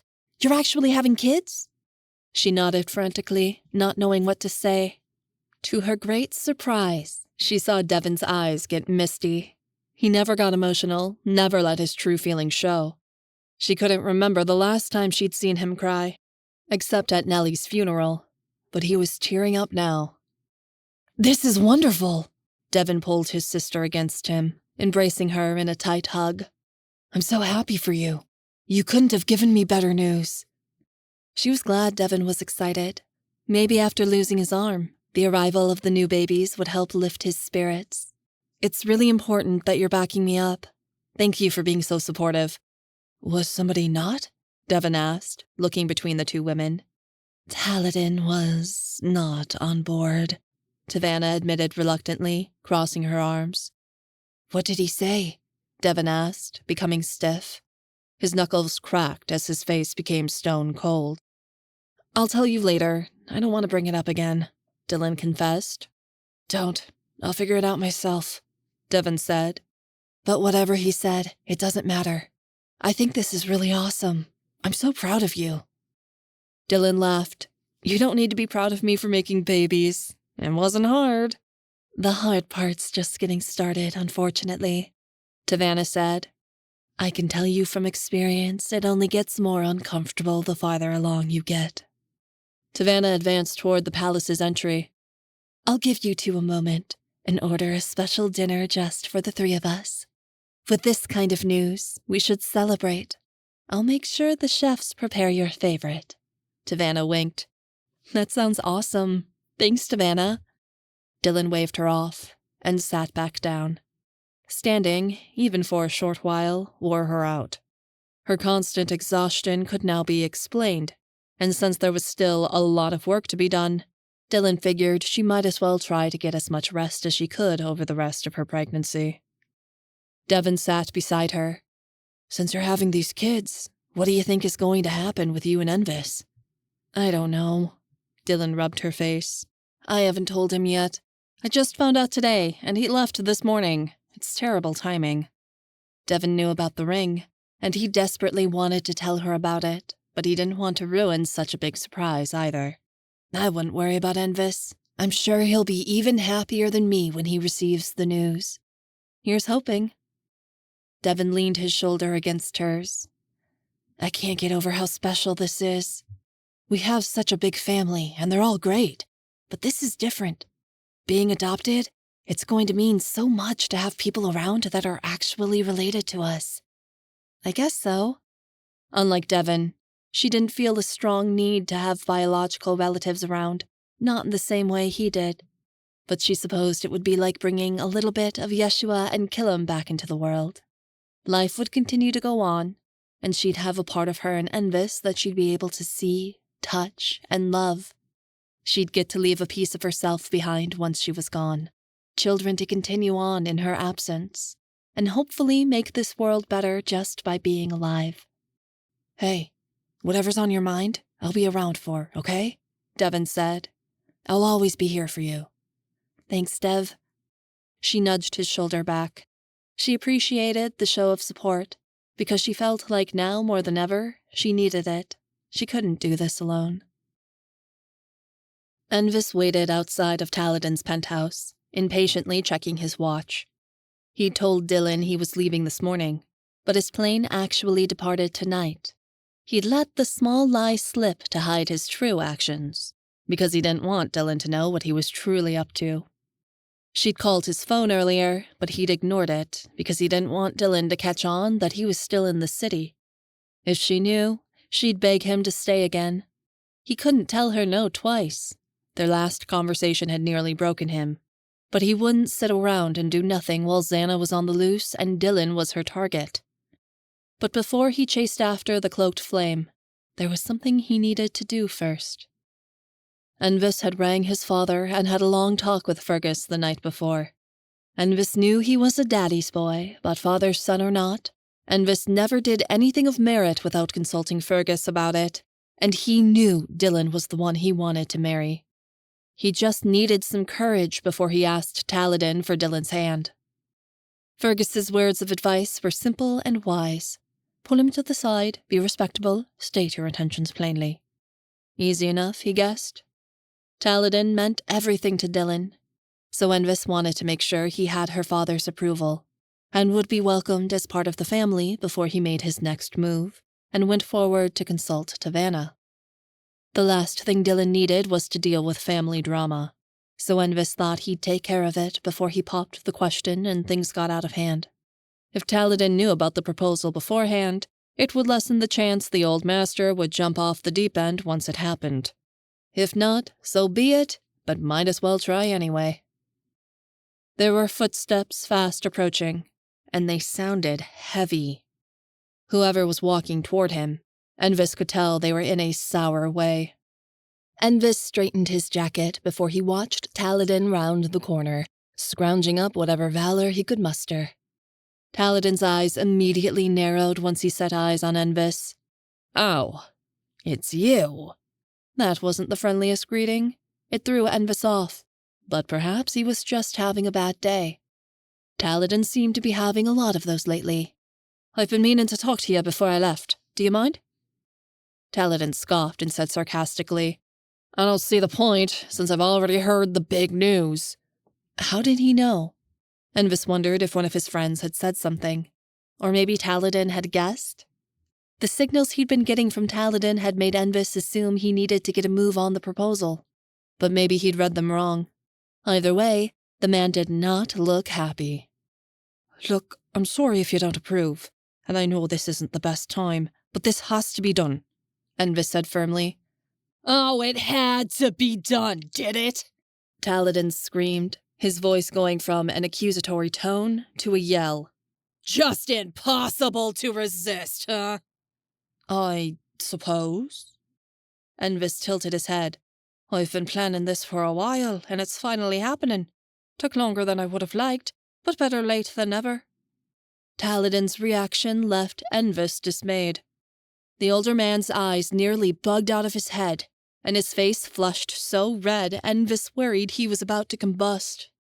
I thought this was supposed to be an accident, Taladin hissed, and his hands bunched into fists. "Are you saying you did this on purpose, without her knowing about it?" Envis was completely bewildered. "Well, yes. What other way would you have me do it?" Taladin latched his hands onto Envis's jacket, slamming him against the wall. It wasn't so hard that it knocked the wind out of him, but it still hurt. Envis struggled to comprehend what was going on as Taladin pinned him. He didn't know if he needed to defend himself, hit back, or let this man do whatever he was going to do. Nobody had given him any advice on this. "You've got a lot of nerve, kid, you know that?" Taladin snarled. "Do you think I don't know what game you're playing? You're trying to trap her!" Envis was deeply offended. He knew Taladin was prejudiced against searchers, but what he'd just said was a step too far. "I suggest you take your hands off me, sir. I'm no Rhodi, but I know how to defend myself." Taladin shoved Envis away, and he went stumbling to the side. "I won't hurt you for Dylan's sake, but I suggest you start thinking pretty deeply about your options, because I'm always going to be here for her. Are you?" Taladin stormed inside his house, slamming the door behind him.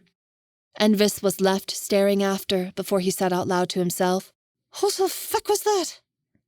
No matter how he tried to piece things together, Taladin's reaction didn't make any logical sense. Envis had done a simple thing and asked Taladin if he could marry his daughter, and he'd completely lost it. The only conclusion he could come to was the man was a loon and completely unhinged. Regardless, Taladin hadn't given Envis a flat-out no, so he was going to take that as a sign to move forward. Blessing be damned. The whole world could be against them, and he'd still chase after her. Envis turned on his heel and strode away, hurrying to catch his flight. The Queen's blessing was the only one that mattered, and he'd get it once he returned. No matter what, who did or did not approve, nothing was going to stop him from proposing to his love. Chapter 10. Worn, weary, wanderer. Taladin was in a mood, and everyone knew when he was on the warpath like this to stay out of his way. His feelings were complicated. He didn't know which way was up or how to make sense of anything. He wanted to be happy for Dylan. He wanted to try. Yet whenever he attempted to summon any sort of joyful feelings over the news, all he felt was worry. Tremendous worry, doubt, and a list of all the things that could go wrong ran over and over in his head on repeat. A big black rain cloud hovered over the news, downpouring on any good thing that could possibly come out of the situation, and he allowed himself to drown in it. Taladin didn't regret the fight they'd had, but he did feel bad for some of the things he'd said. He didn't want to hurt Dylan or put more stress on her shoulders than what she was already carrying. He worried that, with just one argument, he'd destroyed every bit of trust Dylan had in him, and was terrified he couldn't get it back. But that didn't mean he felt sorry for what he'd said, or thought any of this was a good idea. Later that evening, Devin had come by to confront him about the argument. It surprised Taladin, because Devin rarely got involved in anyone's business that wasn't his own. But Devin had made his feelings about what Taladin had said very clear. The confrontation had been short, but entirely direct. He supposed they weren't speaking anymore either. Joshua appeared very upset the next morning before school. He sat in front of his pancakes with watery eyes and a quivering lip, seemingly distraught. "What's wrong now?" Taladin poured himself a cup of coffee, straight black. He usually loaded it with more sugar than what was in the bag, but found he couldn't stomach much of anything lately. He'd lost 15 pounds in the past month. "Josh, what's up?" Taladin asked crossly. Liana rubbed her eyes as she yawned in her bathrobe. He'd been tossing and turning all night, and as a result, he'd kept her up as well. Just another way he was ruining his wife's life, he supposed. Joshua took one look at his father, then started bawling. "I'm going to have a baby!" "What?" Liana asked, and she knelt by her son's side to wipe his tears away. Taladin took a sip of coffee, then shook his head. Son, sorry to say you don't have the right equipment. But I already have a baby inside, he wailed. Maybella from school dared me to eat a watermelon seed, so I did, and she told me I was gonna grow a baby in my tummy. And I thought she was lying, but I saw Dylan eat some fruit yesterday, and now she's having a baby, so I'm gonna have one too. I don't want to be a mommy. Joshua cried harder, and Leanna patted his back before glaring at her husband. Taladin. What? He threw up a hand. What am I getting blamed for now? I told you we needed to start going over the basics with him sooner, Leanna scolded. But you insisted a kid should be a kid. Telling Josh about the birds and the bees isn't going to magically make him turn into a 30-year-old man. Bees? I'm gonna have bees inside me too? Joshua squeaked. It's not my fault Maybella made him think he's a deformed garden, Taladin replied. Leanna gave him a look. One that Taladin knew meant she was seconds away from putting him in his place, and if there was anything on this continent he was afraid of, it was his wife. He let out an overdramatic sigh. Fine, you're the pediatrician. You can tell him what's age-appropriate, I guess. Should have happened a long time ago. Leanna put an arm around Joshua's shoulder. Come here, sweetie. Mommy needs to explain how this works. He's so sensitive. I don't know where he got that shit from. Taladin crossed his arms. Such a mystery, Leanna replied dryly, and she led her son away. He did his best to distract himself after breakfast, but found that composing his novel was all but a failed endeavor. He stared at the screen for hours, struggling to get any words on the page. Instead, he sat at his desk and brooded, contemplating everything that was wrong in his life, instead of what was wrong in the lives of his characters, which was exactly the opposite of what he needed to be doing. Taladin spent another sour day at his desk where he didn't get anything done, just messed around on his laptop, checked the news several times, and let social media tell him how terrible the world was. He checked in with Tavanna using the mind speak, asking if there were any enforcer duties that needed to be taken care of or any work on the Crimson Flame that had to be done, but she tersely told him no. She was purposefully avoiding giving him work, and it was driving him crazy. You need to rest, she told him. Did she think he was useless too? Well, he was. He wasn't even motivated enough to get a single chapter done today, or even half.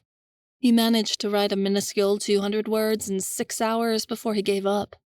He dragged himself to the dinner table that evening with a groan, feeling completely uninspired and wondering what was worse, the depression or the writer's block.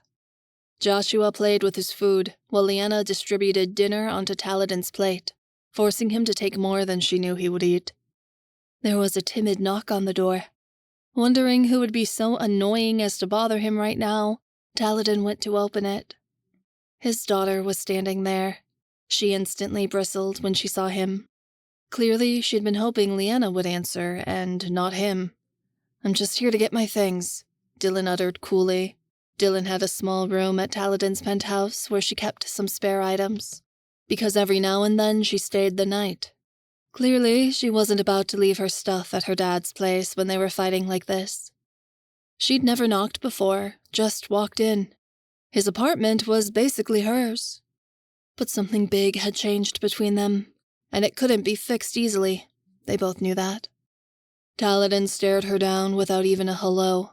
He moved aside without a word, acting like she wasn't there. He's being ridiculous. Taladin caught a stray thought from Dylan's mind she hadn't planned for him to overhear, but then again, maybe she had. She ducked into the guest bedroom, coming out a few moments later with a small box full of things.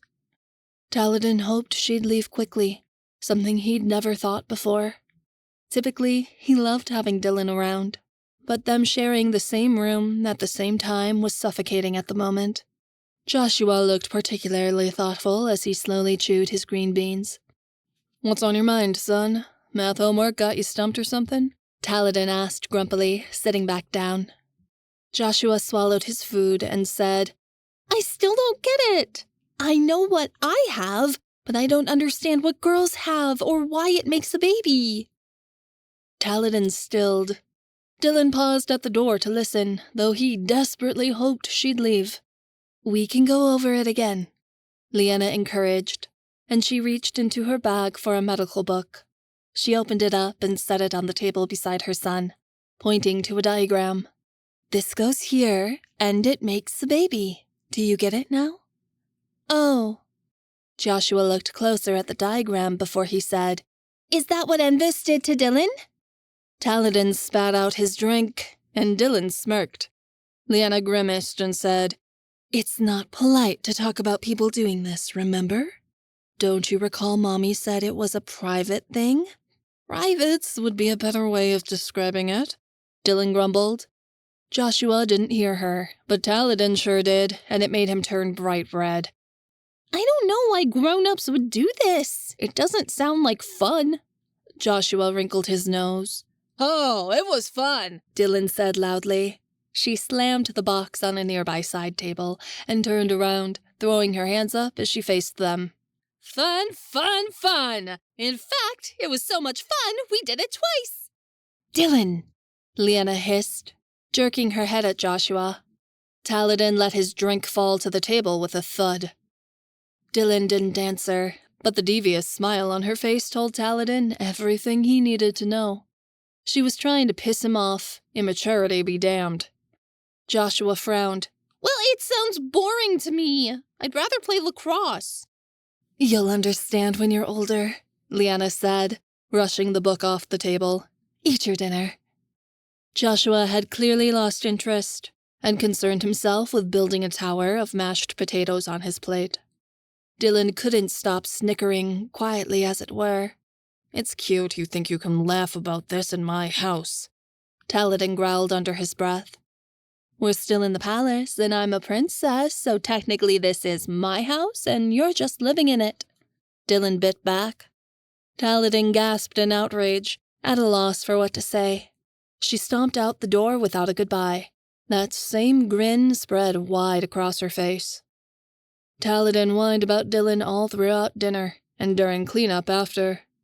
Leanna let him go off, not giving much of a comment beside an eye roll here and there, though Taladin noticed Joshua had slipped off as soon as he was excused. Taladin observed the clock, and noticed that Joshua still hadn't come out of his room after he'd run inside once dinner was done. Taladin poked his head inside Joshua's room. "Kid, it's time to take a bath and get ready for bed. You need to get some rest before your lacrosse game tomorrow." "I don't feel like going to the game," Joshua mumbled. He remained seated on his bed, his sports gear lying in a bag in the corner, untouched.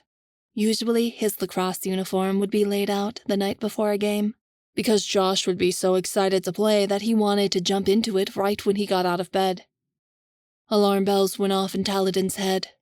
Leanna had said something about Joshua not participating much at practice today. His son had sat on the sidelines most of the time. He'd brushed it off, but maybe this was more serious. Concerned, he sat by Joshua's side. "Why don't you want to go, scamp?" Joshua didn't answer. Instead, he mumbled in a small voice, "Did I ruin your life, Pa?" Taladin's heart immediately sank at the question. "Josh, why would you say that?" "You told Mom at dinner that having babies is going to ruin Dylan's life." Joshua sniffed. "Did I do that to you?" Taladin had to struggle to feel much of anything lately, but his son's words were enough to render him a gut punch. He'd chosen his words terribly. He didn't even feel like he meant them. But how could he explain that to an 8-year-old? Taladin nudged his son. "Look, Josh, you know your pa struggles with how worried or upset he gets from time to time." Joshua bobbed his head. "Yeah, Mom says sometimes you get really sad, and there's not really a reason for it or anything anyone can do." "Well, your big sister struggles with that too, though not as much as I do," Taladin said. "And I'm worried having kids is going to make that sadness harder for her to handle." "Did you get extra sad when you had me?" Joshua asked, his eyes large with worry. "No, of course not," Taladin reassured. "I was very excited when you came along. You made me happy from the moment you arrived. Then why wouldn't it be like that for Dylan? Taladin had 100 reasons. She was too young. She and Envis weren't ready. Her mental health wasn't at a good enough place yet. But perhaps those were all lies he was telling himself because he was afraid and not the truth. Maybe it won't be, Taladin said, but that doesn't make me any less concerned. I'm her dad. Protecting her is what I'm supposed to do. But what if she doesn't need to be protected? What if she just wants you to be happy for her? Joshua pressed. If that didn't cut him up inside. I'm sure she does, son. But just because she's an adult doesn't mean I'm going to stop looking out for her. That goes for you too, when you come of age. Joshua nodded. I guess that's okay. Does it get hard when I'm in a bad place? Joshua shrugged. Sometimes. I get sad when you're grouchy. I try to cheer you up, but nothing works. It makes me sad when you start yelling or crying, because you never used to do that, but now it's all the time. I don't know why you're so upset. It feels like it's my fault. If I'm doing something wrong to make you sad, or if I'm a bad kid, I'm really sorry. I'll try to be better. That wounded him more than anything a Hunter or Crimson had ever done. It's not your fault, Josh. You're the best kid any dad could ask for. I could probably do better by you. I don't think that, Joshua said. You're the best dad in the whole world, even if you do get sad sometimes. If I do something that upsets you, I want you to tell me, okay? Even if it's something you think is small, or something you think I could do better. I want to know, because I care about how you feel. Joshua stuck out his bottom lip. I don't want you to be mad at my big sister anymore. Taladin struggled to hold back tears, but masked it well enough that his son didn't see. I'm not mad at her, Josh. Not really, we just need some space right now. Joshua wrinkled his nose. Okay, Pa. Do you still want to go to the game? You don't have to if you're not ready. Joshua moved to climb underneath the blankets. I want to play, but I want to go to bed early. You get to make that choice. Taladin stood up, tucking him in. I love you, son. Love you too, Pa. Joshua stuck his tongue out, gave a mischievous giggle, then yanked the covers up over his head. Taladin dimmed the lights, but he was sure instead of going to sleep, Joshua was underneath the covers messing with something or another. He was sure he heard a ribbit, and figured Josh had nicked a frog from his class and snuck it back home in his jacket to play with. Let him. You only got to be a kid once, and sometimes, not at all. Taladin ventured to his bedroom, contemplating things. He'd been watching Joshua very closely, especially over the past few years, but he was a pretty happy kid. He didn't show any signs of inheriting any mental problems. A relief for him, because at Joshua's age, Taladin had already started having symptoms. He also believed children shouldn't grow up, and yet Dylan had. He wasn't sure how to reconcile himself to that, and hadn't, not since he'd adopted her as his own. You're thinking so hard I can hear it clear across the house. His wife ventured beside him, laying her hands on his shoulders. Did I mess up? Taladin asked, turning to face her. I feel like I'm in the wrong here. Do you really need to ask that? Leanna frowned. I probably could have handled my emotions better. But Lee, this is serious. So is Dylan's decision. Let her be an adult. I can't. Because the older she gets, the greater chance she has of getting hurt. I can protect her from Crimson's assassins, but I can't protect her from life. This isn't teenage stuff anymore. We're talking about marriage and kids now. Those are the most important decisions she'll ever have to make, and if they go wrong in any way, they have the capability to ruin her. So be there for her when she makes them, and don't try to tell her what choices to make. Leanna prompted. We decided a long time ago what we wanted for our lives, and avoiding our destiny to be together to try to protect ourselves just hurt us both. Let her follow her own path. Odin wasn't thrilled to pieces when we came home with the news about our baby, if you recall. Taladin scoffed. I remember, but he couldn't tell me nothing.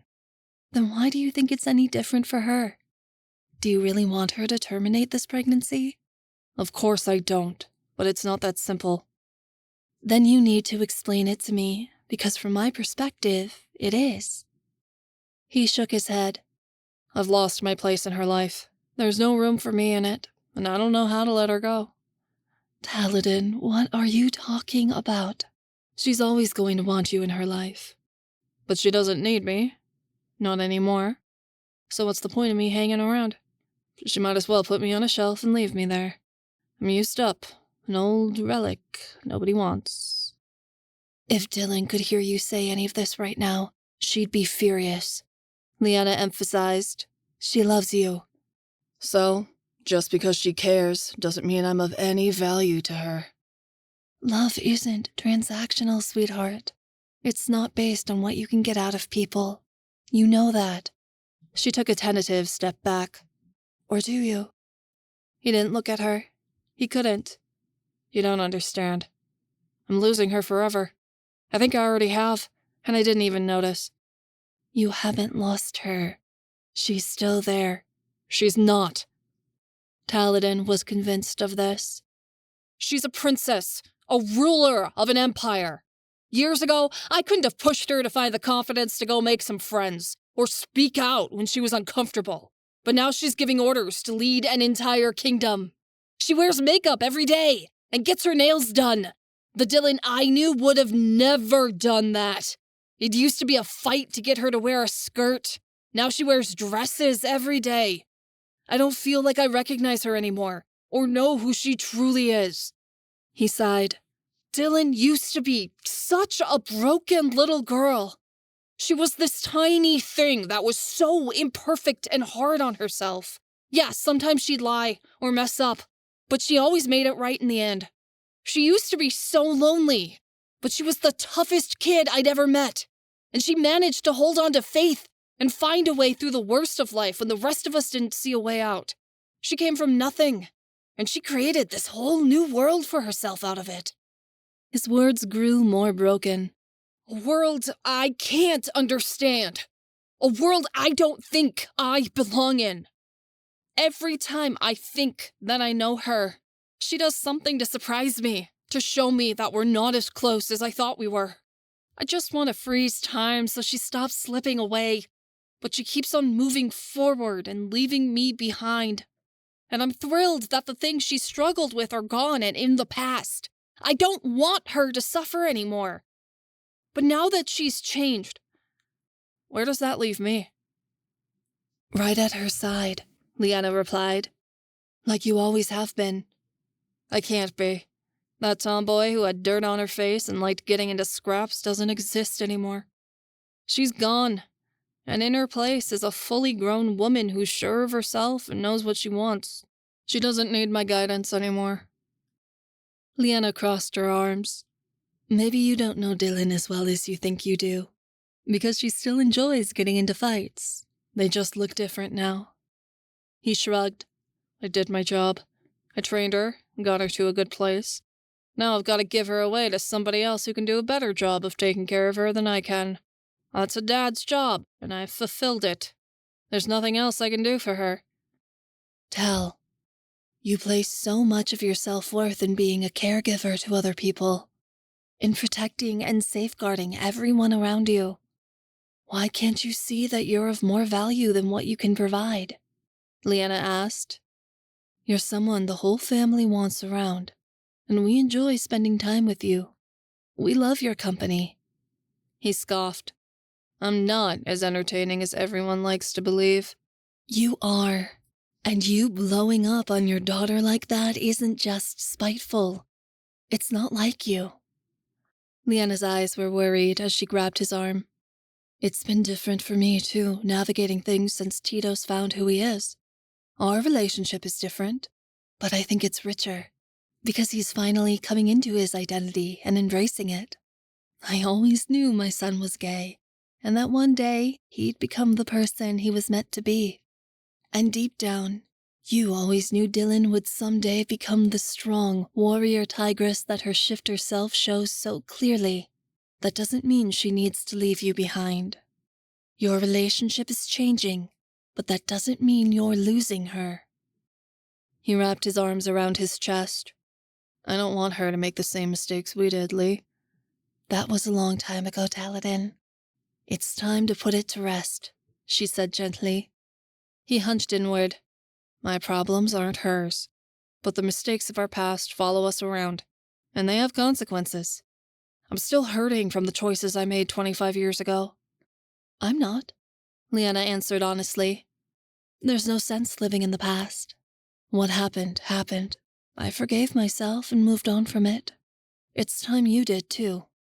He didn't understand. How could she have let the past go? He still relived it every day, again and again. Their eldest child's death might as well have happened yesterday, because every morning and every night, he kept digging it up. It nearly felt like a betrayal to leave that tragic day behind and no longer acknowledge it, like it didn't mean as much as he believed. But he could never say that out loud, especially not to Leanna. They'd both lost a daughter, but Leanna was the one who'd given birth to their stillborn child and laid her to rest alone. She'd been the one to bury Corsetta while he'd been off fighting hunters, left without a choice. Taladin hadn't gotten the chance to hold her before she was buried. He didn't even get to see her. And he didn't resent that Leanna had. It was a gift that he felt she deserved as Corsetta's mother, and he didn't. She laid her head on his shoulder. This isn't about Dylan, is it, Tal? He gave a heavy sigh. He let the heavy moment linger for a time before he stated heartlessly, I don't feel like myself most of the time. I don't even recognize who I've become. The uniform that I wear and the vows that I took have stolen far more from me than I ever agreed to give. You don't have to live that life. You can be free. You aren't hearing me, Lee. I don't know who I am anymore. The young man who started this journey is nothing like the old warrior I am now. I didn't ask for any of this. Life just kept happening until I ended up here. I understand. I feel like that as someone who works in the medical field. There isn't a lot of thanks or time off for the careers that either of us chose. Leanna said, This is more than just burnout. Being a Rhodi has cut up pieces inside of me and stolen them away. He drew away from her. Sometimes I wonder what would have happened if I hadn't become a Rhodi. Would I have made it as an author, found any kind of success? And if I hadn't, would I have been happy as a starving artist typing away books in a studio apartment, books that nobody reads? Or would I be just as miserable as I am now? Tal, you really need to talk to Tav about this. Leanna's voice bordered on the edge of controlled panic, because she'd been in this place with Taladin before, and the slope was always downhill from here. Whenever Leanna was desperate, she always referred to Tavanna. Taladin had a bond with his sister no one else could understand, something that went deeper than their connections as Rhodian partners. If anybody could get through to her husband, Tavanna could. Tavanna doesn't need to deal with my bullshit. She's a queen with the weight of the country on her shoulders. She's got enough on her mind. If I have to, I'll talk to her myself. I swear, leave it alone. Taladin's voice was firm, so she let it drop. We know this isn't going to get any better, no matter what we try. So why bother? Leanna sighed, gave him a peck on the cheek, and said, Whatever you're thinking, we're still here. He hated that he wished she wasn't. Nobody should be. I just need some time to myself right now. That's all he craved. Space, distance, isolation. From everyone. She nodded, stepping out. Taladin sighed and rubbed his face, wondering when things would stop feeling so bleak, so vast, so empty. Because nothing filled him up anymore. The cavern went on, and he was hopelessly searching for a way out of his anguish before he cut himself on the shattered bits of fragmented glass at the bottom. There was a scream from Joshua's room, and Leanna screeched, Joshua! Why is there a frog in your bed? They were going to carve him up and stick him on a tray. I couldn't let them do that. Joshua whined back. You are going to march right back into school tomorrow and give him back. Nuh-uh! He's mine! I already named him Destructo, Destroyer of Worlds. Josh, mind your mother, Taladin called through the door. Pa, let me keep him, please! Taladin gave a smile, though it was more of the world-weary, almost at an ending kind.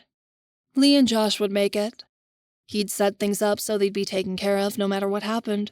When something happened, Leanna had her suspicions, but he could get around them, and he wouldn't have to for much longer, though Dylan's announcement had made things far more complicated and slowed his plans up. He wasn't sure how to maneuver that particular situation in the bleakness of things, but he was certain she was strong enough to carry on too. Their argument had shown him he was all but irrelevant in her life, and he was tired of being a footnote in everyone else's story. It was time for him to be done. If his family had to get by without him, he was certain they would be okay. Chapter 11. Smoke and Flame. We don't understand what you want. Devin was pleading with the Red Huntress inside her terrifying fortress, cowering before her throne. Dylan stood behind him, cringing away as she held her wrist, which was shackled with a heavy metal bracelet. Rachel lifted her lips in a sneer. That much is apparent. When I took the two of you in, I expected you to show more promise. I sensed great potential in both of you. Yet all you've done since you've arrived here is waste my time. If you can tell us clearly what you're looking for, maybe we can. Rachel backhanded Devin so hard it sent him careening to the floor. Dylan rushed to kneel beside her brother, helping him up. Devin held a hand to his bruised cheek, but in all honesty, it failed to shock him. She'd struck them both many times. Get out of my sight, or I'll strike you again. And you won't get back up next time, Rachel spat. Dylan didn't allow him to argue further. Devin, come on. She dragged him away, down the stairs, away from the Red Huntress's presence. They wandered into the belly of the guild's hideout within Arrows, a concrete basement with no windows, no joy, no light. There were other orphans and runaways in the basement with them. Dozens of abandoned, lost, or abducted kids were all crammed into one space, sleeping on the floor and fighting over blankets. The numbers never stayed the same, because children died every day working for Rachel. The twins constantly worried they'd be next. The jobs Rachel sent them on kept getting worse. At first, she'd merely asked them to steal for her. It was an easy enough task. Afterward came other missions. Setting a car on fire, breaking into police headquarters and destroying evidence, pushing a load of heavy crates off the docks and into the ocean. The twins performed every task she'd asked for without question, because at the end of the day, there was a meal and roof waiting for them, and they had no other options. Then Rachel had asked them to kill for her. An innocent family, one that had fallen into her line of sight that she didn't like. The twins wanted to refuse, but didn't know how they could without being struck down. Another Hunters Guild initiate had taken advantage of their hesitation and killed the family before they could, but the twins knew another awful circumstance would come up once again, and they wouldn't be able to avoid Rachel's demands so easily next time. They had started denying her orders, Dylan most particularly, because she didn't know when to keep her mouth shut, even when it came to the Red Huntress. As punishment, the Red Huntress had fastened an electrical torture bracelet on her wrist, which shocked Dylan every time she spoke out of turn. Though lately, it was whenever she spoke at all. There was a brand starting to form where the cuff sat, and Devin worried about more than just the pain the bracelet caused. He didn't know what the electrical shock was doing to Dylan's body, or her brain, for that matter. Her mental state had deteriorated even more since Rachel had put the bracelet on. At this point, He'd wished they'd denied Rachel's offer and stayed on the streets. Starving to death would have been a better option than being tortured by Rachel. But now, they couldn't escape. They found a corner where nobody else was huddled to sleep in, and Dylan hugged her niece to her chest. I don't get the initiation process for the guild. They tell us all the time you have to be an initiate before you become a real hunter, but nobody is telling you how to pass the test. Some people are initiates for months, but others are initiates for only a day or even less. What's the protocol for making someone a hunter? It doesn't seem logical. Devin couldn't believe what dared to come out of his mouth. I think Rachel is looking for people who show potential, possibilities. What, like good criminals? No, I mean like magic. Dylan's eyes widened. That's crazy. Magic doesn't exist, right? I don't know, sis. Devin seemed doubtful. I would have thought so months ago, but these people, they act strange. Things happen around here that don't make sense. Hunters are there 1 second and gone the next. Objects disappear. You can smell smoke in the air when there's not a fire, or feel water in the air when there's none around. There's just as many animals in this house as there are people, but they're not pets, and no one is feeding or taking care of them. You're saying hunters have the ability to control elements and become invisible and stuff? Even become animals? I know it sounds nuts, but there has to be some sort of explanation for how odd things are around here. And we know Mom and Dad didn't tell us as much about the world. Maybe magic is real, and Rachel wants people who can use it. I don't know what it's actually called or how to control it, but there's a chance it does exist. Devin frowned. I just wish we had someone who could explain it to us, but everything's so secretive here. It's not safe to ask any questions. If that's true, and Rachel's at the top, then she's the most powerful. She's got to have more magic than anyone else. Devin shivered to consider such a thing. This is about more than keeping the initiates in the dark. There's something the hunters are keeping from us. Knowledge they aren't letting us have until we prove ourselves. If magic does exist, she is probably waiting for one of us to show signs of it. But what happens when we don't? Then she has no more use for us, and I think she's getting tired of waiting. Devin's words had never been truer. For the next night, they found themselves standing outside of a burning home set ablaze by Rachel's demands, surrounded by other initiates and cowering before the Red Huntress herself. Rachel tapped her red lips. Oops. I seem to have forgotten something. She pointed her manicured nail at the flames. There are 2 items of dear worth to me remaining in the fire.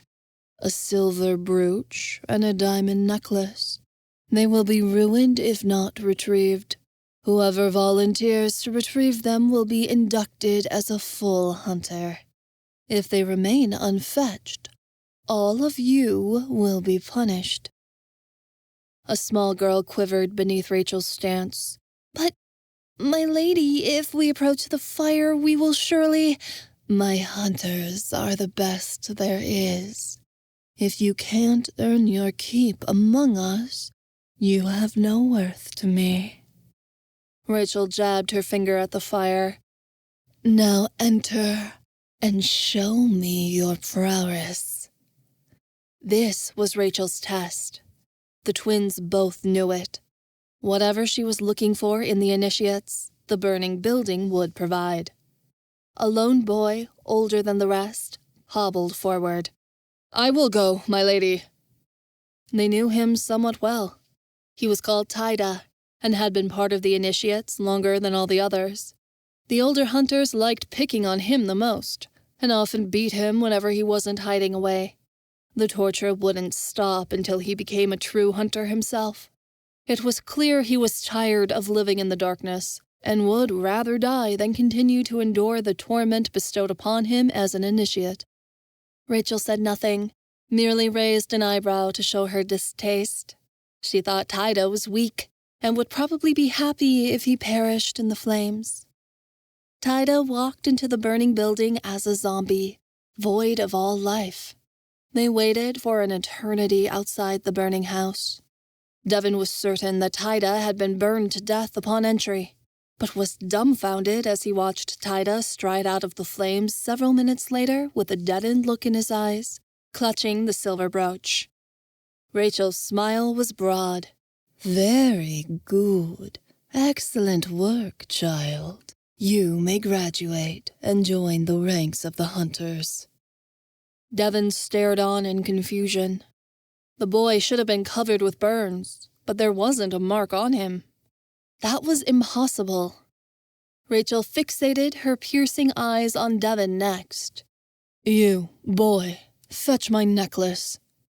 He swallowed thickly. "Me? Did I stutter? You seem very fast." Rachel smirked. "You should be in and out in no time." Devin tried to speak, to protest, but found he couldn't. He was terrified of her. "Devin, don't!" Dylan started, but that was all she could say before she fell to the ground, twitching and convulsing. Devin smelled the heat of the electricity running through the air, and heard the bracelet as it consistently buzzed. "Okay, I'll go!" Devin couldn't stand watching Dylan suffer, even if it meant putting himself at risk. He faced the burning building, told himself he'd been through worse, and ran in. Devin tried to hold his breath and moved through the burning building as fast as he could, but it was impossible. The heat was so intense he felt his skin melting as he hurried through the flames, looking for the useless, gaudy, ostentatious necklace, which Rachel had left in here on purpose to test them. He coughed as the smoke overwhelmed him, struggling to breathe. A cracking noise ripped the air. There was the breaking of beams overhead and the shattering of wood. Devin looked up just in time to see the ceiling crumble, a flaming wooden beam crashing down upon him from above. It hit his back, pinning him to the floor. He heard his sister scream even over the roar of the flames. Stinging, sharp pain ran along his spine as his skin bubbled, the clothes on his back melting away. The intensity of the pain grew unimaginable, and Devin smelled his own burning flesh. He tried to push himself off the ground, to move. The beam moved a little, but he couldn't lift it all by himself. "I'm dead." Devin was almost glad for it, even though this was a devastatingly painful way to go. But he had the thought he'd be reunited with his parents soon, or he'd at least cease to have any consciousness at all, and that would be a relief from the life he'd found himself in. The only regret he had was that he had left his sister to struggle through this miserable world alone. "Devin!" He barely remained conscious as he realized, with terror, that Dylan had run in after him. She coughed and heaved as she ran through the smoke, but didn't stop. She found her brother on the floor, put her hands to the burning beam and lifted, with no regard for her own safety. She fought through the pain, refusing to lift her hands off the scorched wood. They'd either get out of here or they'd die together. She wouldn't leave Devin alone. Devin summoned the remainder of his strength and helped her, pushing the beam off his back and staggering to his feet.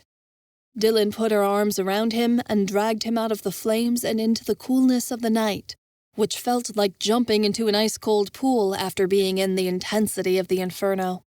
Rachel and the other initiates had already left. She'd gotten bored of waiting and had left the twins to die in the flames. They'd gotten out of the burning building before it crumbled completely, but Devin was screaming in agony from the burns on his back, and Dylan was retching from the smoke. Both of them needed to go to the hospital. But there was no money for them to pay any medical bills. It was too risky to go, and Rachel wouldn't provide any care for them no matter how badly they were hurt. They couldn't recover on the streets, so they returned to the Hunters Guild hideout alone, doing what they could to tend to themselves. Dylan was sick from the smoke inhalation, and she had burns on her palms from lifting the beam. But Devin's back was the worst. He couldn't move for 2 weeks, and once he was able to get around again, there were thick, mottled scars on his back that would most likely never go away. Dylan stole bandages, gauze, burn cream, whatever she could to heal him, and they made a slow recovery.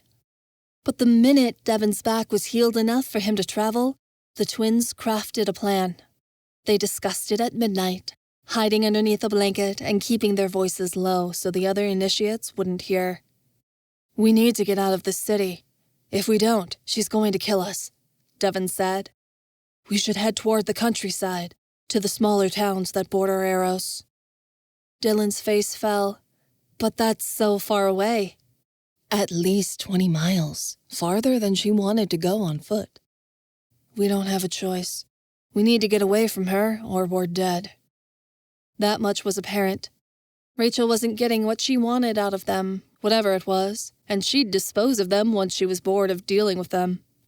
She'd already tried to get rid of them once, and she would again.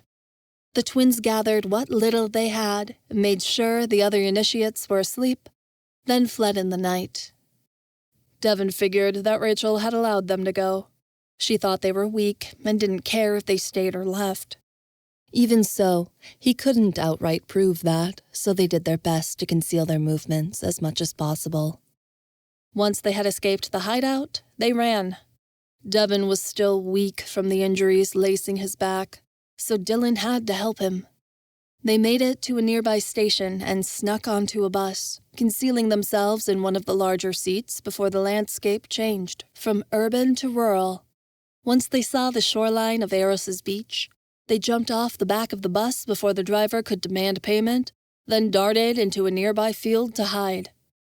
They slept for some time in the field, concealed within the tall grass before moving on. A local farm nearby grew all sorts of delicious trees late on harvesting, and they rejoiced upon finding it. They happily ate fruits straight from the vine, stealing all the food they could before they heard the farmer's dogs in the distance and had to leave. Dylan and Devin were ecstatic when they'd wandered through a local suburb and determined one of the houses was vacant. Devin overheard one of the neighbors telling a friend that the family next door was on vacation. A grand stroke of luck. They broke a window to get in, then celebrated when they'd found a full fridge and cupboards packed with food. For the first time in 8 weeks, they slept in a bed instead of on concrete. They had full bellies, and they had access to running water, something precious in the time they'd been homeless.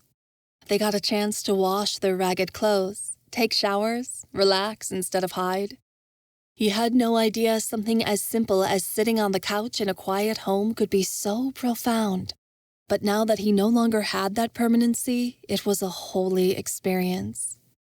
It was a small bit of hope, but it didn't last long. The family came home from their vacation 3 days later, and they had to leave abruptly, though they took what remainder of the food they could as they dashed out the back just as the owner of the residence was unlocking his front door. What they took wasn't enough to make it more than a few days. After that, they'd found an empty shipping container within the local dumpster that sheltered them from the elements. They made it into somewhat of a home with the discarded rags they'd found lying around the dump, turning crates and old car seats into furniture. It was easier to survive in the small town than it was in the city. There weren't as many people around to catch them, so it was simpler to steal food, although the grocer who'd owned the local store had chased them down after they'd stolen a backpack full of supplies. They barely escaped, and were terrified to try again.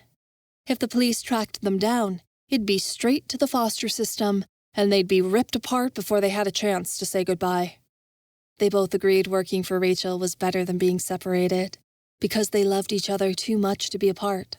But even so, if they didn't figure out a long-term solution to their problem, they were going to starve out here. They'd only been on their own for 2 months, and were already at the verge of desperation. Rachel had harmed them more than she'd helped them. And they had injuries now on top of being hungry that were going untreated. Devin was adamant they needed to start stealing money instead of food. "It's not enough," he insisted. "If we can get some cash, we can pay someone off to forge some paperwork and give us fake IDs. Then we can get jobs and get an apartment. It's our only shot. No one's going to believe we're 18. We've always looked younger than our age, and now that we're skin and bones, we barely look 12. Dylan argued. We don't have any other choice. Devin's eyes scanned the streets, looking out of the alleyway they were in until his gaze caught the sight of a man in his 90s hobbling by with a cane. Him. We'll start there. Dylan hated the thought of robbing the elderly man. He's just a poor old man, Devin. It's wrong. We won't hurt him. We'll just take his money. I bet he can't see or hear that well. He probably won't even notice. Devin crouched, preparing to sprint. I'll run by as a distraction. You steal his wallet. The memory ended so abruptly, Devin was shocked out of it. He sat upright in bed, gasping for breath and shuddering. He immediately reached to brush the scars on his back, before trailing around to gently feel his left shoulder, to the arm that wasn't there. Fahad slept silently beside him, the cat curled against his side. The vision had been long, but had ceased before it was over. Victorienne must have run out of magic and wasn't able to sustain the effort to keep looking inside their heads. Good. Hopefully she wouldn't be strong enough to do it again for a while. Devin let out a long sigh and fell backward onto the bed, staring at the ceiling. That choice to try and steal from Odon had been one of the best decisions of their lives. It had led to them finding Tavanna and Taladin, to becoming Rhodi. Devin tried to block out that part of his life as much as he could, but sometimes he rationalized that the memories of his days before becoming a Rhodi weren't that bad, that he'd been exaggerating how miserable it was. Now Devin understood he was trying to reason his way out of his past in order to protect himself, because the memories had been even worse than what he remembered. Rachel had taken them in because she could sense the crafting power within them, and she'd known it was immense. She'd gotten frustrated that the twins hadn't shown their magic fast enough, and had punished them mercilessly for it. Devin thought of all the awful things Rachel had made them do. He was an adult now, and all his years of working as a Rhodi gave him context on the Red Huntress's orders. Those crates they'd pushed into the water had probably been filled with the bodies of Rachel's victims, and they hadn't realized. They'd only been Rachel's students for a month, and she'd done so much damage in that time it nearly killed them. The decision to run away had been the right one. It had taken time for their powers to emerge as Rhodi, months, even. They wouldn't have lasted that long under Rachel's cruel torment. He reached down to scratch Fahad's ears, deep in thought. Taida had some sort of magical immunity to fire for certain. That's why he walked into the flames and wasn't burned. Devin wondered if Taida was still alive out there somewhere, if he'd died under Rachel's orders, or if he'd been killed by a Rhodi during the war. He supposed he'd never know. The sound of the wood breaking in the burning house had been identical to the sound of the pillar falling. Both were merely echoes of the same moment, a fraction of time he couldn't escape. Both times he'd been pinned by an object he couldn't escape from. But the last occurrence, his sister hadn't been able to get him out, not without losing a limb. The door slowly creaked open. A graceful figure entered, gliding in to come by his side. I had to check on you. I couldn't leave you alone after what I saw. Tavanna was on the edge of the bed and reached out. She laid a gentle hand on Devin's face, where Rachel had struck him long ago. There was a time he might have flinched away, but he didn't now. I'm okay, just a lot of bad memories. I know. She gave him a small smile as her thumb lightly brushed his cheek. How are you adjusting? He knew she was talking about his amputation.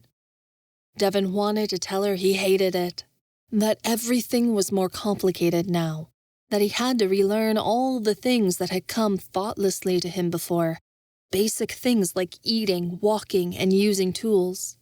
He despised that people pitied him when they looked his way, as if he was something to feel sorry for and not a competent warrior that was just as strong as the rest of them. He wanted to tell her he felt more unseen and unheard than any other time in his life prior. But Devin shoved it down and said, I'm getting by. That he admitted he was struggling at all made Tavanna alarmed, and he saw it in her face, for Devin would deny and suppress his pain even in the hardest of times. For him to admit he was suffering in the slightest meant he was struggling terribly. They didn't talk. They weren't the kind of people that went over their feelings or analyzed their emotions like Taladin and Dylan did. They merely faced life side by side as silent companions, and so far, that had been enough for Devin. But he didn't know if it would be enough anymore. Not with everything he'd faced, and the kind of insurmountable struggle he found himself in. I'm here for whatever you need. He knew that Tavanna wasn't sure of what to expect. Devin understood she was praying he'd at least let her in, just a little, so she could help him. He couldn't, even though he tried. He so desperately tried. I want my life to get better, Mom. It was about all he could manage to say. Everything he could sum up about the past 10 years and even beyond. He couldn't imagine a time when it had ever been okay, even as a small child hiding from the world with his parents. He was always afraid, always running. Dylan fought, but he bolted. The one part of his life that had been peaceful was that small fraction of time he'd spent with Nellie and Rhodian, and he was stricken with grief that he'd been chasing after those days for the rest of his life. It does get better, Tavanna promised. Her hand fell to stroke Fahad's soft fur. Even after a lifetime of pain, you have to keep looking for all the good things that surround you. What if all the good things are outnumbered by the bad? They're not. Even when things are darkest of all, there's always a blessing that you can't yet see. Those small moments of peace seem so frivolous and unimportant in the moment, but when you look back, you'll find they are the most important things of all. Promise? Yes, always. She leaned forward to kiss his curls before she stood. Why don't you call Reina? Tavanna suggested. I'm sure she'd love to hear your voice. It's the middle of the night, Mom. I'm not waking her up at 3 a.m. The people who love us are always there when we need them most. From what I hear, Reina struggles to sleep herself most nights. Maybe she needs you, too. Tavanna left silently, and Devin contemplated her words. He grabbed his phone, scrolling down his contact list to Reina's number. He stared at her picture, trying to work out the complicated feelings in his chest. He tried to decipher where his past ended and where his future began, because it never truly felt like he left the one nor was ready for the other. He nearly pressed the call button, wanting nothing more than to hear her say hello. No, she wouldn't want to talk. He needed to remain safe inside this cage he'd built around himself. Perhaps the bars would convince Reina to stay away. At least they'd prevent her from getting hurt whenever this relationship blew up in their faces. Devin changed his mind, put his phone down, and reached out to bring Fahad close to his chest. Then he rolled over to return to his dreams, or rather, his nightmares.